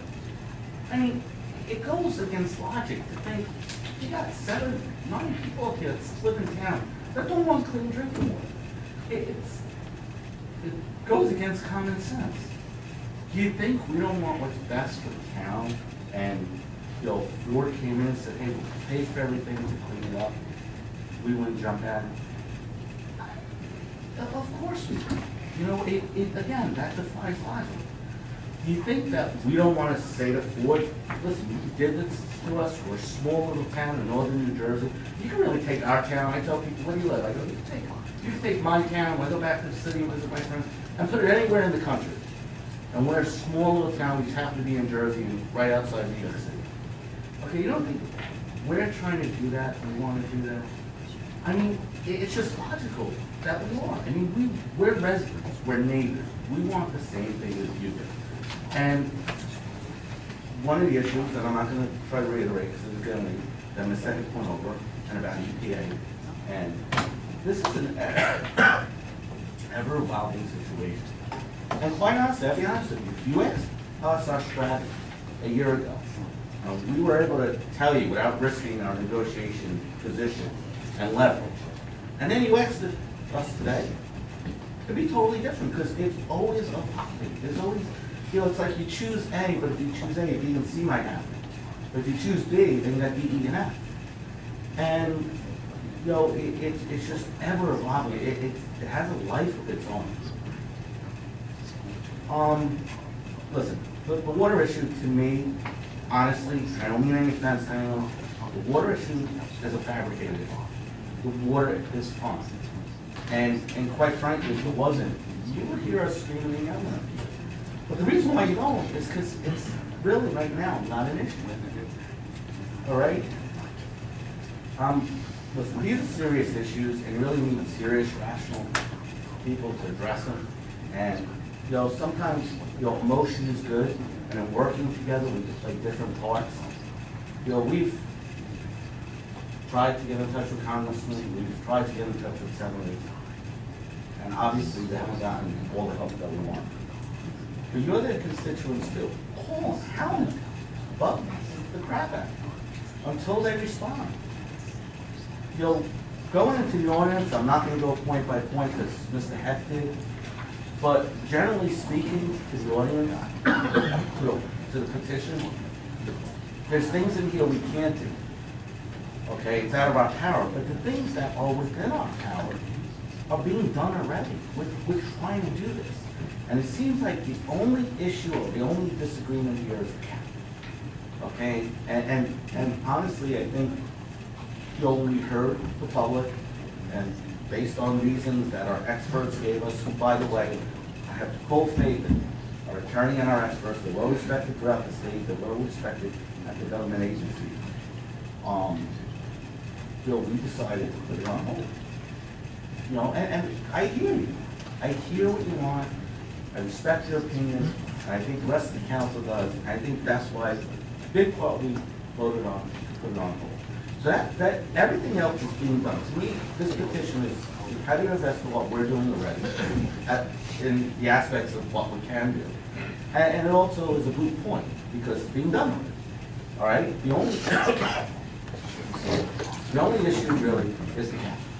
And that's being done because we're putting it on hold, basically. And it's not gone forever, and I'll be honest with you, but it's on hold, right? Okay. So, to me, I think, personally, I don't know how everybody else feels, this does more damage to our position and sets the case back years, and our settlement position and our leverage that we have with our adversaries. And you're not our adversaries, or really, yeah, but then what good it does, okay? And you know, I'm not criticizing it, because again, it's well-intended, but sometimes well-intentions don't create good results. And I personally don't think this would create a good result, and would set it back. Now, are we willing to work with people? Sure. I mean, I've said that 2 months ago. I don't know, go watch the tapes or whatever. I was imploring people and begging people. I think after public, everyone ran out saying, look, I'm stuff is law. So, but what we have to do up here, and I know people don't want to hear this, but we represent, I always say, we represent the whole town. So, I think, what do you have, 250 or 350 people signed the petition, and that's great. I don't know the exact number, I'm just throwing out an approximation. But we have 12,228 people in this town.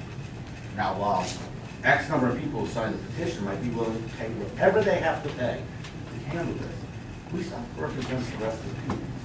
Okay, and they might not be willing to pay. You know, so that's a consideration. And it's not a scam tactic, because I think the approach we always take is, what's the worst case scenario? And then work through that. Work up from that, because it could only get better.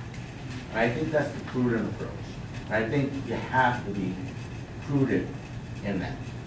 And especially approaching an issue like this. So, listen, we want to work with you. Reasonable people could disagree, like council said. I don't want to get into the legalities of this. But just, when you come up, the only thing I take offense to is unfounded allegations, and that we don't care. Because we do, okay? And Mr. Mayor cares a lot, okay? The problem is, he gets a little too passionate about it sometimes, but he really, and we all do. And we're, you know, I respect these people up here. The problem is, and again, it's my personal opinion, and it's one of the reasons how I address this. If we go down this path, it's gonna hurt the town more than it's gonna help. Okay? So before people asking, you know, as neighbors, let's make history and stand together, well, I'm asking you. You know, you wanna make history, fine. Let's stand together, like, let's fight for it. Let's fight the EPA. Let's have this little town fight the Goliath. All right? And just lastly, the water is fine. It's not even an issue for me. But, and that's all I have. I mean, that's all I have. You guys covered most of the technicalities that I was going to address. Thank you, Mr. Marcello. Mr. Davidson? I don't know how to follow that. It's a tall I think so far everyone's covered the subject pretty intelligently. I think the people have to understand where we are and what we have to do. And, it's a tough issue. I have 12 of my 18 grandkids in this community, 3 of my 5 children, and I'm very concerned about the issue. I think we're on the right track. We have great professionals. The information I'm hearing is pretty positive. I think we should just move ahead. Sir, Councilwoman Anderson? Yeah, just to reiterate what everyone else has said. We have worked long and hard, many, many years, studies on the groundwater, on the plant life, on the animals, on the people, studies, you know, every study that's imaginable, and there is no proof that there is any, you know, poisoning that's been used. I mean, the descriptions are horrendous. The groundwater has been tested to be fine. The Upper Ringwood people have town water anyway, just in case. No one has wells. No one's using wells. But they do have town water. We do care. That's why we're here. It's not the money. We really do care. That's why we are all here. We put ourselves up for election because we really do truly care. And please know that. Please do not listen to the people that are speaking that do not speak with fact. It's very scary to hear some of the allegations that are not fact.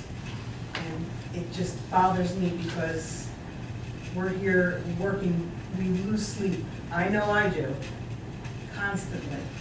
Because Upper Ringwood people are my relatives too. And, you know, this really bothers me about allegations that we're not doing everything that we can, and we really are. So, and we will continue, and I hope everyone else that's here today comes back to next council meeting and the next one. We love the people here, and the support is tremendous. Thank you. Thank you. Mr. Deputy Mayor? Yeah, I got a few things. I want to start off with the civics class first. Ringwood is probably televised more meetings than most towns. I've been on the council since 2011. Before that, my involvement in Sky Lakes, I spent 7 years fighting to get the dam restored. But before that, they were televised. We're here, we're on television, we're on Channel 77. We're on the Borough of Ringwood's website. We're on the Sky Lakes Drive sign. It advertises the council meetings. So for someone to say that they don't know there's a council or there's a mayor. I have 14, 15-year-old scouts that come to our meeting for their citizenship in awards. We do everything except make personal phone calls and read everybody these exact verbiage of what happened at the meeting. Okay? It's up to you as a resident to be a little bit more involved.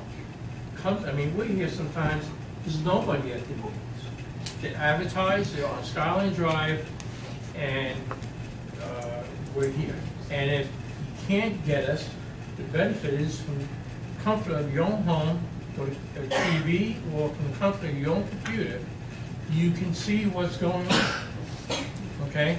And then you can come to the next meeting or send us an email, okay? That's gone on for a long time, so when people say they didn't know about what's going on with Ringwood, they didn't know about the council, I'm sorry, okay? As a volunteer in the town, and now as a council person, it's here, it's in front of you. We can't drag you, okay, to the TV or to the meeting or to the computer. You are here, okay? And we probably are more responsive and more information than a lot of other organizations. So, for the young people, you gotta come, okay? Because, you know, Facebook is really great, but it's an undocumented source. Anybody can post anything on Facebook. It seems that nowadays, with all the politics going on, if it's on Facebook, it must be true. Okay? I say, do your homework. Do your homework, look at the information, okay? I'm sorry some people have to leave, but we did listen to you when you I'm not stood leaving, up. I'm going outside for fresh air. Sorry, you went to the Okay. bathroom and I didn't pick on you. All right. I'm coming back. You don't need to call me out and I don't need a civics lesson. Okay, thank you. I just need fresh air, I'm coming back. Okay. So, this is, for that bit of information, is, you know, we're out there on every, you know, two days a month. You can look at the meetings. You can come to our meetings, and it's up to the public to be self-educated. You can't just look at Facebook. You can call any council person. You can go to the library and find out what's happened, okay? Find out, we had public meetings. We've gone through some of this stuff, okay? What I saw tonight was that everyone out here was an expert, and was supposedly correct, including Mrs. Stoll. But none of our experts were correct. Everybody out here had the facts. I've been here, one of the leading I'm back questions. now. Thank you. Thank you, Rob. I'll wait for a second.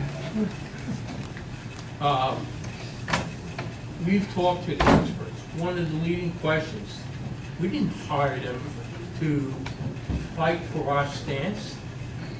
I mean, I had discussions with them, and we needed to know, because we weren't being told by EPA, we weren't being told by Ford.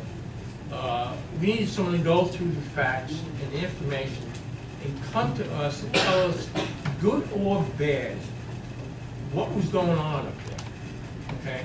And then we still question, because some of the engineering speak sometimes isn't to the level where a layman could understand it.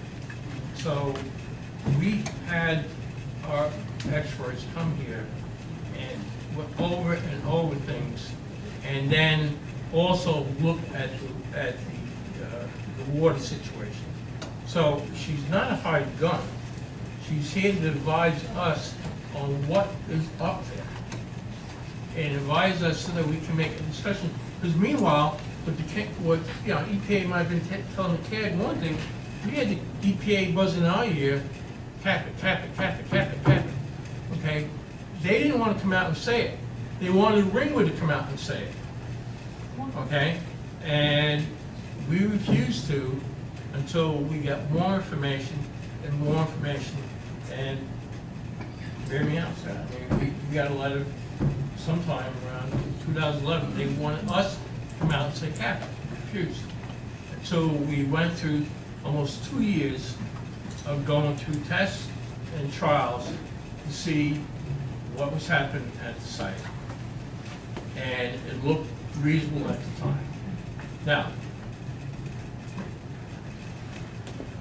when I'm working with a group of people, I don't like politics involved. I think there should be a give and take. Reaching across the aisle, or reaching across different groups to try to get things done. Okay? Sometimes I don't see it. Okay? We're here, we're looking at some of the stuff, and not that everybody's going to agree, and sometimes someone might have more information, but we haven't been fighting with anybody. I've been hearing tonight that we're fighting. I'm not sure who we're fighting. Okay, we're not fighting repairs. Okay, we're not. Yeah, so I'm not sure who we're supposed to be fighting. So it's up to everybody to work together. Not just the council. It's for the residents. Okay, Doug, pay attention. Oh, I'm paying attention. All right, thank you. All right. So, you're not even lecturing people in the room. Well, it's rude when somebody's just talking, not paying attention. It's rude when we're up there talking and you guys are writing your scripts for this section of the meeting. No, we're writing notes that you, the residents, can say. Okay, kids. Enough, guys. All right. Really respond, really. Don't make me stop the car. So, then there's the law of unintended consequences, okay? Where you're looking for something, you're pushing for something, and you're not looking down the road to see what the consequences of the actions are, okay? And part of what we do is, our job is to look at that. Because the same people that are up here complaining, when something goes wrong the other way, are gonna be up here complaining too. So if you're looking at remedies, you're looking at repairs, it's prudent that someone looks at what something's gonna cost, okay? Now, if something was quoted 2 years ago, 30 million, 36 million, okay? If anybody is involved in any type of contracting or work, generally the number comes out higher. And if it was quoted a couple of years ago, the cost or factor is gonna make it higher. So yes, some of the things that we do has to check what it's gonna cost, what's involved, where can we negotiate, okay? And we would be foolish if we told you, yeah, everything's gonna be okay, and did not warn you, or just did not say that we might have a bad time down the road. Okay? That's part of our fiscal responsibility. We look at the budget, it's part of our fiscal responsibility. We get the budget audited. Okay, so you don't want to talk about money, but you have to bring it up. Okay, because it's part of the equation. And my concern is, with this resolution, without this resolution, we still have an unknown. We don't have a guarantee of what our hit's gonna be. We don't have a guarantee for insurance carriers. EPA is constantly moving around, okay? And we're trying to get this thing done. We want results, we want the Upper Ringwood cleaned up or put into a method that's safe before anybody runs out of money. That includes insurance carriers, that includes Ford, and that includes EPA, just forgetting about it. So it's part of our purpose to continue to put pressure. With the same token, you're looking, you're saying, okay, you don't want this to go on another 7, 8, 9, 10 years, and then still, and litigate, and then still be stuck in the same situation with nothing done. So, that's what it is. Okay, Ms. Holowitz, I think we got a motion in a second, we'll go into executive session. Okay, I'll take a roll call, please. Mayor Spirit. Yes? Deputy Mayor Martucci. Yes. Councilmember Anderson. Yes. Davidson. Yes. Marsala. Yes. Noonan. Schaefer. Yes. Folks, give us 15 minutes, we'll be back by 12:35, I'm almost sorry to say, but if you want to hang in with us, we'll be back, we're going to make this quick, 15 minutes, okay? We're back on the August 2nd, 2016 council meeting of the Borough of Ringwood. Our first order of business back in open session is, yes, I'm sorry, you get a roll call coming out of executive. Sure. Mayor Spirit. Here. Deputy Mayor Martucci. Yes. Councilmember Here. Anderson. Here. Davidson. Here. Marsala. Go here. Noonan. Here. Schaefer. Here. Okay, we have one open piece of business, that is, do I get a motion to adopt ordinance number 2016-06?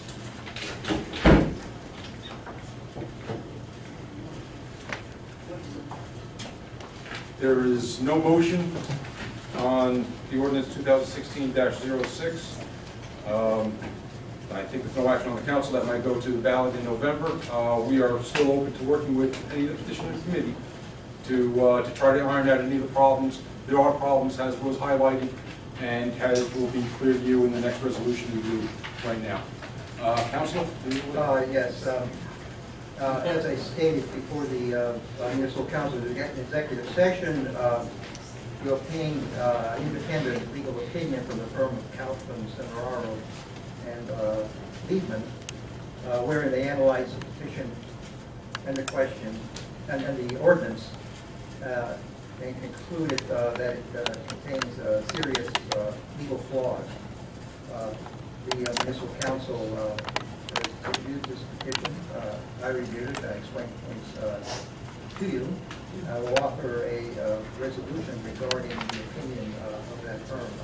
Whereas the firm of Kaufman, Semeraro, and Liebman has submitted, upon request, submitted a legal memorandum regarding the legal sufficiency of the referendum, the proposed referendum petition and ordinance, and whereas the said memorandum detailed a series of legal impediments, flaws, and ambiguities in the said documents, now therefore be it resolved for the reasons stated in the said referendum that the municipal council hereby retains and authorizes the aforesaid forum to institute such legal action to declare the petition and the ordinance invalid.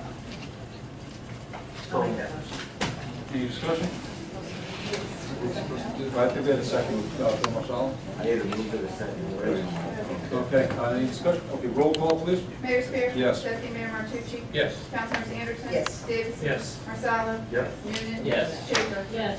Okay, and we had to take that action just because of the timing, that you have to get these type of questions in front of a court prior to sometime in late August, early September or so, in order to make sure that all the questions get ironed out before it hits the ballots.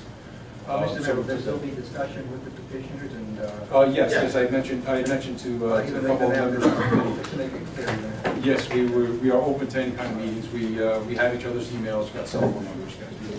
We can get together and hopefully hammer something out if that's what you're interested in doing. Motion to adjourn. Before you do, I'm sorry, before you do that, I have some of the petitioners' emails, I don't have all of them, but I will try, at least if you can give me I'll the be in touch with you tomorrow. I'll send contact along. information, and I'll try to set up times when we can agree to meet. Okay, we have a motion in the second to adjourn. Yeah. That's to require a roll call then, please. Mayor Spirit. Yes. Deputy Mayor Martucci. Yes. Councilmembers Anderson. Yes. Davidson. Yes. Marsala. Yes. Noonan. Yes. Schaefer. Yes.